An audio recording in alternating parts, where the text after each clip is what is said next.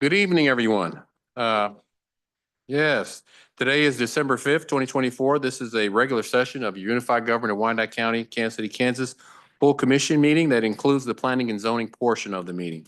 Before I call the meeting to order, I want to announce that some commissioners, staff, and the public are attending remotely via Zoom, by phone, and they're also on site. All participants joining by phone, please mute your phone at this times, especially when not speaking to avoid any background noise. During the meeting, please make sure that you announce yourself by name and title every time you speak, so the public that is observing knows exactly who's speaking. This is critical given the number of remote participants and its current guidance from the Kansas Attorney General's office. If public comments are allowed on the agenda items, comments should be limited to the topic of that item. Per the commission rules of procedures, comments should not include any rude or derogatory remarks, and any disorderly conduct is strictly prohibited in this session. I'll now call this meeting to order. Clerk, roll call, please. Roll call. Burns. Here. Ramirez. Here. Hill. Here. Kane. We have an absence memo. Lopez. Here. Stites. Here. Davis. Here. Bynum. Here. Burrows. Here. Townsend. Here. Garner. Here. Thank you. I'd ask everyone to please stand for the invocation, which will be given by Pastor Stella Ruiz, if she could come forward. She's from the Oak Grove Christian Church, and it'll be immediately followed by the Pledge of Allegiance. I'm actually filling in for Stella. Sorry, Chaplain Erickson here. Would you bow your heads with me, please? Almighty God, thank you for everyone here and for the opportunity to be at this meeting tonight. Thank you for our mayor and the commissioners who have been elected to serve in such a time as this, in this specific day and context, with all of its joys and challenges. Please bless them with courage and conviction to make good and wise decisions for the community. Inspire them, and through them inspire us to put words into actions and actions into building a community that unites us all. May Kansas City, Kansas, and Wyandotte County be an example to the rest of the nation of what it looks like when a diverse community with diverse views works together for the good of all. Amen. I pledge allegiance to the flag of the United States of America, to the republic for which it stands, one nation under God, indivisible, with liberty and justice for all. Thank you for the invocation. Clerk, are there any revisions to tonight's agenda? Yes, Mayor. The order of items on the agenda is changed. The administrator's agenda will be heard immediately upon conclusion of the mayor's agenda. There are no other changes. Thank you. We have 6 items under the mayor's agenda this evening. The first item is a presentation from the mayor's office and one of our commissioners under our Dot Proud initiative. I'll ask the mayor's chief of staff, Aiden Caudillo, to come forward. Thank you, Mayor. Mayor, Commissioners, and County Administrator, Irene Caudillo, Chief of Staff, to Mayor Tyrone Garner. And we are going to continue with our Dot Proud recognition. And this time, I'm happy to announce the honor is from Commissioner Hill. And I'd like to introduce you to Commissioner Hill's nominee. Evelyn McKinney is a proud native of Wyandotte County. She serves as Executive Director and founder of Sue's Safe Haven, and she's been doing that over 6 years. Driven by her mother's legacy, Evelyn established the program to provide emergency shelter and transitional housing for individuals and families in need. Today, Sue's Safe Haven has helped more than 462 individuals and offered shelter to 227 families, with a special focus on women and children. Her personal mission is to empower her clients through education, resources, and pathways to permanent housing and self-sufficiency. In her role as an educator, she's empowered numerous women to achieve their full potential. As a committed servant, Evelyn McKinney has devoted her time and resources to support Sue's Safe Haven. Her passion for this work is clear, and her unwavering passion for the work and dedication to transform the lives of women has earned her wide respect and admiration. And she not only serves our community, but she is a wife and mother and skillfully balances her demanding career with her family responsibilities. On behalf of Commissioner Hill, and to continue the Dot Proud recognition initiative, please congratulate Miss Evelyn McKinney, and Sue Safe Haven for inspiring so many of us.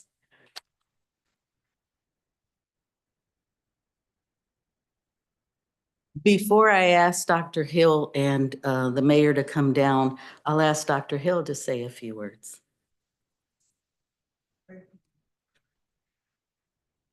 Your mic. I'm sorry. Thank you, Miss Irene, and thank you, Mayor, for this opportunity to share. It is my pleasure to introduce our community to this very talented and passionate young lady, Miss Evelyn McKinney, who is with Sue Safe Haven. I met her while I was at Avenue of Life, and how exciting it was for me to hear that women and children who were homeless could possibly have somewhere to go here in Wyandotte County. We worked with the school district at that particular time also, and it was just incredible to know that we had somewhere that we could send women and children on cold nights like tonight, when they didn't have to live in their car, they had somewhere to go. So to you, Miss Evelyn, I like your first name, by the way. I just want you to know I applaud you and I thank you for the fabulous work that you have done in this community and that you continue to do. Congratulations to you, my dear namesake. I'll ask Dr. Hill and the mayor to come down, but let Ms. McKinney say a few words. I just want to say I thank you for the award and recognition. A vision is only just a vision without belief and community. So I want to just thank the community, the local community organization that has supported me through the years. Thank you.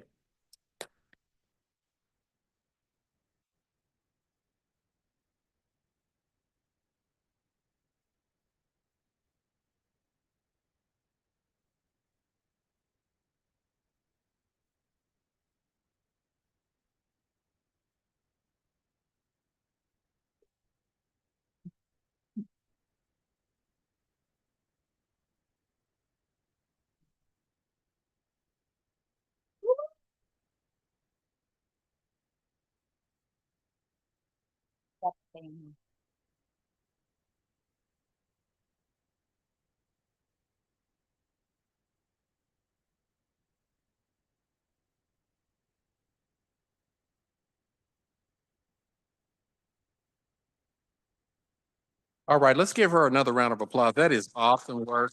Yes.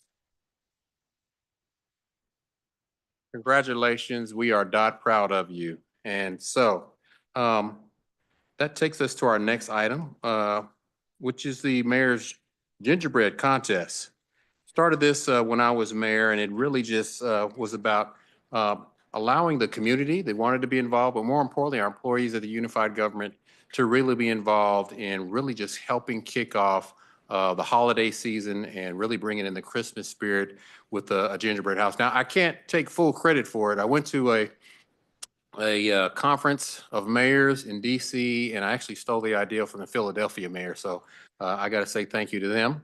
But they do it on a grandiose scale, but we're slowly building. This year we had 14 contestants. And so I'm going to let my chief of staff come back, and she's going to help me with this and talk about who the winner is. So, Ms. Irene Cadillo.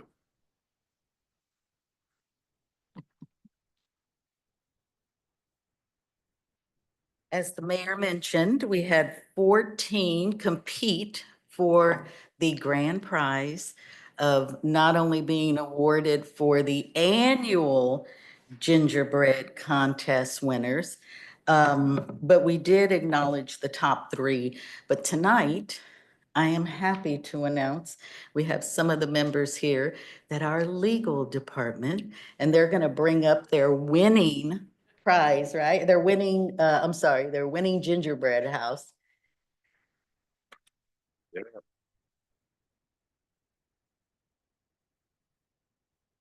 So they can share with, if you haven't seen it, what do you call it? You call it Arrowhead, West KCK.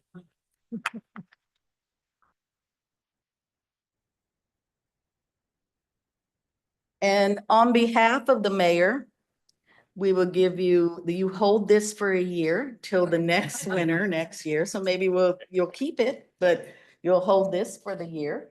Bring them over here, I mean. Yeah, I'm gonna take pictures. We'll take pictures. Acknowledgement from the mayor. And this. Oh, okay. Thank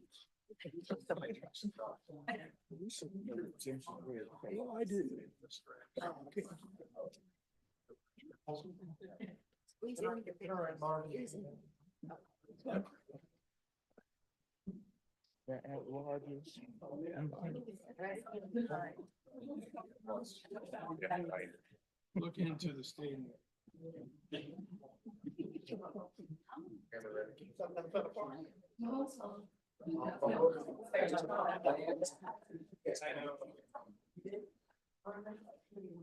That's amazing, isn't it? I didn't know how to start. Nothing like that. Oh, my daughter who could do that. I've seen him do it in pictures. Congratulations.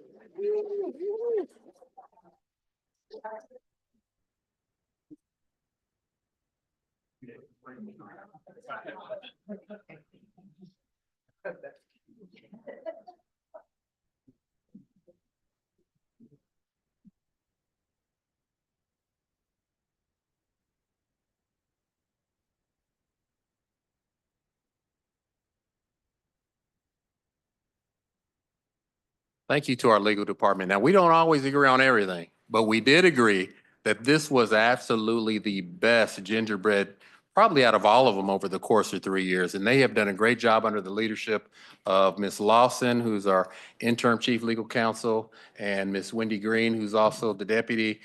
They've got great people that work in that office, and they work hard every day. It's unbelievable the amount of work they do. There's only like 19 of them, and they service the entire unified government, including BPU, and they do an awesome job in regards to the amount and the level of work that they're tasked with. So let's give them another round of applause.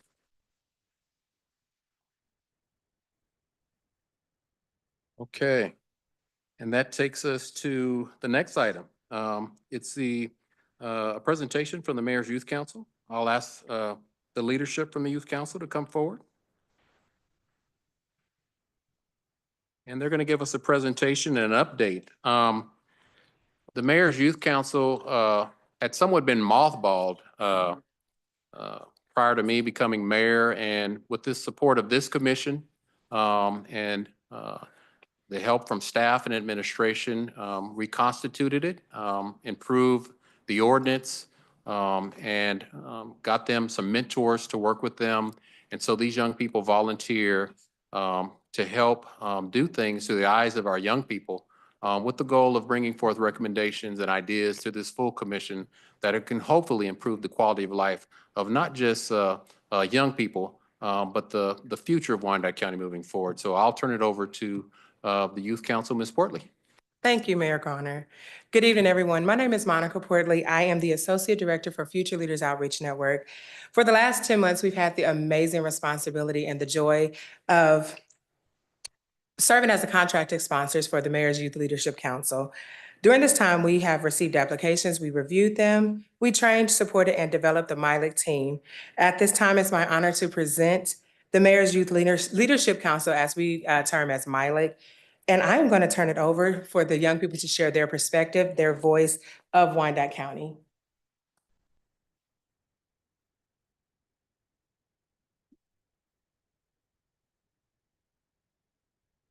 Good evening. We are the Mayor's Youth Leadership Council, also known as MILEC. As MILEC, our mission is to empower young people in Wyandotte County to tackle community challenges, celebrate Wyco's beauty, and support neighborhood revitalization. By amplifying youth voices, we aim to create a safer, more vibrant, and inclusive future for all. Hello, my name is Chao Tran, and I go to Piper High School. I am MILEC's president, and I reside in District 5. Hello, my name is Torrance Portley. I go to Washington High School and I am the MILEC Media Coordinator and I reside in District 8. Hello, Commissioner Davis.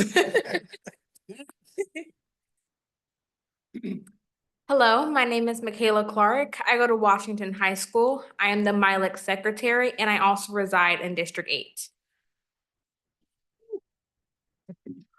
Hello, my name is Caleb Harris. I go to Wyandotte High School. I am the MILEC Public Relations Officer and I reside in District 4. Hello, Dr. Evelyn.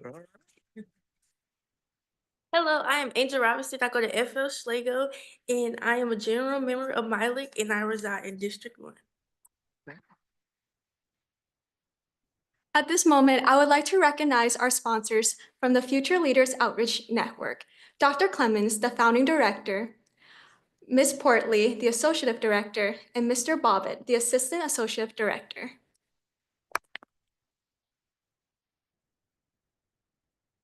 Over the past few months, the MILEC team has observed a few problems here in Wyandotte County that we would like to bring to your attention. Some of the problems happen to be homeless population, families in need, food scarcity, lack of mental health help, medical needs, many abandoned buildings. While all these needs are important, I would like to highlight the many abandoned buildings here in Wyandotte County. The point of our presentation today is how can we limit the amount of abandoned buildings here in Wyandotte County in a positive way. Over the past few months, we have collected some data that we would like to share with you today. Homelessness. According to Data USA, 18% of the population here in Wyandotte County have housing problems. Abandoned buildings. According to the Unified Government of Kansas City, Kansas, the Wyandotte County Land Bank is a unit of economic development department. The land bank contains over 4,000 abandoned lots here in Wyandotte County. Low income. According to the Data USA, 16.8% of the population here in Wyandotte County is living below the poverty line right now. Mental health. According to national and state data, 1 in 5 adults is struggling with mental illnesses currently. This would suggest that about 20% of our population is struggling with mental health issues. Thank you, Michaela. But with every problem comes a solution. So how do we do this? Repurpose abandoned buildings, commercial buildings for our community support, better known as helping hubs. First, identify abandoned buildings. Find vacant properties with plans for no redevelopment, like the old Kmart on State. Second, clean and renovate the space. Clear out debris and update the buildings to make it safe and functional for our community. 3, add resources. We thought that these resources would be beneficial for our helping hubs, things such as washers and dryers, clothing for people in need, access to social workers, food pantries, and first aid supplies. 4, create a positive and supportive environment. Transform these buildings into community hubs where everyone can access resources and get the support they need, called helping hubs. Good. Okay, so with that being said, we researched for a couple abandoned buildings here in Wyandotte County. The first one we found was the old Dollar General on Quindaro. The second one was the old Kmart on State, and then also a old school on North 36th Street. And then we also discovered that Piper and Turner would need new construction. Homeless population. As of January 24, 2024, 2,815 Kansans were reported homeless.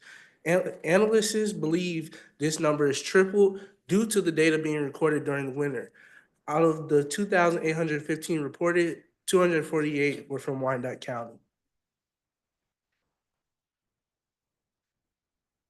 We sincerely thank everyone for listening to us today and trusting us as your Mayor's Youth Council to present and share our thoughts and problems. At this time, we will be welcoming everyone to ask us questions.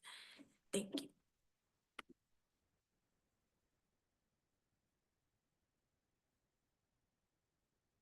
Are there any questions from our commissioners? Comments? Commissioner Burrows, I'm sorry, Commissioner Ramirez. Thank you, Mr. Mayor. I want to thank you guys for the work you're doing and what you brought forward. It's an amazing idea. I like it. I want to thank the mayor for bringing this back. This is where we get our youth civically engaged. That's how I started, going to meetings, doing things, and here I am now. And so stay motivated, stay in it, and dream big, and you can do anything you put your mind to. Thank you.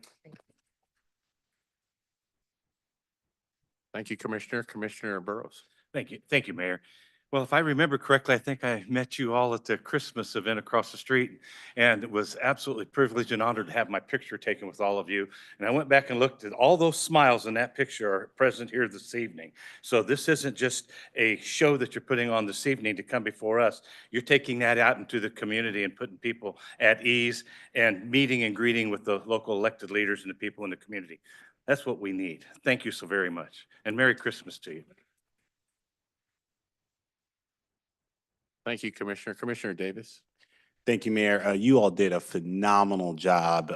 So thank you. It is not easy coming up here, right, Thursday night and practicing public speaking. So kudos to you all. I did want to kind of highlight an opportunity. So when I was in Tampa, Florida for the National League of Cities conference, they actually have what's called the council, a youth council, a national youth council, where they actually have our youth travel from all across the country, and you have to apply to get in. And they really teach you a lot of leadership skills, and you get to see what other cities are doing. So I think it would be amazing if an opportunity like that was explored for you all, because I believe that our youth deserve the best and should have those amazing opportunities. The last thing I will say is please do leverage this opportunity as much as possible, right? You all have, right, the mayor's staff and all of us here at your disposal. So whether it's internships, whether it's letters of recommendation, please do leverage where you all are at right now so that for your next step, you have a boost and you have resources and people behind you. Thank you again so much. You all did phenomenal. Thank you, Commissioner. Commissioner Townsend. Thank you, Mayor. Wanted to congratulate all of you. I'm looking at your faces. I saw several of you also at the Christmas event.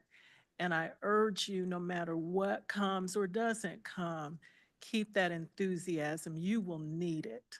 I look forward to seeing your faces, maybe about 10, 15 years from now, where you've announced you're going to run or some other public service opportunity. I'm happy to see all of you. I'm really happy to see the number of young ladies there.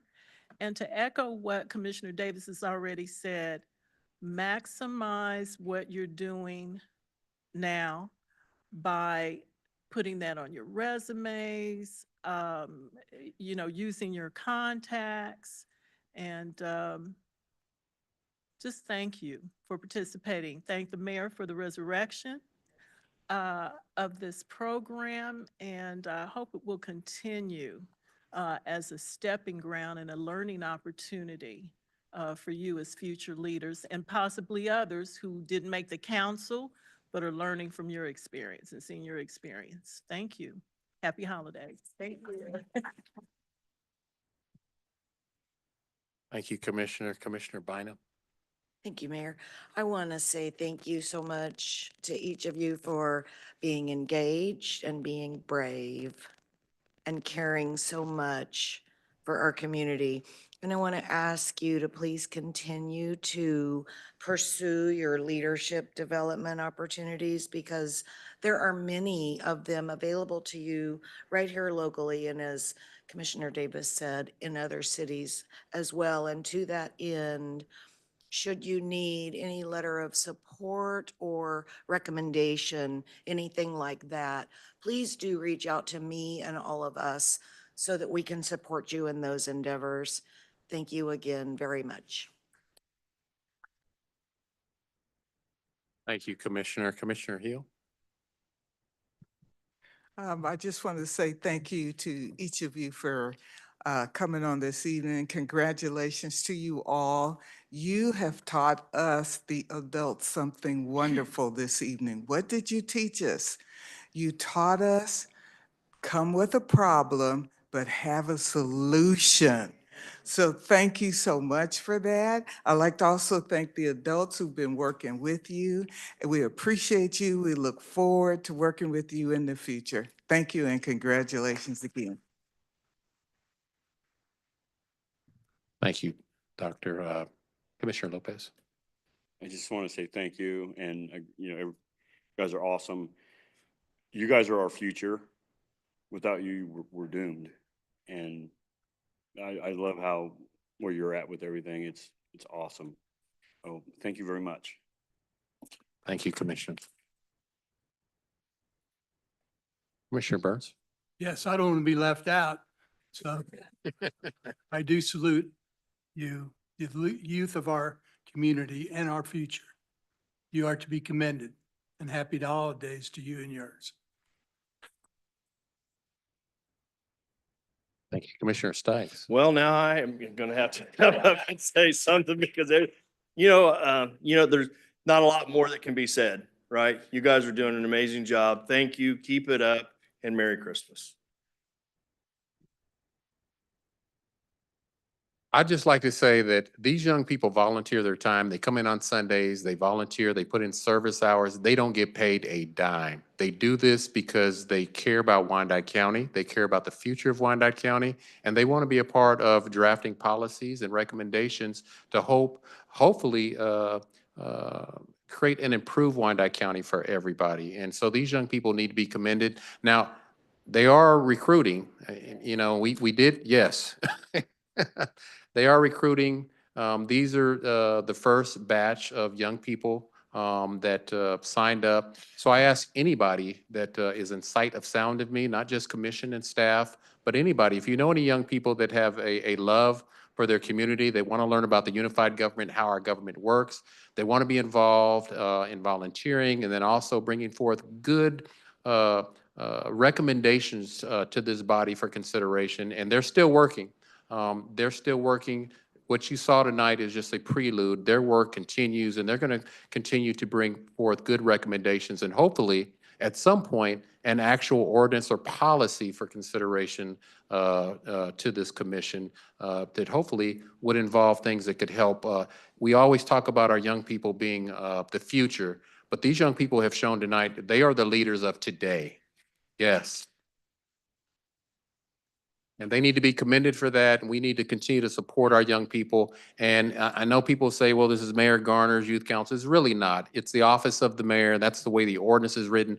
Whether I'm mayor or not, we need to make sure all of us, commission, staff, community, that we support our young people and we keep these types of valuable programs available to our young people to help them be successful in life. Because we want them to see value in Wyandotte County, and programs like this encourage them to come back and give back and continue to anchor in Wyandotte County to help make it a better place for all of us. So you all should be commended. We thank you for your time. I know the work's going to continue. We're going to help you recruit. We're going to grow this youth council to make it more robust. And thank you so much for your presence tonight. You all did an awesome job, an awesome job. And I was just amazed.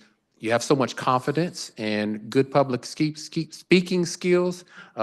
Sometimes I get envious when I listen to our young people. I'm like, wow, I need to step it up. You guys did an awesome job. And so thank you so much. Merry Christmas to you. And I know we'll see more of you in the year to come. God bless you.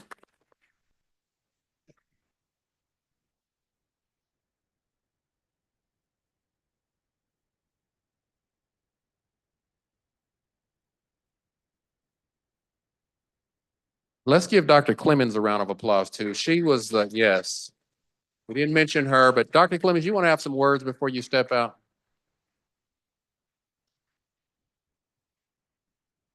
Well, good afternoon. I just want to say thank you on behalf of the Board of Directors for Future Leaders Outreach Network, located, we're just right down the street in El Centro, and we have an office in Kansas, Missouri, and Arlington, Texas. And this opportunity to have an advisory board, the youth are the future, and they are doing an amazing, amazing job. So we're looking forward to some ordinance being signed and get some of these abandoned buildings filled up with these ideals the young people have. And we know that the best is yet to come. And we thank you again, and Merry Christmas and happy holidays to you all as well. And I want to thank Monica Portley and Mr. Bobby here, because those two put in a lot of time with the team. And let's give them a round of applause again as far as the Youth Advisory Council. And Steve, where is he at? Steve Williams, come up here, Steve. Steve keeps sending those emails to me to make sure that we're doing our job. So let's give it up for Steve, as well as Irene. Miss Irene, we worked in the same building, so want to thank you as well. And Mr. Lavert, I saw you sitting back there, so we're gonna be following up with you to get some of them buildings filled up, okay? All right, thank you. God bless. Thank you. Thank you. And again, if anybody would like to have or knows or would like to have a young person involved, please reach out to the mayor's office or the administrator's office. It is free. There is funding. The mentors take great care of these young people. And it is a great opportunity for them to be involved in awesome things that are going on in Wyandotte County. So thank you again. That takes us to the next item on the mayor's agenda. It's a resolution, a request to honor Mr. Broderick Henderson. I'll ask the chief of staff again. I'm sorry. Let me back that up, and I apologize. Excuse me. Mr. Broderick Crawford to be recognized as a resolution. I apologize for that. And that is the next item. And I'll ask my chief of staff, Irene Cabrillo, to make the presentation. I would love to say I had a presentation ready for you, Mayor, but I just, because this is really coming from community and it's really important. Because I was a friend of Broderick. I think if anybody that didn't know him didn't think of him as a friend. But one of the key things that we had the ability to do in knowing someone like Broderick was getting things done. His quote was always, "It's a beautiful thing." And he knew how to bring people together. He knew how to collaborate. And one of the things that was very important to him was that Jersey Creek basketball court. Talked about it, lived it, worked on it for I don't know how many years, but we talked enough about it to know that it needed to happen for the community. It wasn't about Broadway. It was about the community and the community needs. So I actually would like Matt Kleineman to come and introduce you to Broderick on behalf of the community and why this was so important to be able to do at this time. I will also acknowledge on behalf of Matt, when we when the office put this in, the intent was for it to be Broderick Crawford basketball court. And I think there's a little bit of confusion in regard to what the resolution says. So I will let the community, on behalf of the community, respond whether we'll keep it the basketball court or the community court. So I'll let him acknowledge that. But I wanted to let you know that the resolution is conflicting on the cover sheet as well as the resolution. But when we vote, if we can clarify that tonight, I'd appreciate it. Matt. Appreciate it. Thank you, Irene. Thank you, commissioners. Thank you, Mayor. Thank you for the opportunity to talk to y'all today. I'm going to read from this just so folks in the room know a little bit more about Broderick and also talk about the process that we have to get here. I'll be brief. But Broderick Raphael Crawford, born on June 20th, 1961, and sadly left us 2 years ago, was an extraordinary community leader, and he was a beloved advocate of Kansas City, Kansas. Born to Luther and Beverly Crawford, he was eldest of 7 siblings and affectionately known as number 1. From an early age, Broderick showed a passion for community and excelled academically, socially, and spiritually. He was a Wyandotte Bulldog, and his faith was the foundation in his life. He dedicated over 40 years to building up Wyandotte County. He had a distinguished career at KU Medical Center in St. Luke's, and he was a champion for health equity as the director and president of the New Bethel Church Community Development Corporation, where he was a member of New Bethel Church. Under his leadership, he launched initiatives to address housing, food insecurity, transportation, healthcare disparities, and he organized Wyandotte County's COVID-19 vaccination efforts through the Health Equity Task Force. He improved access to essential health services for all residents of Wyandotte County. His advocacy extended to over 25 committees and task forces, and he was recognized nationally in the 2018 U.S. News and World Report for his Community Health Leadership Award. He was also recognized by List Kansas City for his community development. He was a sought-after speaker, a community collaborator, and he drove for health solutions, and his passion was felt deeply by all who worked alongside him, who include many in this room, and I know many of you. One of his final projects was to renovate the basketball court at 750 Walker, which is across the street from New Bethel Church and along the Jersey Creek Trail, which he did renovate. I have to pause to acknowledge Angel Obert and the Parks and Rec team. They were critical in the development of the entire project, but especially working alongside Broderick. I know, like myself, we were mentored by Broderick's leadership to improve access to physical activity in this area. That court is a gathering space, it is a recreation space, and it reflects Broderick's commitment to fostering health, connection, and vitality in his community. Renaming this court in his honor would be a fitting tribute to his legacy of service. It embodies his vision for a healthier, more unified Wyandotte County, and this space would be a lasting reminder of his contributions and inspire the future generations to follow his example of compassion, dedication, and service. Now, Broderick is survived by his sons, Broderick Jr. and Caleb, and his mother, Beverly, 6 siblings, and a vast network of family, friends, and community members who hold his memory close, and I'm honored to be one of them. His life was one of faith, leadership, and unyielding dedication to improving his community. Renaming the court as the Broderick Crawford Basketball Court, which is, I have confirmed, what the family would prefer, is a tribute to his remarkable impact and a celebration of a life dedicated to making Kansas City, Kansas a better place for all. Reflecting on his legacy, Broderick words ring true. It's a beautiful thing. If I can add a personal comment, I only live in this community. I've moved here 4 years ago this month. But I started working in this community 10 years ago. And it was because of Broderick's love for community, his passion to bring people together to get things done, that I was proud to call a DOT. I'm not a DOT by birth, but I'm a DOT by choice because of Broderick Crawford. So this is a personal project for me. I appreciate your consideration. And I want to thank the mayor and Steve. I don't know where Steve's at, but for helping guide this process through. There's a formal pathway which requires either signatures or the mayor to put this on the agenda. And the pathway that we have today is to put this on the agenda for your vote. It was unanimously approved by the Parks and Rec board. And I have to thank also Commissioner Davis for support, not just through the Parks and Rec process, but also with the Turf Committee and CCF helped fund this project. So thank you, Commissioner Davis. But most of all, I just want to thank you all tonight for hearing a little bit more about Broderick's legacy. For those of us who do public health and health equity work, his legacy is still with us today. He looks over our shoulder. We are proud to be in his memory, and I thank you for your consideration this evening. Thank you. Thank you.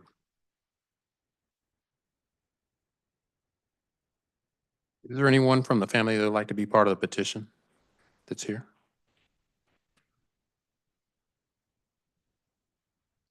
I don't believe they're here tonight. They all spoke in favor of it at the Parks board meeting. I believe they're watching online tonight.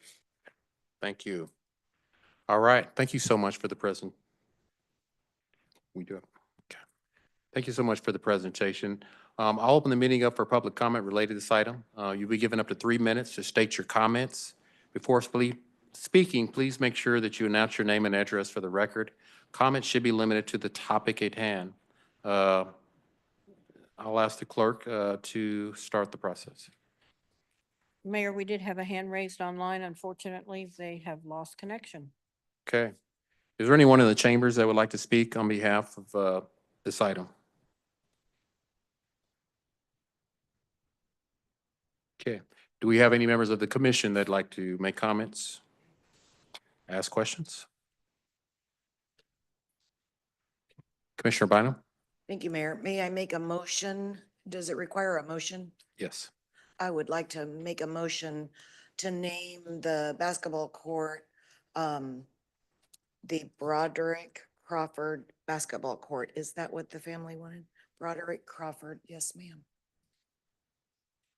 And to modify the resolution to reflect the correct naming of the court. Okay, there's a motion and a second. Any further discussion? Seeing none, clerk roll call. Roll call. Burns? Aye.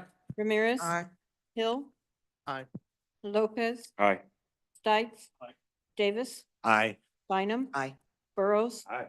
Townsend? Aye. Motion carries. All right, the other part of this, and to honor Mr. Crawford, was to rename a portion of Walker Avenue from 7th Street to 8th Street, and to give him an honorary sign to recognize that renaming. And I will also entertain a motion for that as well. Commissioner Bynum.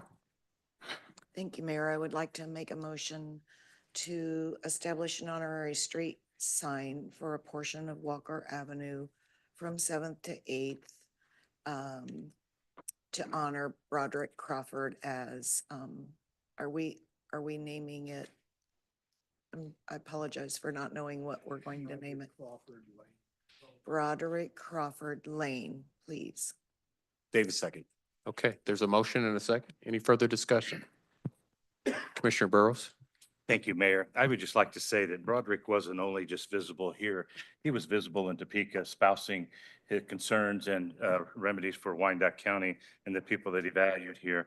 I will say he spent a tremendous amount of time in my office when he was in Topeka and was no stranger to myself or many other legislators advocating for Wyandotte County. So this is well warranted. Thank you. And I'd just like to make a special note, at the unveiling of the Parks Department under Angel, they did a great job with redoing that park. If you haven't been down there to see it, please get down there and see it. They have done an amazing job of just refreshing and renewing that park. That the basketball court is just, it's something to be seen. It's really been brought up to where it should have been all along. And so thanks to this unified government and to staff for making that a reality as well. On that day, Commissioner Davis was there, as well as Commissioner Bynum and a lot of community stakeholders, as well as Mr. Kleineman. And thank you, Mr. Klein, for taking a leadership role and really working hard to push this forward and get this moved in a direction to where we're at today. So thank you so much.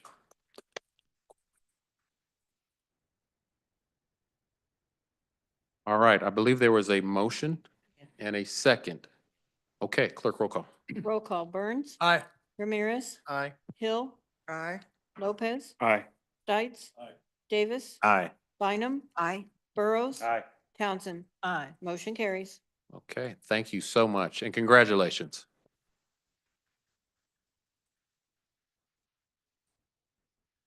We have a lengthy presentation coming up, so I'm going to allow us to have about a 5-minute break and then allow them to get set up, and then we'll reconvene exactly at 8 o'clock. Thank you.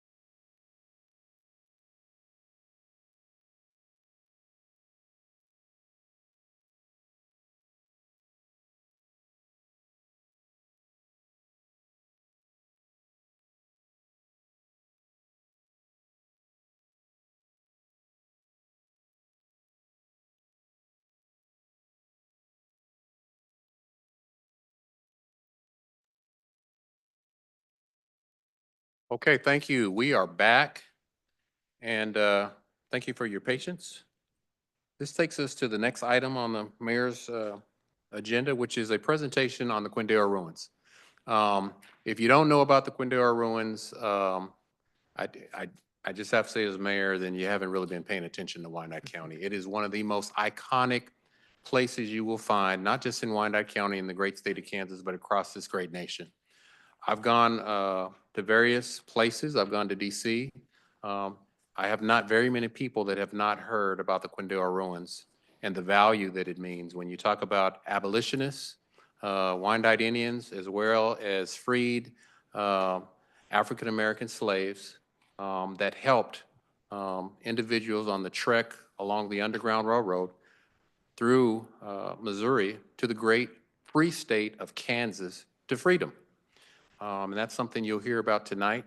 Why is this so important?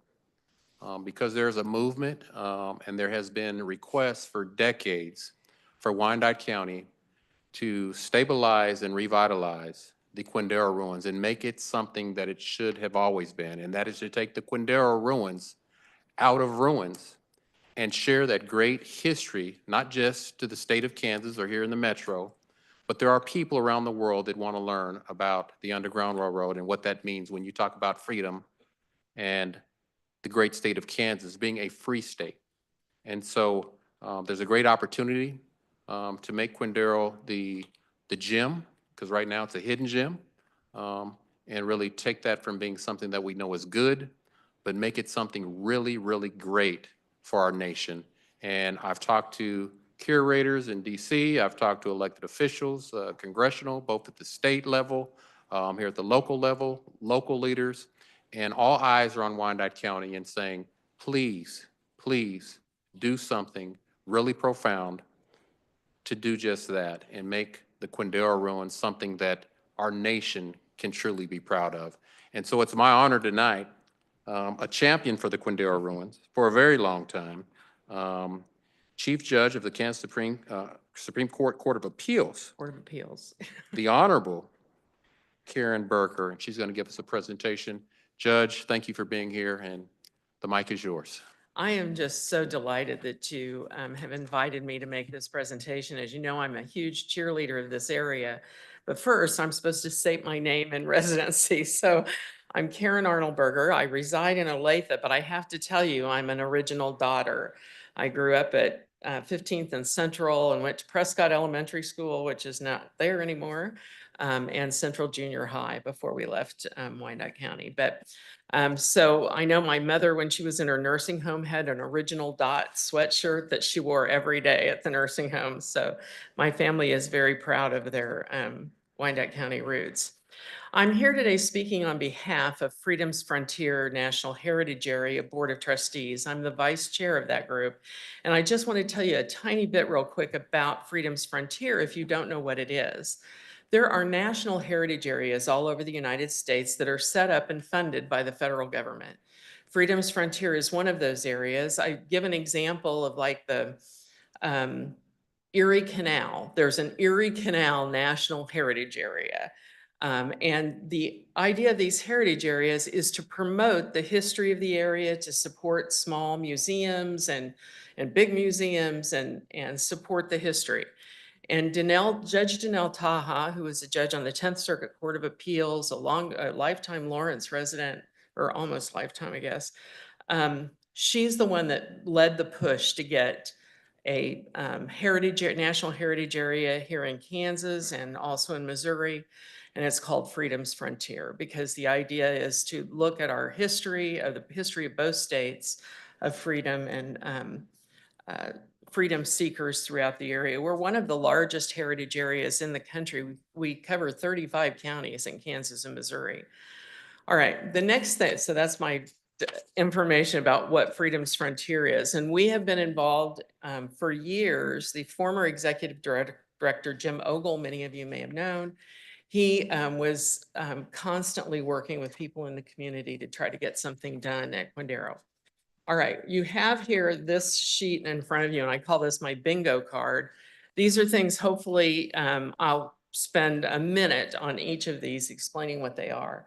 But the reason I did this is to impress upon you that Quindaro is not just the ruins.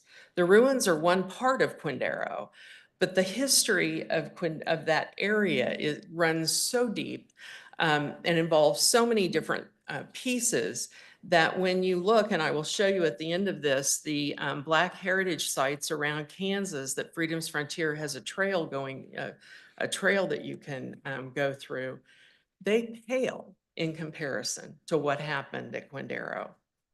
All right, so I'm going to go through these really fast. I gave a presentation similar to this a couple months ago for the annual NAACP banquet, and people seem to really appreciate knowing the background.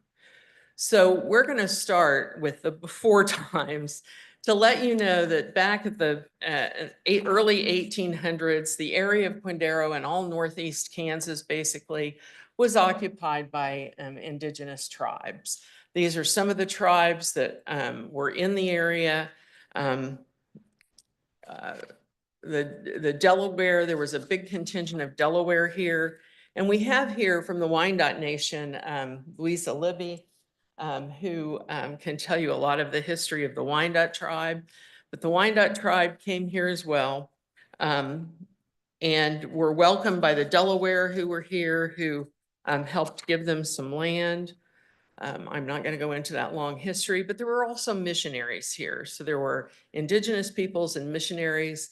And it's important to note, I think, that it was the Presbyterians that really were the missionaries associated with the Wyandotte, Osage, Sac, and Fox. And that's important because the Presbyterians came to the Quindaro area and owned a lot of the property. Okay, they set up the Freedmen, they were abolitionists. They set up the Freedmen's School in the Quindaro Ruins area to educate the Presbyterians in the Wyandotte, who were also abolitionists, to educate freedom seekers to read and write, which was against the law in the South, to teach them to read and write so they could go on to other places and have jobs and good lives. The only other thing that was in this area, other than missionaries and indigenous tribes, was Fort Leavenworth. It was established in 1827. This was after Lewis and Clark had come through and discovered the area. They set up the fort there. The other thing after Lewis and Clark came through this area, the other thing that started to happen in Congress was the idea is now that we know there's a direct link to the Pacific Ocean, we need an intercontinental railroad, and what better place to put that than right through flat Kansas to get it moving. So the Kansas-Nebraska Act, which was really the spark of the Civil War, really its initial intent was to push the native tribes out of this area, which was common around the country, so that they could claim the land as federal land and build the railroad and have white settlers come in to do that. So that was starting in 1850, they started pushing the various tribes out. Something that's going to be very important in this story is they didn't push the Wyandotte. They put some of the Wyandotte left and went down to Oklahoma, but a lot of the Wyandotte actually owned property in Quindaro. So they remained, and that becomes very important in just a minute.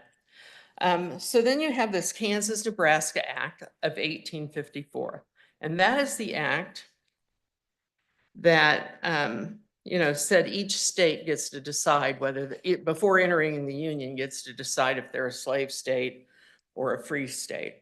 It's just pictures showing the white settlers coming in. And as soon as that act was passed, in fact, a few months before it was passed, people from Missouri started coming over to Kansas to stake out land. And they could get 160 acres if they put a tent or some sort of dwelling on it. And they came over here to get that land so that they could vote in the election to make sure that Kansas entered the Union as a slave state, not as a free state. And their charter said their idea was to kill any abolitionists in their way. So you have kind of the birth of Bleeding Kansas. 1855, the first railroad came through. It was the Kansas Pacific that was up in Leavenworth. But The Kansas-Nebraska Act, this was the key language. All questions pertaining to slavery in the territories, the new states to be formed are to be left the decision of the people residing therein. So Missouri, what we call Missouri ruffians started coming over.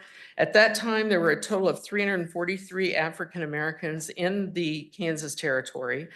About half of them were enslaved, about half of them were free. There were 8,601 people, 2,905 white males eligible to vote. And there were some elections that took place trying to pass a Kansas Constitution where even though there were only 2,900 people eligible to vote, there were 15,000 people voting total. So people were coming over here just to vote. So while the Missourians were coming over here to squat for land, the New England Aid Society and other societies who wanted Kansas to enter as a free state and wanted the balance of power regarding slavery gone, they financed people to come to Kansas. And they paid their way and they paid for supplies for them to set up mills and everything else. And about 1,250 people came to Kansas with the support of this company. And they settled generally in Lawrence, in Lawrence. And when they got here, they realized they needed a port to get their supplies from the Missouri River to Lawrence. And Quindaro, which at that time had been built up by the Wyandotte, looked like a cosmopolitan city. And they were all abolitionists there. There were no Missouri ruffians coming into Quindaro. Quindaro became the only free port on the Missouri River. So Leavenworth, Atchison were all slave ports, and Quindaro became the only free port, and supplies would come in there to help the abolitionists. And they would come in at that port and then go down to the Kaw when it was navigable. The first party from Massachusetts arrived in Lawrence in 1854. There was also some of the stuff that was passed through the port were the Beecher, what they call Beecher Bibles that the Wabaunsee Bible and Rifle Church had. They would have big crates of rifles to defend themselves against the Missouri ruffians, and they would have Bible on the outside, and they were actually rifles. So there's still a church in Wabaunsee called the Rifle and Bible Church. Lawrence was sacked almost very shortly after these Immigration Aid Society people got here. Nobody was killed, but they destroyed the presses. Senator David Rice Atchison of Missouri, where the city of Atchison is named after, said, "We're playing for a mighty stake. The game must be played boldly. We are organizing. We'll be compelled to shoot, burn, or hang. The battle will soon be over, and if we win, we'll carry slavery to the Pacific Ocean." So it was Senator Atchison that sponsored all these herds of people coming from Missouri to vote in this area. And you have bleeding Kansas. At the same time, there was an underground railroad that went through this area. There was a long time where some researchers denied it existed, and we have Steve Collins from this area that did a lot of work to prove that the Underground Railroad did go through Quindaro and Wyandotte County. And it was because both the Presbyterians, the Wyandotte tribe, were abolitionists. It was a safe place. It was also the home of Clarina Nichols. Her newspaper was here. She was a close friend of John Brown's. Her sons fought with him, and she was a major player in women's suffrage and temperance. It said that Susan B. Anthony, on her way to Leavenworth to visit her brother, would stop and see Clarina in the Quindaro area. So here you have, this is the map that shows on the red or the ports in Kansas. And you see right there at the end of the word Leavenworth is the Wyandotte port. And of course, right across the river was Parkville at that time. The people that financed the town of Quindaro were Charles Robinson, who later became the first governor of Kansas, and Abelard Guthrie. He was the husband of Nancy Quindaro Brown and had been adopted by the Wyandotte tribe. This is Nancy Quindaro Brown, who the area was named after, and her home still stands on the site, the entire home. And it's owned by the Kimbrough family, and they're in the process right now with the help of Freedom's Frontier of getting it put on the National Registry of Historic Places. So that's the Nancy Quindaro Brown home. You can check that off on your, but that's what it looks like today. And the person that's submitting the application says really it would not need a whole lot of work to restore it to its original thing. Okay, so by 1857, there is established the town of Quindaro. The state recognizes it, gives it a charter as a town. At its peak, there were over 100 buildings, about 1,200 residents. Everyone could vote, Black, white, women, Native Americans, everyone could vote in this community. It was largely abandoned, however, after the Civil War. There was a whole unit that was stationed in Quindaro, and they were poor, just like the Confederate troops were poor, and they weren't well managed by their commanders, and they ended up taking the wood from virtually every building in town and using it for firewood. All you really had by 1862, when the war was 1862, 1863, when the war was over, were those foundations of the Quindaro ruins. By 1862, the Kansas legislature repealed its incorporation, but that didn't end the area still being known as the Quindaro area. And I showed you Parkville is right across the river. That's English Landing Park over in Parkville, which commemorates the site. But there was a steam ferry that went back and forth from Quindaro to Parkville. And I know the mayor has talked about, and Quentin Lucas has talked about over in Kansas City, Missouri, wouldn't it be great to recreate that steamboat path and that steamboat so you could get a visceral feel for the distance between slavery and freedom, because it was only that river. There are stories in the wintertime when it would freeze over, freedom seekers sneaking across the ice-filled river. Okay, so we're in the midst of the Civil War hasn't even started yet. Kansas is trying to decide, going through 4 different constitutional votes, whether Kansas is going to enter as a free state. They finally did pass in 1859 a constitution that was the US Congress accepted, but they only made Kansas a state and had it enter as a free state when South Carolina seceded. As soon as South Carolina seceded, the balance of power was tipped, and the power was now in the anti-slavery factions, and that allowed them to have Kansas enter the Union just a month later. So if it had not been for South Carolina leaving the Union, Kansas would not have been admitted. So the Civil War begins. Another thing about Quindaro is much of the recruitment for the first colored infantry was done in Quindaro. James Montgomery was the head of that unit. They were the first unit to see battle during the Civil War. And I show the movie Glory there with a big X through it because that movie takes the position that it was the Massachusetts 54th, which was the first, and that's just not true. And historians recognize that's not true. They had prettier uniforms, but Jim Lane started the first colored infantry without getting permission from Abraham Lincoln. When he wrote Abraham Lincoln and said, I've developed this group of what he called colored troops, Lincoln wrote back and said, well, we're not going to give him any money. I'm not approving that. And the reason he didn't approve it was because Missouri had not seceded from the Union yet. He was worried that Missouri would secede, and if they saw Black troops coming across the border, it may cause them to secede. But Lane did it anyway and paid them on his own, and they were later, Lincoln did muster them into service. But there are statues in 3 different states and monuments to the first colored, and there are none in Kansas. There has been a mural approved that was approved back in 2000, I believe, to put a mural in the Capitol to the first colored. The wall was reserved, but they don't use public funding for these murals, and so they were responsible to get their own funding, and it's just kind of died on the vine.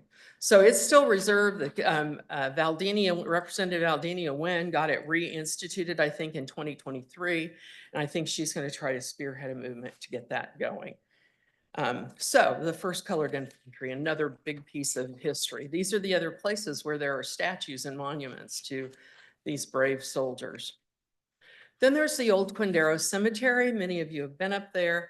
It's also a part of this history. There are members of the First Colored buried there, as well as some of the original settlers. That big tree you see up there, and there's no verification. Marvin Robinson used to always tell me, we don't know for sure that's the fact, but the story is this gnarly tree there was a signal tree. And when the fugitive slave hunters would come through, the residents would put cloth or something on that tree to alert the freedom seekers to go into hiding because the fugitive slave hunters would be through. This cemetery suffered some significant damage in, I believe, 2018 when Phillips Petroleum came through with their pipeline. These are pictures that were taken after the pipeline left. They actually, right there in the bottom left is where they moved a whole group of tombstones and just left them in a pile there. And nothing's been done to try to repair it after that fact. So then we get to 1860. Oh, and I will state too, the Daughters of the American Revolution, one of their representatives was here earlier. She had to leave. They want very much to partner with Wyandotte County in that cemetery to try to get it refurbished, to help get grant money. There is significant grant money out there to do repairs and renovation of historic Black cemeteries. There's the Allen AME Chapel back there. It's the oldest Black church in the Quindaro area. It was established in 1863, the current building in 1914. That building itself is a historic building in the area. When the Presbyterians left right after the Civil War, they turned over all the land they owned, which was the ruins, to the AME Church. And that's how the AME Church came in possession of the land in which the ruins are on. It was given to them by the Presbyterians. Okay, I haven't seen Commissioner Burrows do this yet. So, okay, the Presbyterians started the Freedmen's School. It was opened by a Presbyterian minister before 1862. Although the town had declined and was no longer in existence, by 1870, they were actually able to build a school building for the freedom seekers. And when the Presbyterians left in 1862 or 72, they deeded it to AME. The church church renamed it Western University, and within 10 years moved it to the top of the bluff. It has 6 brick buildings. It was the largest HBC, historical Black college, west of the Mississippi, and the second largest in the country next to Tuskegee. It was a big deal, a really big deal. The other thing that happened in 1879 in the Quindaro area was the Exoduster movement. When former slaves fled the South, when the federal troops were removed from the South, some estimates are up to 60,000 of them fled, the vast majority of them to Kansas. They set up towns like Nicodemus, Baxter Springs, Morton City, Singleton, Little Caney, Juniper. All of those were settled by Exodusters. Here they are on the banks of the river. At one point, the estimate was there were 12,000 Exodusters all along that river at Quindaro and in that whole area. So another big piece of history. A lot of them settled in Rattlebone Hollow, which is right next door to Quindaro. So there were the refugees. Here's Harper's Bazaar, had pictures of the refugees in Kansas. And this picture down on the far right is the town, I believe that's Nicodemus, the Black settled town of Nicodemus. These are the Black towns in Kansas settled by those Exodusters. Again, their port of entry was Quindaro, and many of them remained in the area. We then have Reverend William Tecumseh Vernon. He was an AME minister in 1896. He became the president of Western University at 25. The school grew to the point where by the time it was no longer in existence, it had graduated about 6,000 students from there. He was also the Register of the U.S. Treasury in 1906, the highest ranking Black man in the federal government. His signature is on paper money that was issued during that time. He wrote extensively on race. He retired in 1933 as a bishop and returned to try to help revive Western University, which was failing at that time. He also, there was a school there that was also dilapidated, and he got WPA funds to rebuild the school, which is what is out there now as the Vernon School, still in existence. Here's some pictures of Western University, what it looked like. They had a sports team, a marching band, an internationally acclaimed choir, a nursing school, a training school, a teacher's college. It was only the second Black hospital in the nation on that site. There are none of the buildings are left there now. They're all gone. It's most of it, the area is the piece of property across the street from the Vernon Center that I believe is owned by some investors, including Senator Haley. It's the piece of property behind where the John Brown statue is. I could talk all day about these people. These are just some famous graduates from Western University that did some amazing things. Parts of the Harlem Renaissance. Eva Jesse was the conductor and coordinator of Porgy and Bess. They did remarkable things. Whoops. Then you have, what am I doing? I'm going the wrong way, that's fine.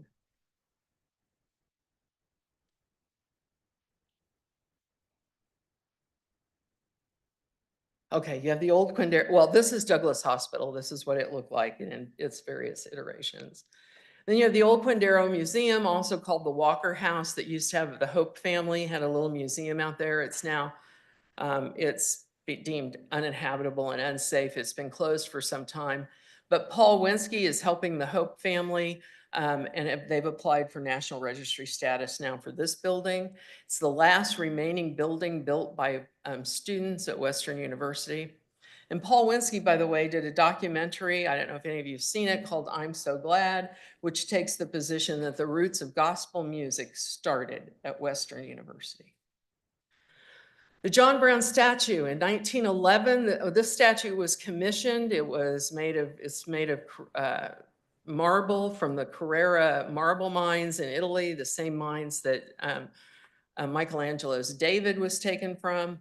The base of it was designed by a local Black monument maker who was very successful. And Freedom's Frontier is helping do research on this statue, trying to find more and more original pictures.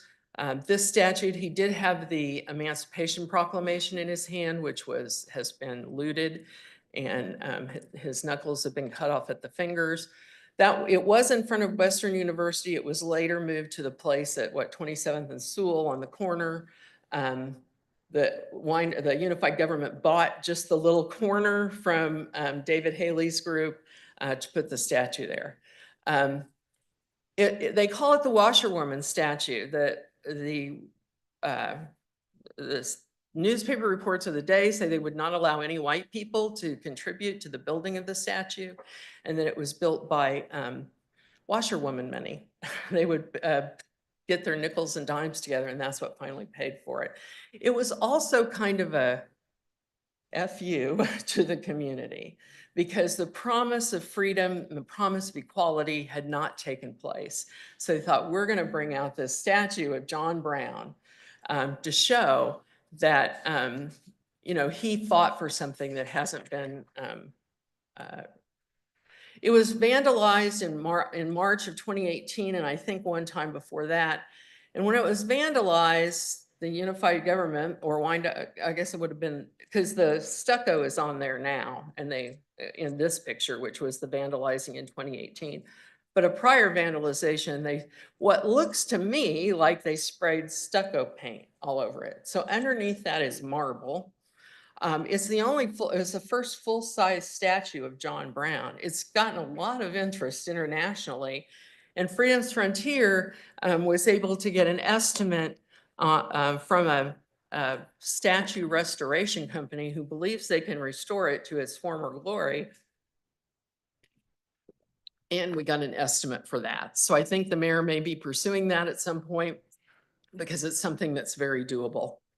Again, the John Brown statue, Western University, the cemetery. These are all things other than the ruins that are also important in that area. You have the Vernon School, Colored School. This one was established in 1915. By 1915, it had taken on the name of William Vernon. By 33, the school was dilapidated. And when he returned to town, he used his clout to get a new school built. And that is still out there. That's the condition it's in right now. It's owned by the Vernon Center Multipurpose Incorporated. Helen Petit is the chair of their board, and they have been doing some amazing things to get this refurbished. The Unified Government was nice enough to give them a very nice grant. They've also gotten grants from the Kansas Historical Society. They're in the process of hoping to get a grant from the DAR. They estimate that it'd be about $4 million to really restore this building, but they're well on their way to doing some things. In the basement of the building is Luther Smith's. Luther Smith runs the Vernon School and Underground Railroad Museum there. He's done a wonderful job, but the hope is they're going to bring in some museum experts, refurbish it, and move it up to the top floor as kind of a visitor center for people that come to the Quindaro area.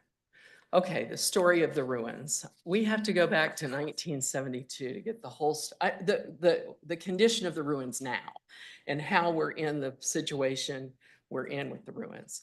Remember I told you a lot of exodusters settled in Rattlebone Hollow. There was also a B-52 bomber plant near there, and a lot of people living in Rattlebone Hollow worked there. It was a thriving African-American community for the first part of the 20th century. It was a neighborhood of Black professionals, businesses, homeowners, but decline set in. And this is the area that Ed Dwight was from. And I know you honored him recently, but Ed Dwight was from this area and speaks very eloquently about how wonderful it was growing up there. But there were little farms there. People, I think it was Ed Dwight, said that for the first few years they were there, they never went to town to buy provisions because they grew their food. They had milk cows, everything they needed to live. Marva Whitney, Soul Sister #1 with James Brown, was from Rattlebone Hollow. So, all right, so then what happened? Well, in 1972, the federal government, with the leadership of the Mid-America Regional Council, decided they would build a state-of-the-art landfill there. And that a landfill was necessary, and that would be the place to build it. And the people living there, it had become kind of dilapidated. It was going to mean jobs for the community, so they were all on board. And the landfill company said, and when we're done, we'll put a nice park on top of it, and no problems. Well, okay, so this model sanitary landfill opened in 1972, and it was hailed as more sanitary and environmentally friendly landfill than any other.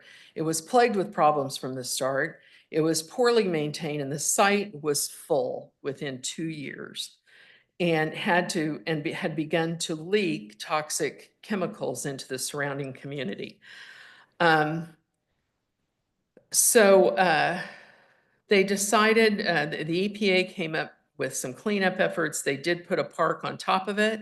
After the landfill closed in 1974, it became the John Garland Park, named after an employee of the Wyandotte County Health Department. It was since designated a Superfund site because of the toxic waste there. It was officially closed in 1990 to undergo upgrades before reopening. It has reopened, and it is a park out there, but many members of the community are afraid to go there because they know the history of the toxic waste there. All right, so now we fast forward to 1982, and people come forward and say, we need a landfill. And gee, the perfect place to put it is the Quindaro area, right next to where Rattlebone Hollow had been.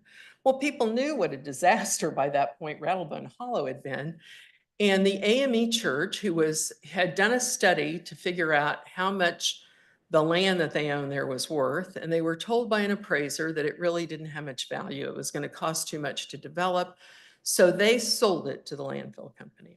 So this is what started harboring a lot of very bad feelings between the community and the AME Church. And this is 1982, way before any current people involved in the church were there. But the elders of the church sold it for the landfill. And that's when Marvin Robinson came on the scene. You all know about Marvin. Marvin was a writer for the Call magazine. He knew about what happened in Rattlebone Hollow, and he'd been told by his elders the sacred spot that Quindaro was and the ruins that were there. And so he got involved to try to stop the landfill. He and Anita Dixon and several others. And he finally got the attention of the state, who said, well, if there are historical things there, we're going to require an archaeological dig before we allow you to put the landfill there. So they did. That's what the area looked like, that top left map picture, as they were doing the archaeological dig. It was ground zero there. I mean, they'd really cleaned out everything.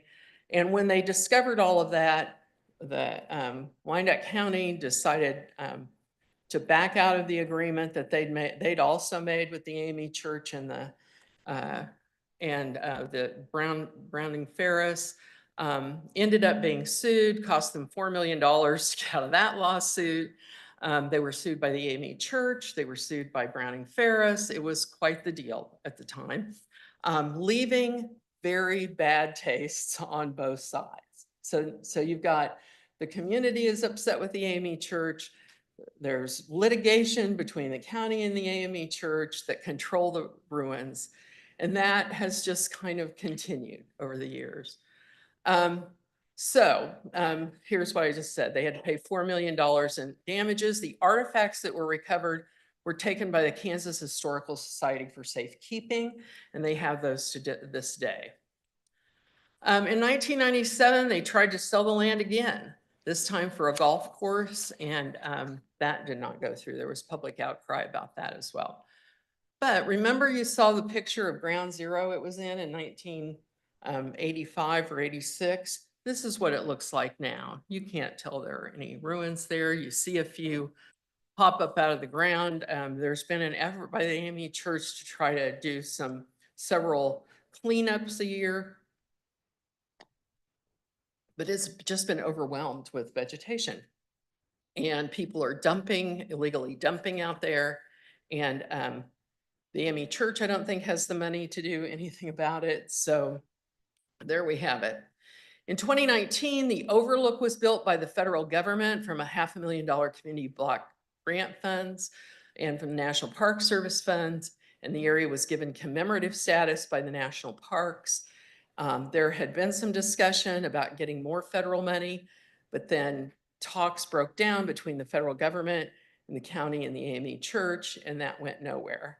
But there is that overlook out there today. If you go to KCI in front of the Southwest Terminal, you'll see the Quindera ruins. They have a display that talks about it, makes it look like you can go visit this place, but you can't. I mean, there are Urban Trails has a contract, I think, with the Western University Board to take some tour groups down through there, but it's treacherous. Their trails are not improved. There are copperheads. We had a member of our board that a copperhead actually came from a tree and bit her in the face when she was down there. So it's fairly unsafe. This is the Kansas African American History Trail that's been developed by Freedom's Frontier. I just want to tell you what other things are on the trail. And you get a stamp if you go to these places. There's the Kansas African American Museum in Wichita, the Nicodemus National Historic Site, which was run by the federal government as a federal site, Brown versus Board of Education, run by the federal government as a federal national park site, the John Ritchie House in Topeka, which is funded by Shawnee County. He was a well-known abolitionist of his time.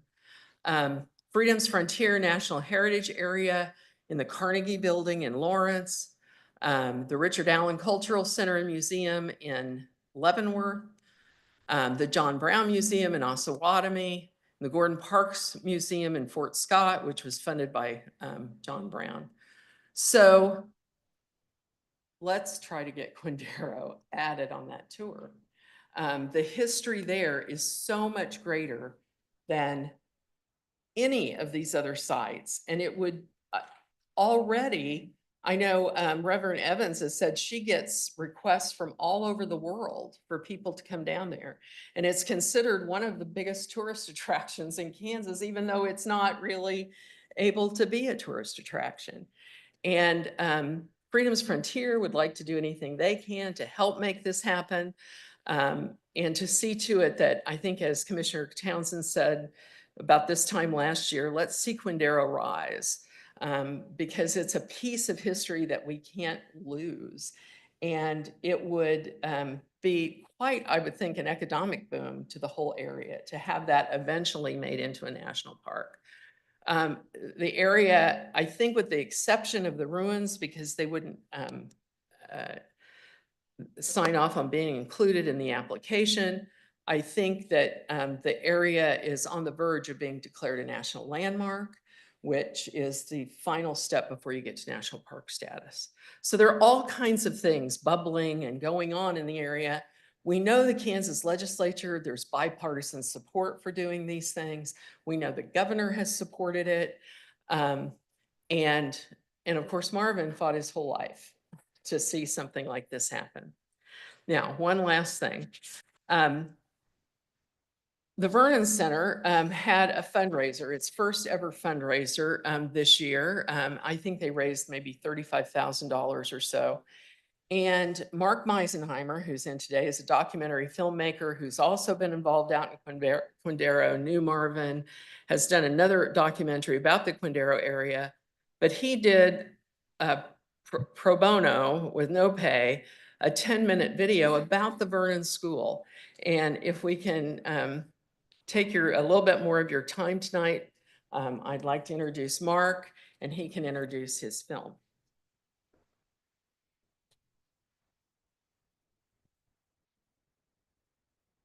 Thank you, Karen. All right, hi, my name's Mark Meisenheimer, and for the past 4 years, I've had the privilege of participating in the conversation surrounding the Quindaro ruins.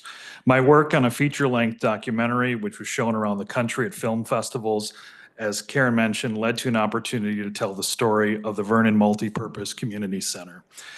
The short film, entitled Quindaro Rise, its title finding inspiration from a moment in this very room, was included as part of the recent effort to raise funds for the former school to make much-needed updates. The fundraising was also intended to position the building as a visitor center for the Quindaro area and the nearby historic site, as we've mentioned, that's commonly referred to as the Quindaro ruins. It was a special opportunity for me to interact with people whose testimony directly connected them to the history of the area. My interviews felt like doors opening a tangible view to the past. But as I was building these stories steeped in rich history, the current struggle to raise awareness for the ruins was dealt a major blow. State Representative Marvin Robinson, a longtime advocate for the historic site, passed away. Besides interviewing Marvin for my original film on the subject of the Quindaro ruins, I spent 3 very special days with him. New Year's Day on January 1st, 2022, January 1st, 2023, and January 1st, 2024. State Representative Robinson's simple goal on this Remembrance Day was to make offerings of black-eyed peas, greens, and sweet potatoes, and hold a moment of silence to honor the founding of Quindaro and the signing of the Emancipation Proclamation, which occurred on January 1st, 1863. I know this was a special day in observance for Marvin, as he had performed this ritual for 3 decades. But now I believe it can also be special for the entire Kansas City, Kansas community. It's a special day for me. In hindsight, only now can I see the unique and rare opportunity I was given to participate in this hallowed ceremony while Marvin was still alive. So I appreciate you guys sitting through my film. Last time I was here, it was 52 minutes. This one's a little bit shorter, so we can get through it. So I give you Quindaro Rise.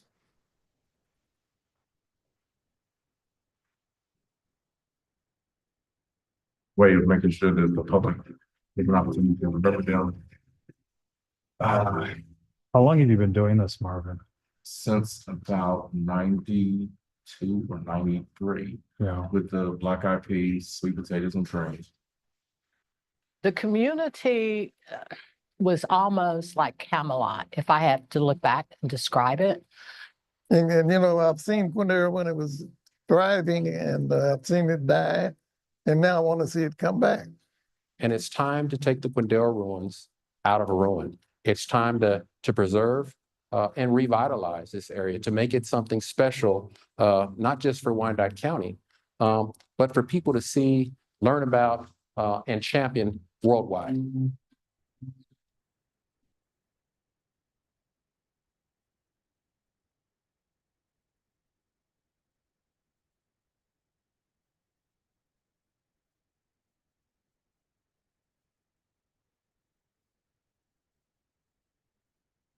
Mr. B's Necessities started in 2012. My son, his name's Abraham.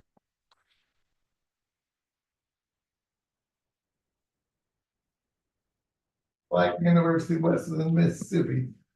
And it started in 1881. The biggest two things I want everybody to know about, or hear about anyway, is about Western University, which was the first Black university west of the Mississippi, and then about William Tecumseh Vernon. Well, now this school is named after him, Vernon School.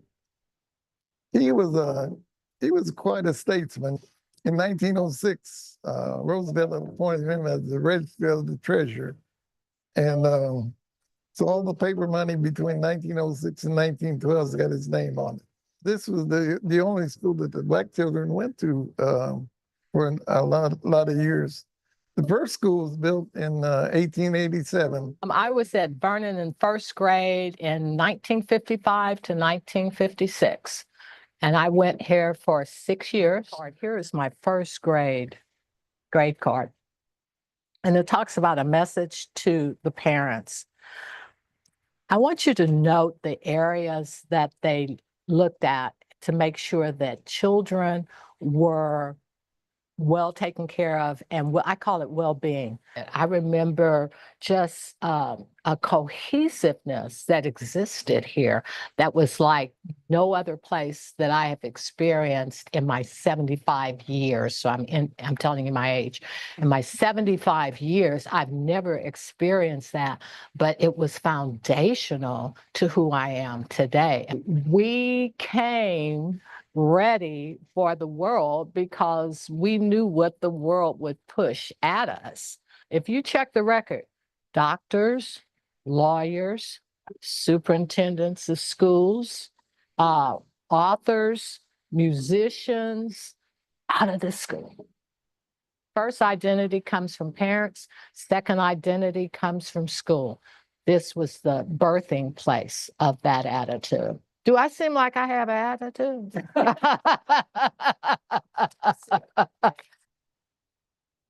When my mom passed away in 2020, I inherited all of her photo albums.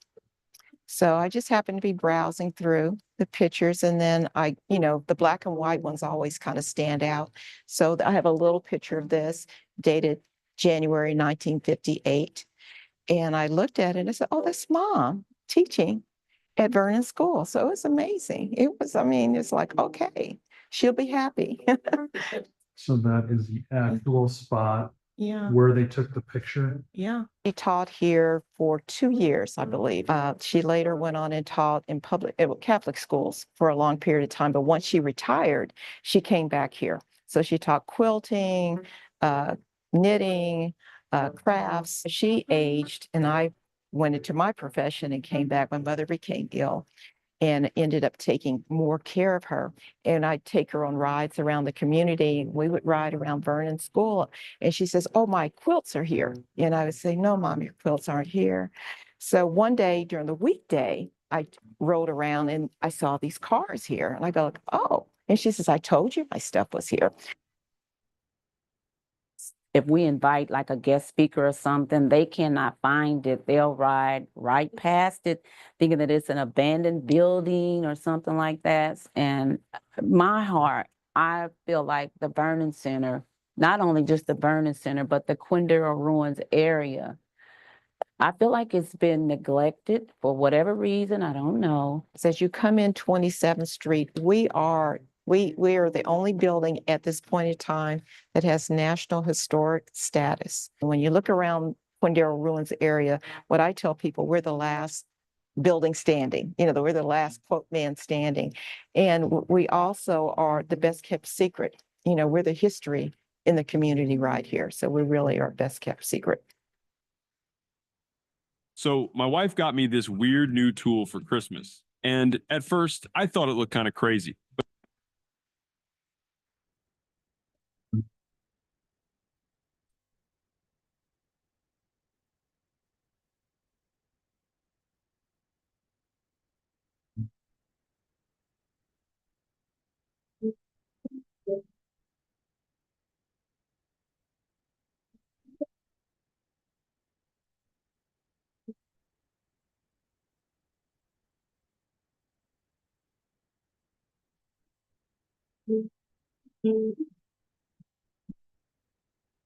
They would catch the slabs of ice coming across the river because this was considered holy ground.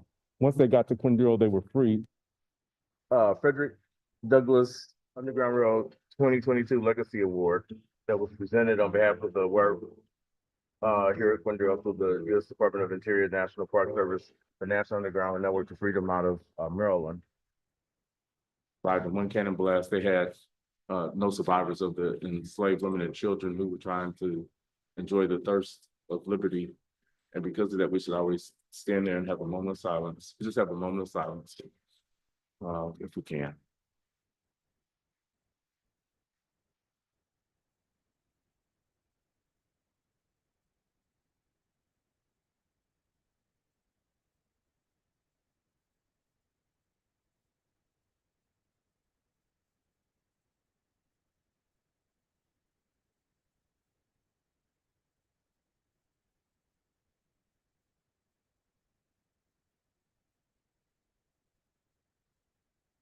Marvin meant a great deal to this area and the preservation and the history for the Quindaro Ruins area. A lot of folks said he was the mayor of Quindaro. It's a true honor for people to give him. And why he was given that designation, because he fought so hard. He really took that to heart, and he made that his mission to make sure that Quindaro did not remain in ruins, number one, and that the legacy was not diminished. I had this structure built and would come here daily to supervise the construction crews. And just so happened Marvin came through the area and he came up to see what was going on. So I have a picture of me, Marvin, the crane, and this stone being set. Marvin cried like a baby. And that doesn't mean he was weak, but that's just how emotional and committed he was to the area. So when you look at the names on that marker there, I listed the most prominent first. I mean, that's why you have the first name there is Marvin Robinson. There were not any revisions. I wrote it, but I took my time and wrote it. So was it difficult? Yes, because there's a great deal of emotion that flows with that. This represents my thoughts. It talks about the battles that have been fought to save this area from the landfill, battles to preserve it, and battles to renew. I want to make sure that we start and continue in honor of Representative Marvin Robinson this January, coming in 2025, and hopefully make it something that continues for eternity. As long as Wyandotte County and Kansas City, Kansas is still here, that we continue to make that a tradition here at the Quindaro Ruins. What'd he say? I want to see this Vernon School get to be like the Business Bureau of Quindaro, and then I want to see the Quindaro area get to be a national park. I am hopeful. I feel like I'm working with a good group of people on our board. I feel like it's going to happen. I'm not giving up. We're not going backwards. We're moving forward. I guess the big thing is that we have the historic structure, and having the historic structure that tells a story in and of itself is how do you continue that story for the future? We are that National Historic Place, and to be able to create this center as a place to showcase the whole Quindaro Ruins area, the first stopping point, we already have the museum. I think it really positions us well. I can see lots that can happen out here on this space, in that space, that can just change the topography of Kansas City and to be a jewel. This is a hidden jewel here. One day, this area and these shoulders that we all stand on, those Marvin Robinsons and so many others that have come before us that have fought so hard, their hope and their work is not going to be in vain, and that their vision to preserve and revitalize this area will one day become reality. So it's inspiring, but I'm more challenged to get the job done.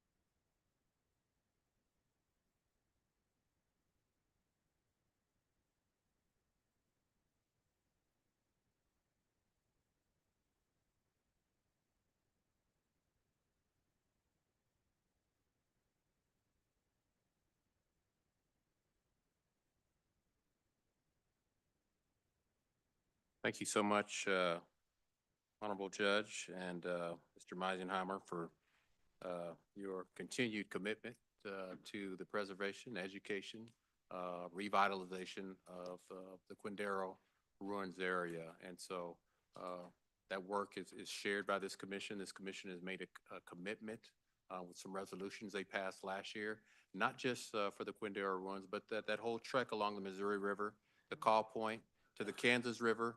There's a vision for revitalization as well of our riverfront to the new Rock Island Bridge, to connect all that, to do just what we've heard before, to hopefully use these hidden gems that are in plain sight to be something that could hopefully revitalize and be an economic driver for revitalization for everything in the eastern portion of our city. So thank you for your continued effort, and the organizations that you're with. We stand with you in that effort. So I'm going to open it up to our commissioners for comments and questions. Commissioner Townsend. Thank you, Mayor. Justice Arnold Berger, Mr. Meisenheimer, would like to thank you again for this CNN Ken Burns worthy movie.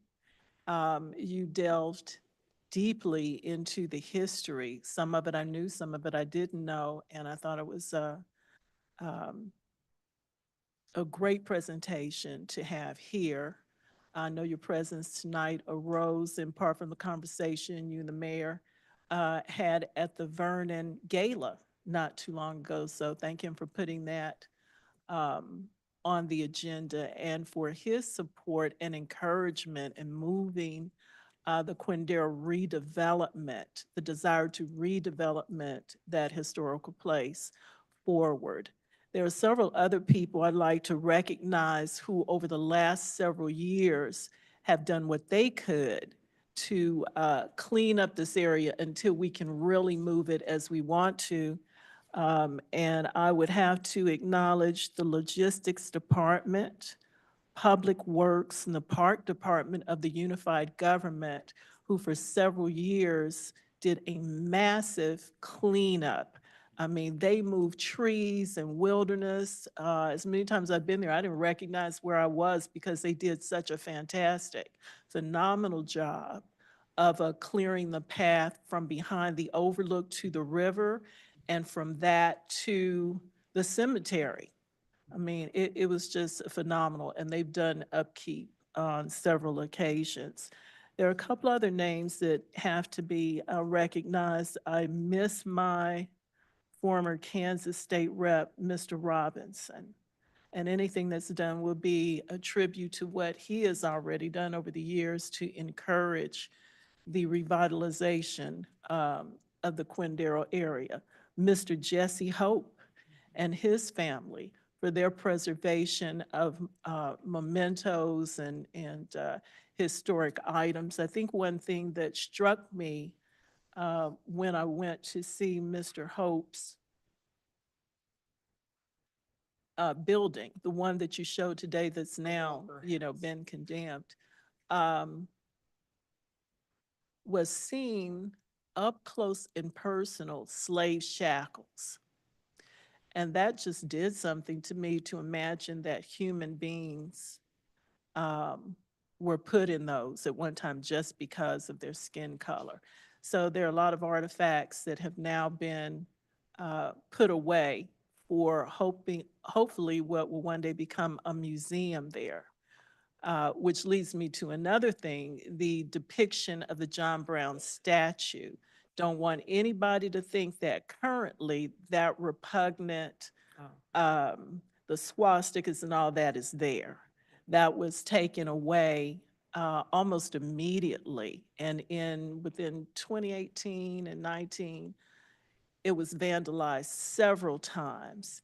And members of the Kansas City, Kansas Police Department, forgive me for not knowing the officer's name right now, but to acknowledge that he did a lot to clean up and remove those repugnant marks. And it was done several times by any name. So I don't want anybody to leave here tonight, because I know I'll get calls. No, that is not how the statute currently looks, and we keep an eye on it. It would be my hope that if and when a museum opens up, that statute might be relocated inside, just like the Liberty Bell is in Philadelphia, so that it won't be subject to vandalism. People can see it, but the chances of destruction are decreased significantly. Also like to thank members of the AME Church. We also talked about, or you talked about in the movie, The Rattlebone Holler. That's where my family came from, the Northeast End, still live there, the Northeast End. I only became familiar with the Vernon School of Quindaro after coming into this position. However, I was very familiar with Douglas Hospital. So I can remember taking canned goods there. Can you believe rolling up to KU Med and say, hey, here's a barrel, box of canned goods, but that's what the grade schools did at the time. So want to recognize them. And again, thank the mayor for bringing this forward and for its push. Sometimes you need the push from a higher up level. And he has done a fantastic job in doing that. And we look to move forward with that. Also in the Rattlebone Holler area, when I came on, community neighborhood improvement grant funds, which were used in District 1 to revitalize and actually redo a lot of parks. Quindaro Park looks nothing like it did when I came into office. Edgerton, and also Garland Park. There is a monitor there, but there have been no negative repercussions from the monitoring that's done there. But you have walking tracks now, you have a futsal court. So for those who want to use it, it's there. And it did get quite a bit of use during the COVID pandemic when gyms closed. So thank you again, Judge and Mr. Meisenheimer, for your support and for all of those working with you, the Freedom Frontier Heritage Organization, and our mayor. So thank you very much. Thank you, Commissioner. Commissioner Ramirez. Thank you, Mr. Mayor. The microphone sounds weird. I thank the judge for the work and the presentation and just everybody. Is it just me or does my microphone sound? Can everyone hear me normally now? Thank you. Thank you, Judge, for the presentation and just everybody and former Representative Mark Robinson for his tireless work on this. This continues to show that Wyandotte County, we have history. We did not only just contribute to ourselves, we contributed to state history. We contributed to U.S. history. And we need to honor that. And it's not just Quindaro. There's many places around Wyandotte County. In my district, Argentine, one of the highest producing smelting companies back in its day, next to the largest rail yard in the country. We have so many pockets of history that have, as I said, given to state, federal history. We need to keep pushing. And I think the mayor, as Commissioner Townsend said, keep pushing and keep pushing. our state partners, our federal partners to work with us, to help us. You know, this is not just Wyandotte County history. This is Kansas history. This is U.S. history. It's a history that everybody can love and cherish. So I thank everyone who's working on this for the Quindaro, and again, thank the mayor for his tireless work for trying to keep this going and getting us on the commission on board and trying to push this forward and trying to, as it's been said, make Quindaro rise. Thank you, Commissioner. Commissioner Lopez? Judge, We've talked before, I think. yeah, on a good way, yeah. Yeah, Yeah. yeah, it's not. Yeah. Sorry, I don't speak English. I don't know. At a reception. not- Right. You're awesome. I wish you were my history teacher, number one. I gotta agree with everyone here already that there's so much history here. There's history on my place with Indians, Indian burial grounds, Indian ruins, trading posts. In 2008, well, in 2006, I started a tree service, but in 2008, we did a bunch of pro bono work there and cleared a bunch of trees out and brought in some big outfits to clear trees to the river and got them to do it pro bono as well. And it's just, I'm just overwhelmed with joy with what we have here. It makes us tough. It makes us proud. It makes us dots.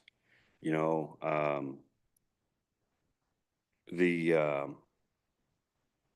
I have family live in South Carolina, and I was able to go down. You know, I go down there a lot, and just recently I was able to visit or take tours on plantations, and just to see that what actually was in the raw and what individuals had to live in and deal with, and to come here for freedom, you know, it's hate. Hate is a horrible thing. It is taught. It's not, you're not born with it. But I love how what we have here, and we need, you know, bring it back and make this gem shine, because it's shining now, but it can really, really shine. And I liked in your presentation about,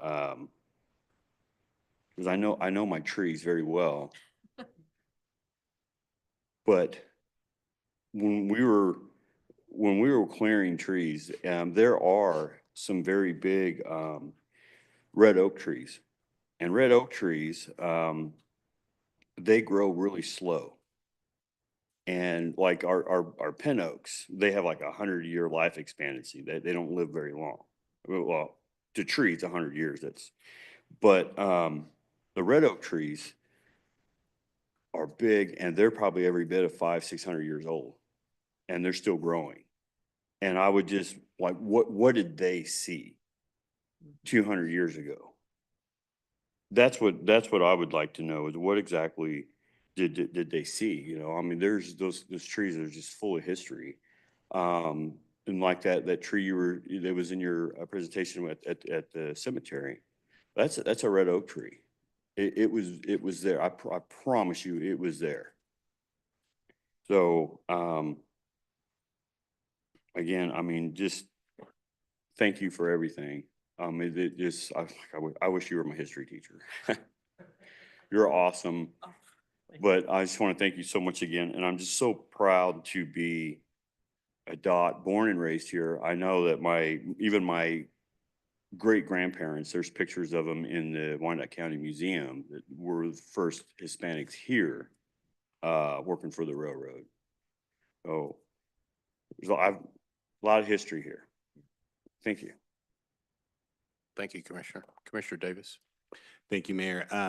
This is fantastic, very educational. I know it's very difficult to take such a large and extensive information and be very concise. And even with that a brief short film, it was still very, very educational. And so thank you so much. I have been through the tour with Urban Trails through, or urban hikes through the ruins. And this was a few years ago, and you can still see some of the remnants, and it's quite, if you have a chance to go and you are able to go, I would highly, highly encourage it, just because you can see a lot of the history and the old structures. I will, as a request, Mayor, if I know that we made we created that task force for Easter 635. I do think sometime next year, it would be great for us maybe to hear an update on just where that progress has been. Just so we can, again, keep the ball rolling. Kudos to you, Mayor, and your office for you keeping, pushing this forward. And of course, rest in peace to Representative Robinson for him championing this. So thank you all so much. Thank you, Commissioner. Commissioner Hill. Thank you, Mayor. I'd like to say thank you to our Chief Judge. We met earlier last year, I think. Thank you, Mr. Mark, for the short video. I appreciated the very positive spin of your presentation on this evening. I'm very excited because I feel like we can do great things if we work together. And I feel like we're at a point now where we should be able to move forward and really work together to get some stuff done with the Quindaro ruins. I'm originally from the Missouri side, and I was so excited to learn about the Quindaro ruins. I thought your presentation today, I knew a little bit, I thought, but wow, I'm leaving really educated on tonight. But I'm just very excited about the possibility of us moving forward and getting some really good stuff going with Quindaro ruins. Thank you. Thank you, Dr. Hill. Administrator? I'm glad Dr. Hill is issuing us a little push to keep moving on. This committee, of which I serve as the director, the direction of this committee with Greg Kendall from the EDC, is we are using $500,000 of our Cerner settlement money to do a master plan of at least start with the UG-owned property, and also force this committee to deal with the fraction that you talked about between the AME Church and the UG. The story is so beautiful to have it be buried because of inaction, that this committee is charged to create a focal point for the redevelopment of the whole east side. But we have this thing that needs to be created, resurrected, the story told. I didn't know 70% of the Quindaro stuff that you said tonight. It adds more to the beautiful story that it depicts. We just got to get it moving. First step is we're this close of issuing an RFP to a master plan group to get this thing moving. In that, it's going to be a two-layered RFP. First layer, the UG property. Second layer, when we build that bridge with the AME Church, we will work on the rest. So that's the commitment that we have from this committee and the use of the Cerner money. And I think it needed to be said at the end of this presentation. Beautiful job, both of you, with the story. Thank you. Our heart is in it. Yeah. Thank you so much, Judge. Thank you, Mr. Meisner.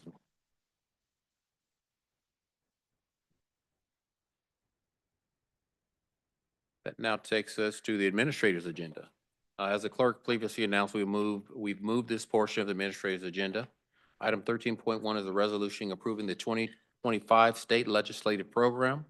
I'll ask the administrator, or Mr. Okay, I'll do it. House, Oh, the administrator, to make the opening remarks. Yes, thank you, Mr. Mayor.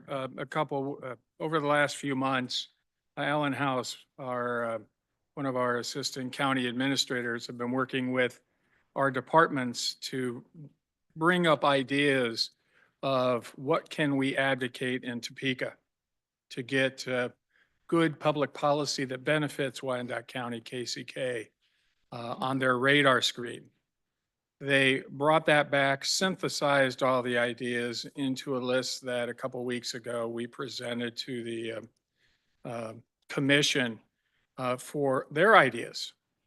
And we modified a few things, adjusted some of the priority orderings at their urging.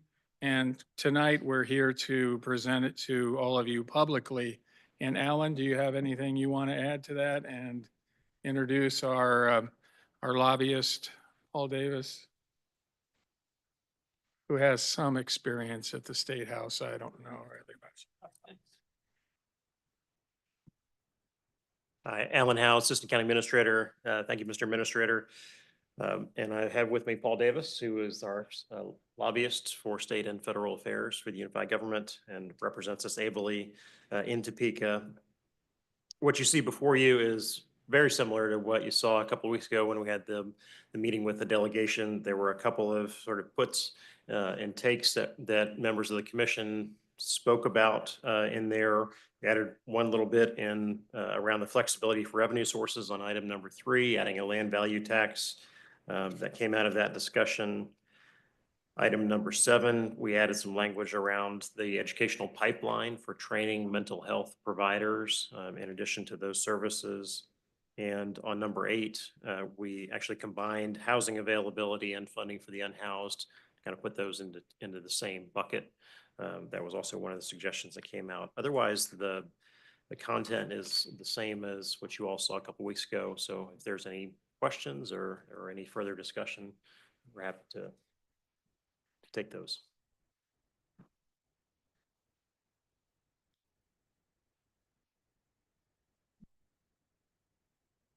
If I may, if you could have Paul kind of talk about how this can be used by him when he talks to our legislative delegation and their colleagues when the session opens up in January. So Paul? Yeah, thank you very much. We have had a continuing dialogue with the legislative delegation and very much appreciate the discussion that we had 2 weeks ago. And I know members of the delegation as well really like having the opportunity to be able to interact with you and give their input on what the agenda is. I do want to, we work with the League of Kansas Municipalities, with the Kansas Association of Counties. And one thing that has developed here recently that I just wanted to bring to your attention is the big 5 counties, as we might refer to them, Wyandotte, Johnson, Shawnee, Douglas, and Sedgwick, had a meeting several weeks ago, and Commissioner Burrows was there, the county administrator was there, myself, and had very good dialogue about how we might be able to work together and really the common issues that we have as more urban counties in what is, by and large, a fairly rural state. And I think there's some really good things that came out of that. And we've talked with the delegation about that, and we're going to continue to have dialogue with the delegation and with those other counties about some things that we can work in common with them. So appreciate any thoughts that you have. Appreciate your involvement as the legislative session unfolds. Welcome any of you who want to come up to Topeka. Some of you have come up and presented testimony in the past. Commissioner Ramirez did that last year, and that's of great value to us, is to have you know, you all are on the front lines, who are seeing these issues, who are hearing from your constituents about these issues, and to be able to tell the legislature your experience is something that is really valued by them. So please reach out to me anytime, and we'll be reaching out with opportunities to come up to Topeka, and hope you'll take us up on that. Thank you. Commissioner Ramirez has a question. Thank you, Mr. Mayor. Oh.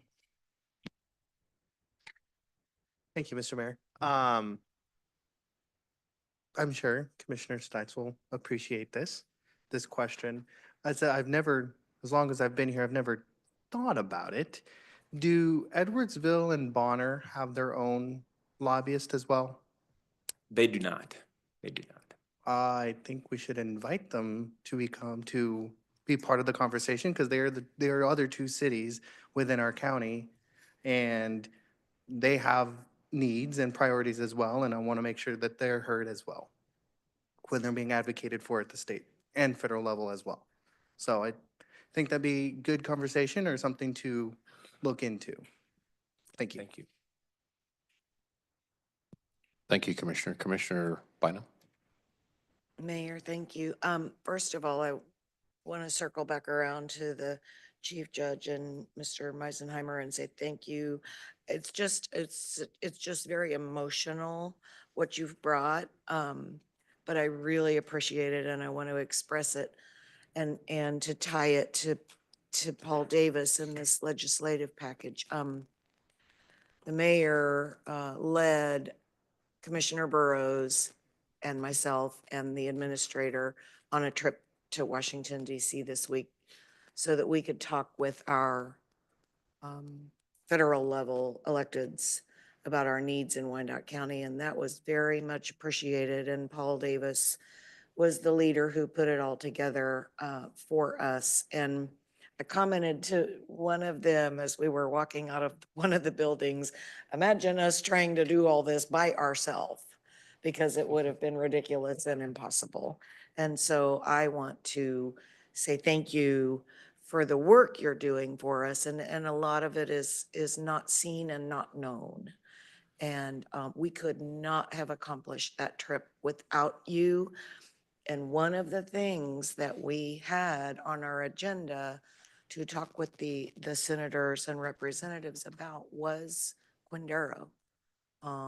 We had three main topics, and Quindaro was in the top three. So to the mayor, I'm so appreciative of the fact that you've put this back on the agenda for us to push for, because it is so important. And so to you, thank you for all the coordination you did to make that. I truly believe that was a successful trip. And I believe that we will bear fruit from those visits. So thank you. Most definitely, and thank you for those comments, Commissioner. This is mostly about state issues, but I think given the presentation that we had, I just want to say how much I appreciate the four of you who did a terrific job of really advocating for this community in Washington, D.C. And, the mayor has consistently really pressed our federal delegation to be interested in Quindaro ruins, and they are. And they are very much looking forward to, I think, seeing this comprehensive plan. And I know that they stand ready to help, and they're interested in this. Most of them, I think almost all of them, have been out to tour the area, and so we also, I think, have made some real headway on the infrastructure and the transportation issues that we have in this community, and got some good guidance as well. So thank you for mentioning that. Thank you, Commissioner. Commissioner Townsend. Thank you, Mayor. I'm glad to hear that the trip seemed to be successful and hopefully will bear fruit. thank you, Mr. Davis, for what you do in behalf of Wyandotte County there. I guess we will be voting on the legislative program tonight. There is one thing I just wanted to put on the record that is contemplated, and that would be supporting the legalization of cannabis basically for all purposes. I guess at one point it was for medicinal purposes only, and it's for all purposes.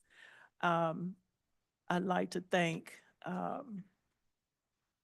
my neighborhood leaders who kind of weighed in on that to see what the temperature was in District 1.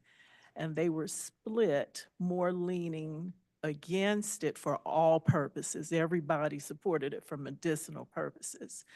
But one of the concerns also is what that does to our neighborhood, particularly the urban core, reaching out to our police chief and acknowledging the progress that KCK Police Department have had under his direction, what that might do to crime and our health. And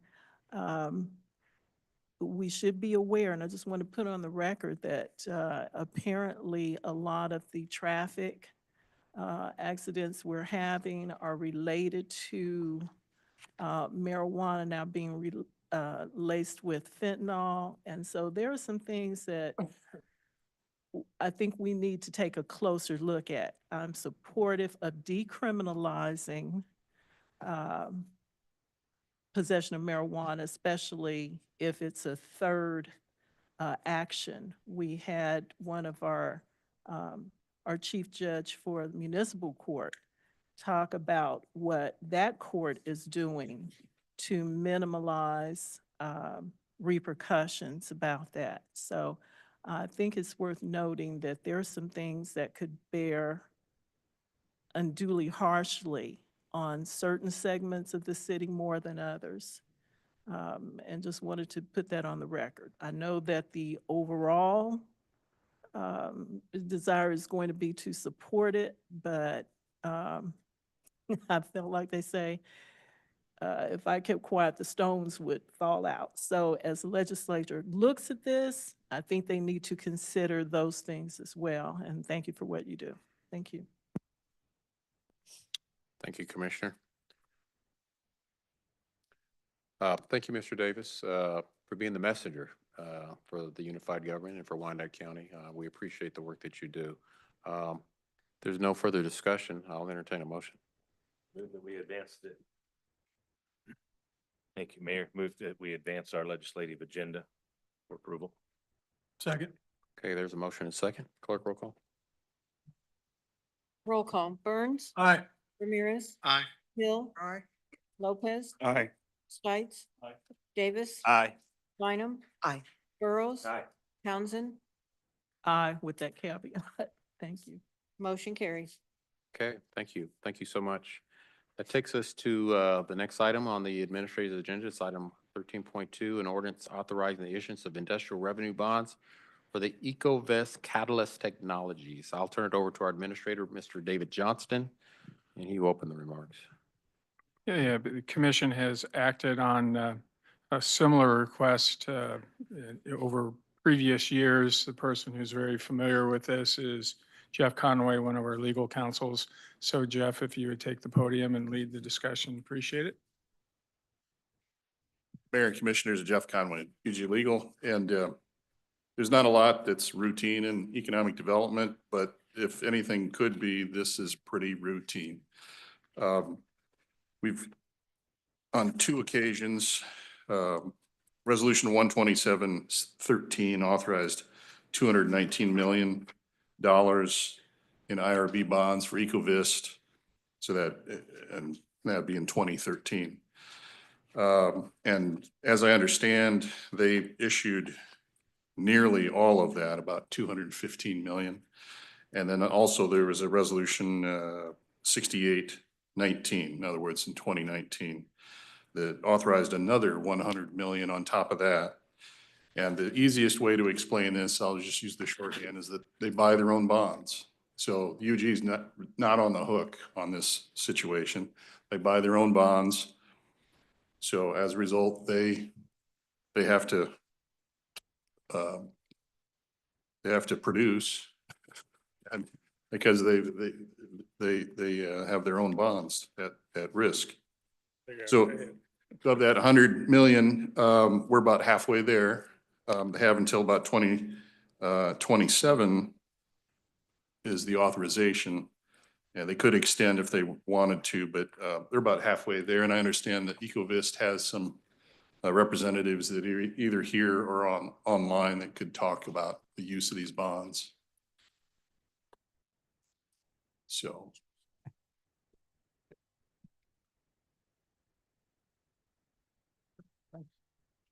Good evening, Dave Nadier. I reside in Tonganoxie, but I've worked in Wyandotte here for about 12 years now. So I'm here as a representative with Ecovist. I handle a lot of major strategic projects, expansions we're working on. So I'm kind of here just for any questions you might have on how we're spending the money, I guess. Okay, do any of the commissioners have any questions, comments? Commissioner Burrows? Thank you. You have really expanded your business down there. You've got quite a footprint and you have modernized and continued to move your manufacturing process forward, not only just for the local community, but nationwide. So kudos to you and thank you for doing the right thing. Sure. Thank you.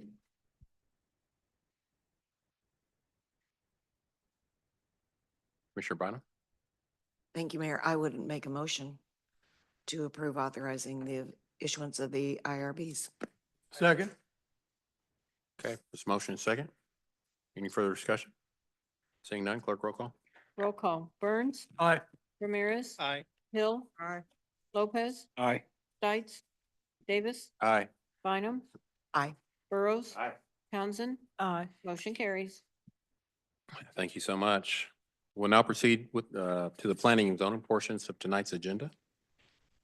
We have two distinct parts to our meeting. The planning and zoning portion will be handled, followed by additional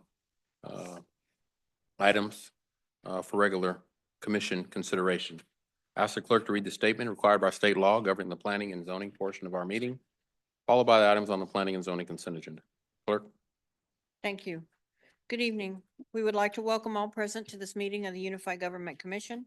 Members of the commission are Mayor CEO Tyrone Garner, Commissioner Melissa Bynum, At-Large District 1, Commissioner Tom Burrows, At-Large District 2, Commissioner Gail Townsend, District 1, Commissioner Bill Burns, District 2, Commissioner Christian Ramirez, District 3, Commissioner Evelyn Hill, District 4, Commissioner Mike Kane, District 5, Commissioner Phil Lopez, District 6, Commissioner Chuck Stites, District 7, and Commissioner Andrew Davis, District 8. As each petition is called, all persons for or against will be given the opportunity to express their views. If this is the first time that a particular petition has been before the commission has three options. Number one, it can approve the recommendation of the Planning Commission with 6 votes. Number two, it can override the Planning Commission's recommendation, but it would take 8 votes to override. Number three, it can return the matter to the Planning Commission for further consideration, together with the statement specifying the reasons for the referral back to the Planning Commission. The consent agenda is the first part of the Planning and Zoning agenda. Items on the consent agenda have received a unanimous vote of recommendation by the Planning Commission. Unless there is a request to set aside an item from the consent agenda by the applicant, a member of the public, the Unified Government Commission, or others, then the Planning Commission's recommendation on all of the items on the consent agenda will be adopted by the Unified Government Commission at one time. I will read the list of agenda items on the consent agenda, and when I have completed the list, the mayor will ask if there are any requests to set aside items from the consent agenda. This is your time to come to the microphone and provide the agenda item to be set aside if you do not agree with the Planning Commission's recommendation. If you're joining us virtually, this is your time to raise your hand and once acknowledged, provide the agenda item to be set aside. If you contacted the UG Clerk's office, that item will be set aside by the UG Clerk on your behalf. If an item is set aside, the matter will be discussed and voted on separately. All items not set aside will be approved with the Planning Commission's recommendation. We appreciate the attendance of those people here this evening, and we recognize the importance of each petition. We would, however, remind you that there are a number of items on the agenda, and we would appreciate your efforts to make your remarks as concise as possible. We ask that anyone with a cell phone, please turn them off or switch to non-audio so you will not disturb the meeting. If joining us virtually or by phone, we ask that you mute your phone when not speaking to avoid background noise so you will not disturb the meeting. Once the petitioner makes their presentation, anyone for or against will be allowed the maximum 3 minutes to state their view. As you come to the microphone, please state your name and city for the record if attending in person. This is your time to raise your hand if you're joining us virtually. When your name is called, please state your name and city for the record. The mayor and commission are required to disclose contacts with proponents or opponents on any item on the planning and zoning agenda. At this time, does any member of the commission wish to disclose any contact with proponents or opponents on any item on the agenda? Commissioner Townsend? Thank you, Mayor. I'd like to disclose contact with an opponent of SP 2024-094.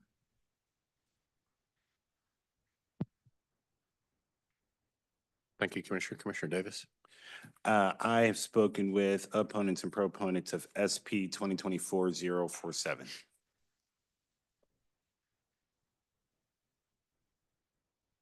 Thank you, Commissioner. Any more disclosures from commissioners? Clerk? I'm sorry. Ready? Mhm. Okay. I'll now read the items on the consent agenda. Change of zone applications, item 8A1, COZ 2024-025, Stan Richards with Ramar Land Corporation. Change of zone from AG Agricultural and MP2 Planned General Industrial Districts to MP2 Planned General Industrial District for a parking lot for an existing truck terminal at 9711 State Avenue, recommended for approval by a vote of 5-0. Item 8A2, COZ 2024-026, Austin Thompson. Change of zone from R1B Single Family District to RP5 Planned Apartment District to convert a school building into apartments at 313 North 10th Street, recommended for approval by a vote of 5-0. Item 8A3, COZ 2024-029, Reed Khalil. Change of zone from CP2 Planned General Business District to CP3 Planned Commercial District for a used automotive sales lot with light repair at 7521 Nebraska Avenue, recommended for denial by a vote of 5-0. Item 8A4, COZ 2024-030, Alicia Tomlin. Change of zone from C1 Limited Business and R1 Single Family Districts to CP1 Planned Limited Business District for a drive-through restaurant at 7957 State Avenue, recommended for approval by a vote of 5-0. Special use permit applications. Item 8B1, SP 2024-085, Eric Medina. Special use permit for used automobile sales at 49 South 7th Street, recommended for approval by a vote of 5-0 for 2 years. Item 8B2, SP 2024-090, Wing Fu Aaron Lau. Special use permit for a short-term rental at 4110 South Minnie Street, recommended for approval by a vote of 6-0 for 1 year. 8B3, SP 2024-091, David Dickey with Dickey LLC. Special use permit for a short-term rental at 4516 Eaton Street, recommended for approval by a vote of 5-0 for 1 year. Item 8B4, SP 2024-092, Katrina Badowski. Special use permit for a short-term rental at 2918 West 46th Avenue, recommended for approval by a vote of 5-0 for 1 year. Item 8B5, SP 2024-093, Carissa Holman. Special use permit for a short-term rental at 7146 Parallel Parkway, recommended for approval by a vote of 5-0 for 1 year. Item 8B6, SP 2024-094, Tamara McConnell with Breathe Beverage. Special use permit for a drinking establishment with events at 2724 North 13th Street, recommended for approval by a vote of 5-0 for 2 years. Item 8B7, SP 2024-096, Reed Khalil. Special use permit for a used automotive sales lot with light repair at 7521 Nebraska, recommended for approval by a vote of 5-0 for 2 years. Plan review application, item 8C1, PR 2024-032, Mark Heinrichs with Continental Consulting Engineers, preliminary development plan for a new hotel at 1709 North 98th Street. Miscellaneous, item 8D1, an ordinance rezoning property at 4116 Strong Avenue from R1B Single Family District to CPO Planned Non-Retail Business District, recommended for approval. Item 8D2, an ordinance rezoning property at 2404 South 51st Street from CP1 Planned Limited Business District to CP2 Planned General Business District, recommended for approval. Item 8D3, an ordinance authorizing a special use permit for operation of an event center with live entertainment at 711, 713, and 715 Osage Avenue, recommended for approval. Item 8D4, an ordinance authorizing a special use permit for a non-owner occupied short-term rental at 2100 North 70th Street, recommended for approval. Item 8D5, an ordinance authorizing a special use permit for the operation of an event center with live entertainment at 6000 Leavenworth Road, Suite Inn, recommended for approval. Item 8D6, an ordinance authorizing a special use permit for a car dealership with automotive repair, auto detailing, and auto stereo installation at 1830 Quindaro Boulevard, recommended for approval. Item 8D7, an ordinance authorizing a special use permit for a short-term rental at 10000 Hollingsworth Road, recommended for approval. Item 8D8, an ordinance authorizing a special use permit for operation of a before and after school daycare for school attendees at 4420 North 107th Street, recommended for approval. Item 8D9, an ordinance authorizing a special use permit for operation of a before and after school daycare for school attendees at 4410 North 107th Street, recommended for approval. Item 8D10, an ordinance authorizing a special use permit for continuation of a short-term rental at 625 Northrop Avenue, recommended for approval. Item 8D11, an ordinance authorizing a special use permit for continuation of a short-term rental at 4436 Cambridge Street, recommended for approval. Item 8D12, an ordinance authorizing a special use permit for continuation of a short-term rental at 2822 West 43rd Avenue, recommended for approval. Item 8D13, an ordinance authorizing a special use permit for a short-term rental at 819 Southwest Boulevard, recommended for approval. Item 8D14, an ordinance authorizing a special use permit for continuation of a short-term rental at 4206 Mission Road, recommended for approval. Item 8D15, an ordinance authorizing a special use permit for a drinking establishment with live entertainment at 612 North 5th Street, recommended for approval. Item 8D16, an ordinance vacating property at 813 Barnett Avenue, recommended for approval. Item 8D17, an ordinance vacating property at 11330 Webster Avenue, recommended for approval. Item 8D18, an ordinance vacating property at 5125 and 5205 North 130th Street, recommended for approval. Item 8D19, an ordinance vacating property at 2600 North 44th Street, recommended for approval. Item 8D20, an ordinance vacating property at 1621 North 25th Street, recommended for approval. This represents all the items on the consent agenda. Thank you, Clerk. Do any members of the commission, the county administrator, or the public wish to set aside any items on the planning and zoning consent agenda?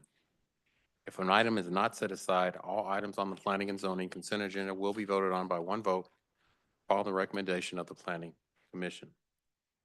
Clerk, has anyone contacted your office to have an item set aside? No one has contacted our office. We do have a hand raised online. Okay. Is there anyone in attendance that would like to set aside an item? Okay. Please come to the podium, state your name and city for the record, and the agenda item that you'd like to have set aside. Yes, hello everyone. My name is Wing Fu Lao for the SP 2024-090. Yes, this is my second year of applying this short-term rental permit, and I've been very closely managing. It's successful, and I fulfill all the requirements. So I would, and then there's also no neighbor complaint. Sir, let me stop you. Did you want that item set aside? Yes, yes, I would like to ask for 2 years instead of 1 year. Is that possible or? Oh, You request that they pull it off of your. Oh, okay. Okay. Thank you. Clerk, did you copy that? I did, thank you. Okay.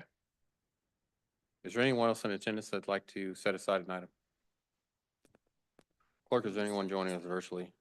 We have two hands raised online. The first one is Candy Leonard Caldwell. You'll need to unmute, state your name and residence and which item you wish to set aside.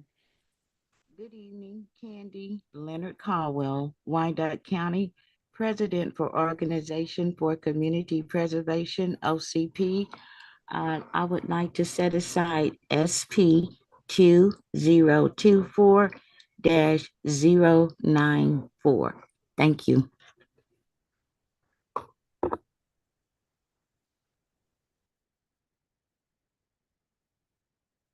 Next, we have RD Khalil. You'll need to unmute, state your name and residence and the item you wish to set aside. Yes, my name is Reed Khalil. Can you hear me? Go ahead, sir. I would like to set aside the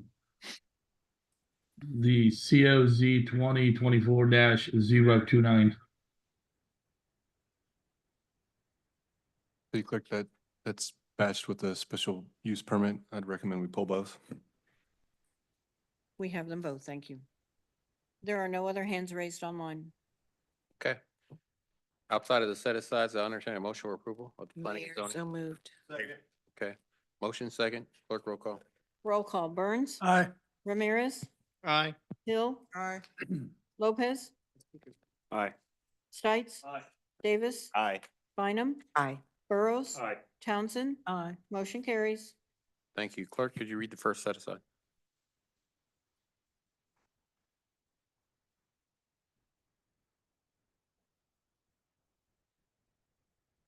We have item 8B2 SP 2024-090, Wing Fu Aaron Lau, special use permit for a short-term rental at 4110 South Minnie Street, recommended for approval by a vote of 6-0 for 1 year.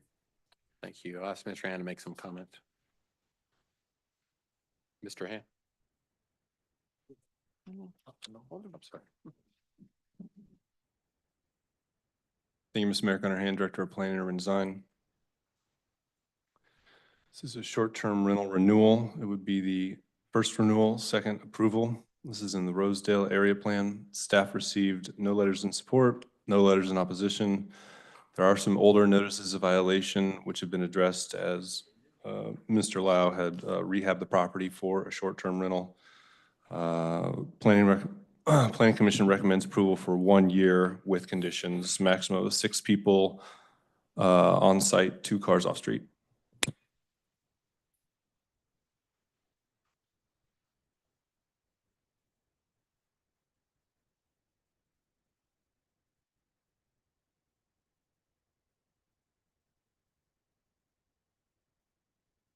Thank you. Mr.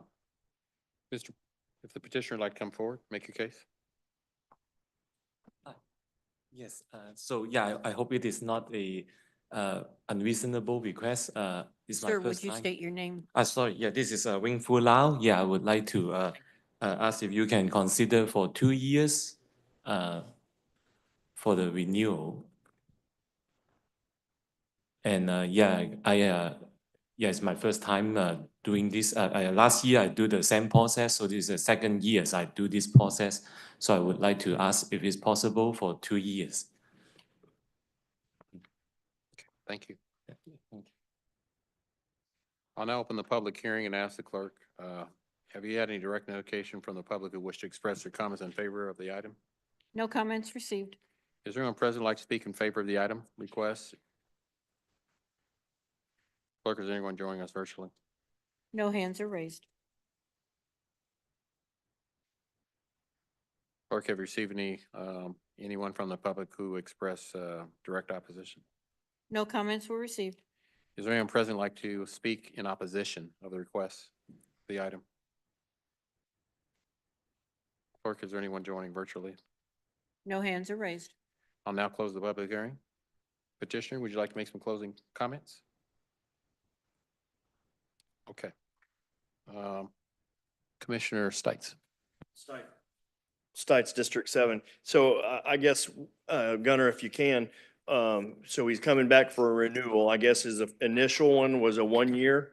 And then, I mean, isn't it typical that we extend and go a little bit farther, you know, to 2 years? Or if there hadn't been any problems? So what's the reason that we're looking at 1 year back to back? Gunnar Hand, Director of Planning and Design. Mr. Lau received a 6-month approval in his first determination. He had not started operations as a short-term rental. The intent of the code was to allow for 1 year of operations before we extended that special use permit approval up to the 2, 5, and 10 ratio. I believe Mr. Lau's been in operation for a little bit of time into that 6 months, but we haven't seen a full year of what it looks like for him to operate this short-term rental. Staff agrees with Planning Commission's recommendation for 1 year. Okay. Thank you, Commissioner Ramirez. Thank you, Mr. Mayor. Mr. Lau, do you understand why the 1 year was given? Because you haven't operated for a full year yet by our ordinance. So once you have hit that 1 year mark and you come back for your next renewal, you will have the 2 years. It's just because you have not operated for a full year. And so when you apply for the 2 years next time. So I just wanted to make sure you understood what was just said. Well, so to piggyback on that, I mean, we don't know that you will be given 2 years. I mean, you can apply for 2 years, you know, if there's not any problems or something. So I didn't make you think that you automatically get 2 years when you come back next time. As long as you don't have any problems, I don't think there's an issue.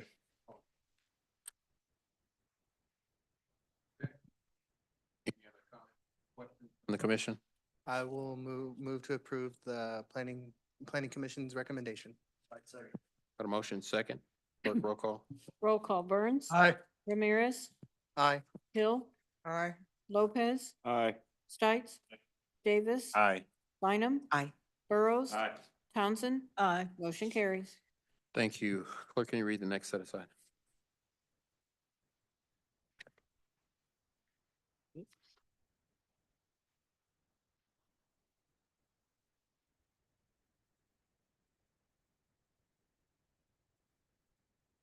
This is item 8B6, SP 2024-094. Tamara McConnell with Breathe Beverage. Special use permit for a drinking establishment with events at 2724 North 13th Street. Recommended for approval by a vote of 5-0 for 2 years. Okay. Mr. Hand? Thank you, Mr. Mayor. Gunnar Hand, Director of Planning and Urban Design. Let me share my screen here for a second.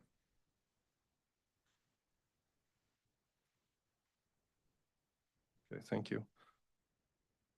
This is a special use permit for a drinking establishment, live entertainment, and events. This is in the Northeast Area Plan. This is a renewal of a special use permit at the same location.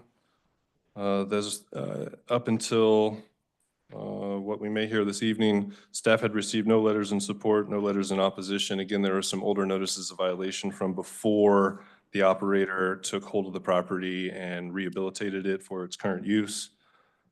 Planning Commission recommends approval for 2 years with conditions. Thank you. Is the petitioner applicant available? We have Tamara Conwell online. Ma'am, you'll need to unmute, state your name and residence. Good evening. My name is Tamara McConnell, 2724 North 13th Street, Q13 Sports Bar and Grill. Go ahead. I am proposing that we maintain our zoning for Q13 Sports Bar and Grill. Family environment where we provide sports friendly food and entertainment for our community. Outside entertainment that we utilize, it's only DJ. We don't usually have live music unless there is a private event that may hire in a band. We welcome tourists from around the city. Again, we are a family-friendly environment serving bar-style food from the hours of 4:30 p.m. to 10 p.m. And then beverages, alcohol and non-alcohol, those same hours up until 1 a.m.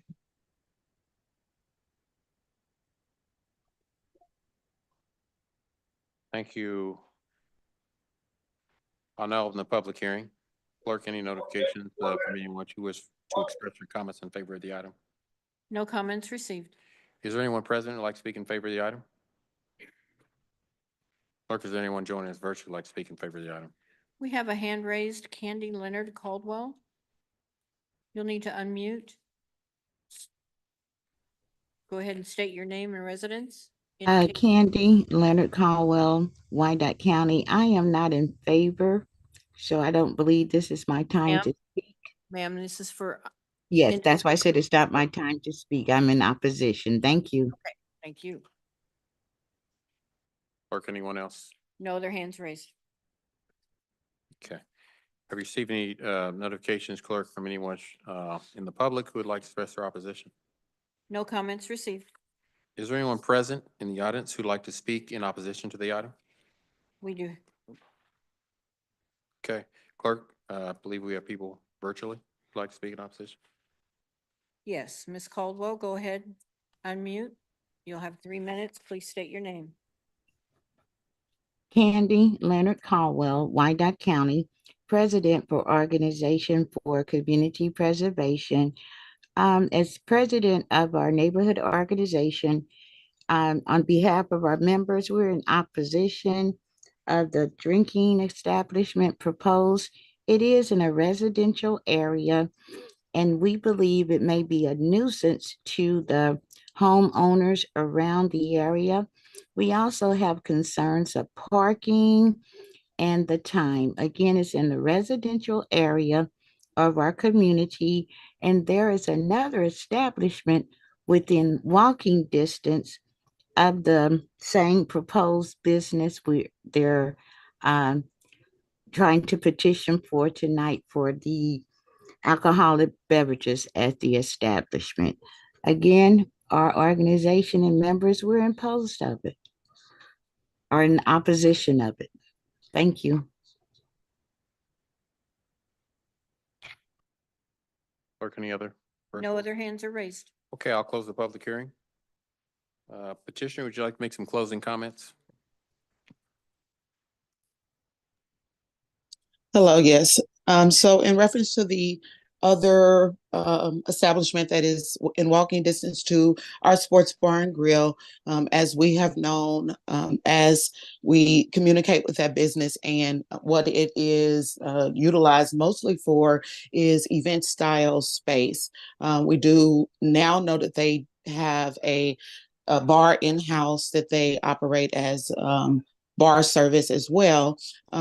We provide several community events throughout the year.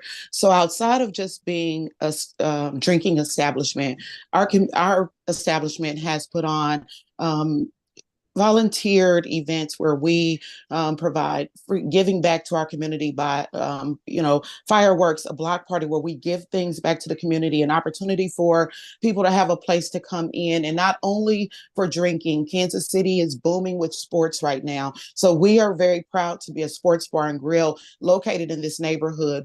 We home 12 TVs right now. We welcome and have transients who Google our business and come here from all over to watch sports games. And with betting now, something that is happening in Wyandotte County, that's another thing that is bringing and attracting people to our establishment. So outside of just the drinking establishment, we offer a variety of other things that are bringing back liveliness to our community.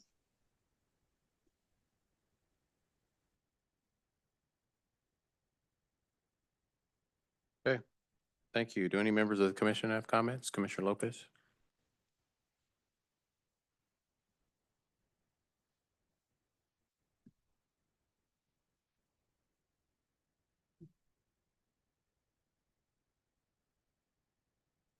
Sorry, I got confused.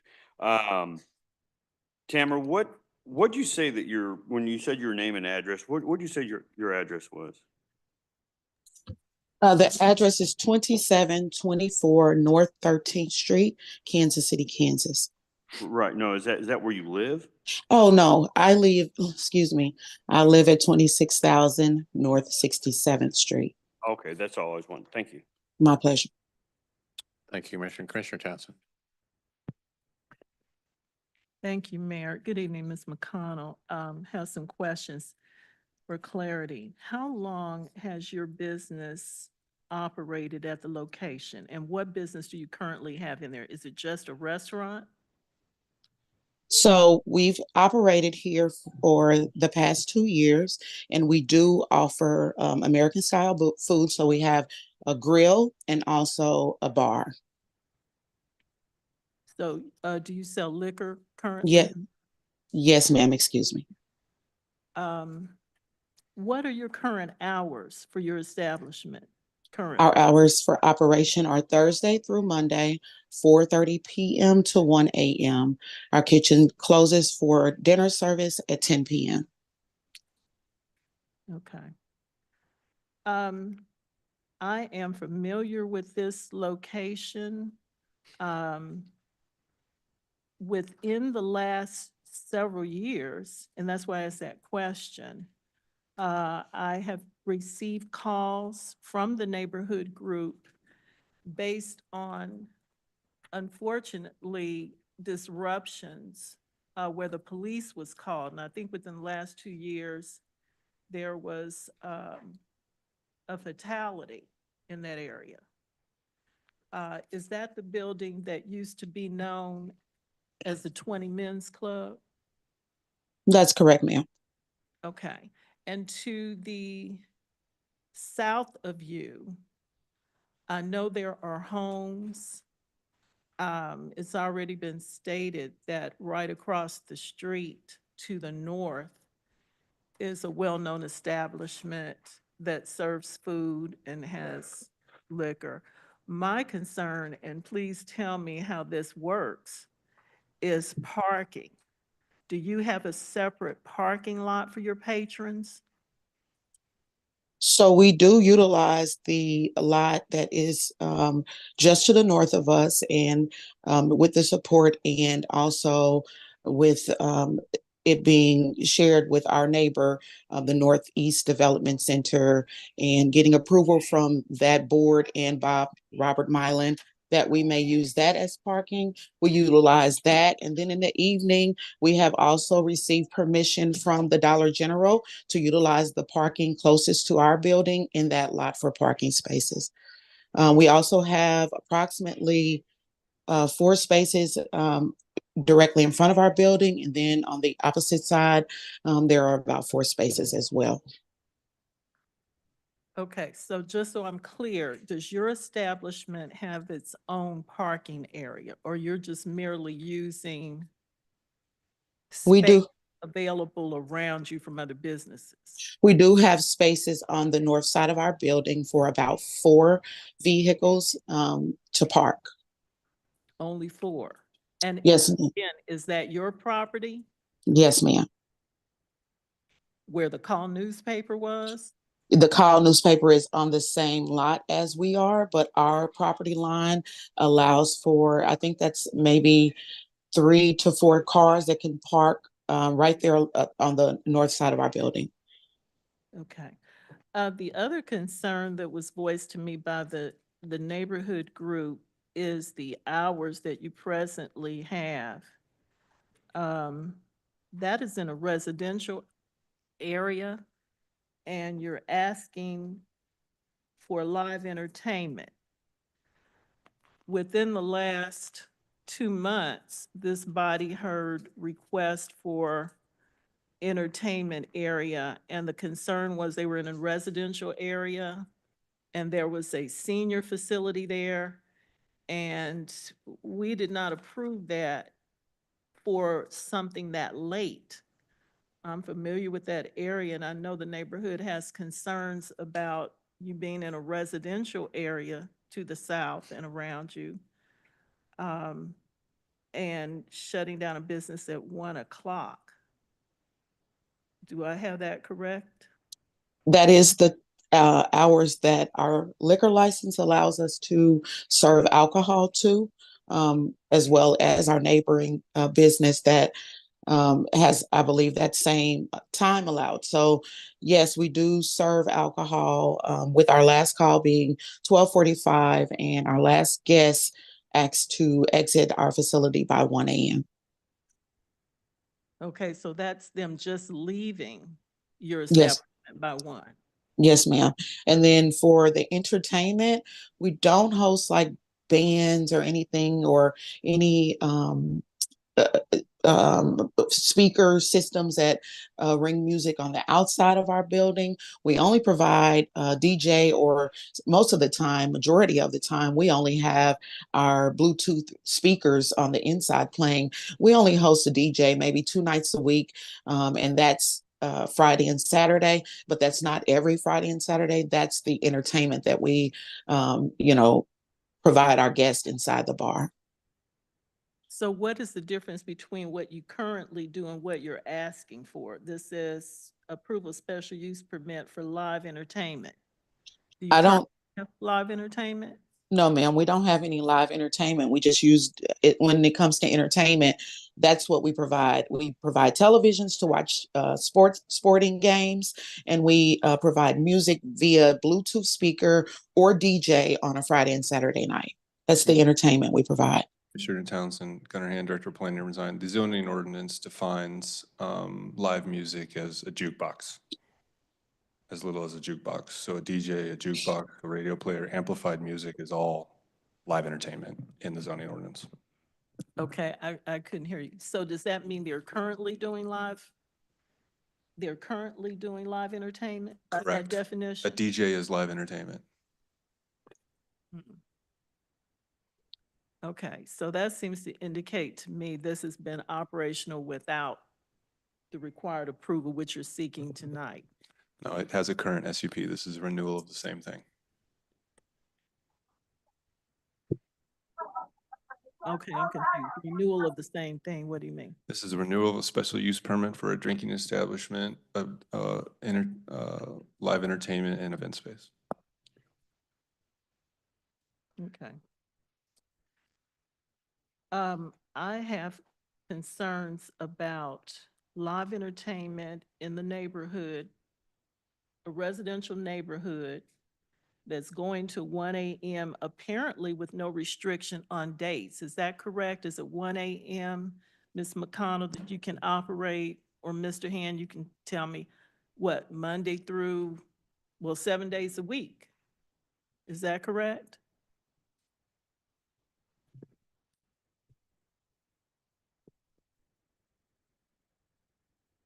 Ms. But McConnell? yes, you said in reference to entertainment, we do, those things do happen Thursday through Monday. Those are our hours of operation. We close Tuesdays and Wednesdays. Okay, but currently there's no limitation on if you wanted to open up and go to 1 o'clock on those other days. Is that correct? Correct. Okay. And currently the conditions of, Commissioner Townsend, Gunner Hand, Director of Planning and Design, currently the conditions of approval only speak to the 1 a.m., not the days of the week. Okay. So an amendment to the conditions of approval is at your all's discretion, but would require 8 votes to change the recommendation of the Planning Commission. Okay. Here's what I would like to see, because to me, there's still too many questions that need to be answered. And in keeping with what this body has just done for a similar situation within the last 2 months about timing, days operation, I would recommend, and I'm moving, that this item be held over by this body for 1 month to allow you, Ms. McConnell, to meet with the neighborhood group that voiced opposition. And I will be happy to join in that discussion. That area, as we said, already has within walking distance an event space that has alcohol, can sell alcohol. But to the south of you, there are homes there, and without some more regulation, I don't believe this is necessarily the environment. We need to protect that environment. That's what I'm saying. We just talked about tonight rising a historic area, and this location is very close to that. It is important that when we are looking at what we are allowing to happen in our neighborhoods, that we give this serious kind of thought. It's not just building, but what is going on in our neighborhoods. And I know within the past couple of years, there has been at least one homicide along that area. And I am concerned with only limited parking spaces, what that means to renew this under the current thing. So that would be my motion, fellow commissioners. I so move. Second. Well, 1 minute on that motion before I accept that. I believe that coming from the Planning Commission, I believe there are 3 options. Is that correct, Clerk? That is correct. The options are you can approve with 6 votes, override with 8, or return it to the Planning Commission for further consideration. If this is the Can't first time before the commission. And you But- can hold it over. Okay, thank you. That's a nice one. Hold over with how many votes? Regular 6. 6. Okay. But that goes back to the Planning Commission, correct? No. Okay. Okay, there's a motion and a second. Okay, before we do that, before I accept those motions, we still have some more commissioners. Commissioner Bynum. Thank you, Mayor. And I appreciate Commissioner Townsend's concerns and those of the neighborhood group. And I just wanted to say to the petitioner, I also appreciate your small business efforts. And I would like you to be able to have a successful business. And I think that drinking establishment aside, you are providing a place for people to get a meal. And I think that's important, an important component for this area. And I would, again, I would just really like you to be able to have a successful business and a successful experience there. So I would just encourage you to agree to meet with the neighborhood group and see if there are, areas of concern that they share with you that can be remedied or at least negotiated, if you will. And then my second question is there a way for us prior to the next time we see this, if we vote to hold it? And I'm kind of looking at staff, Mr. Hand and legal counsel, is there a way for us to receive any kind of data around this address regarding calls for service to the police, that sort of thing? Gunner Hand, Director of Planning and Design. Thank you. Calls of service are in the staff report. There have been none. No calls for service. And when you say that, are you referencing to this specific address? Yep. Okay. I'd be interested in like, a radius. Because I think part of what Commissioner Townsend and the neighborhood might be bringing forward is Holding because it came from the Planning Commission. maybe some altercation or something that might be happening in the perimeter of the address. And I don't know that. I'm just wondering if there's any way to draw a certain radius. I apologize. I'm sorry. We can only do it parcel by parcel, and then we'd have to work through any data and comb through it to make sure that it was tied to that property, which I'm not 100% sure we could. Right. We could But- engage the KCKPD. I mean, I guess staff's recommendations, if you want them to hash through the details of the conditions of approval, I would recommend you just remand it back to the Planning Commission and hash it out. I don't want to interrupt Say that last part to me again so I can understand.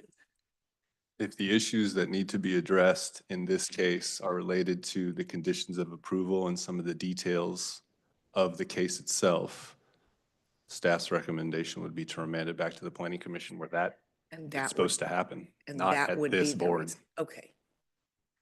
Sir, can you please help me by sharing with me the current conditions of approval for this SUP? Please.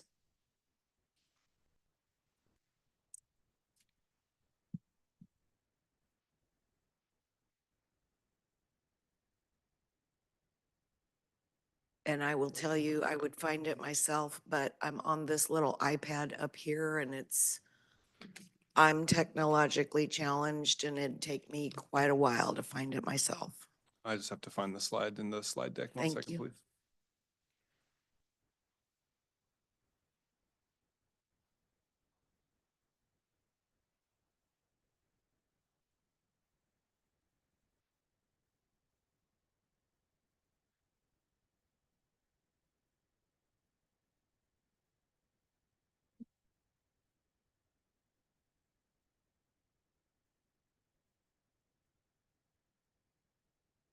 There's two slides. I think we're talking about when live entertainment ceases. There were some security questions. Again, the staff report also notes that this property received a variance for parking, so no parking is required for this use. There's a couple others, but again, nothing specific to variations in the days or other issues.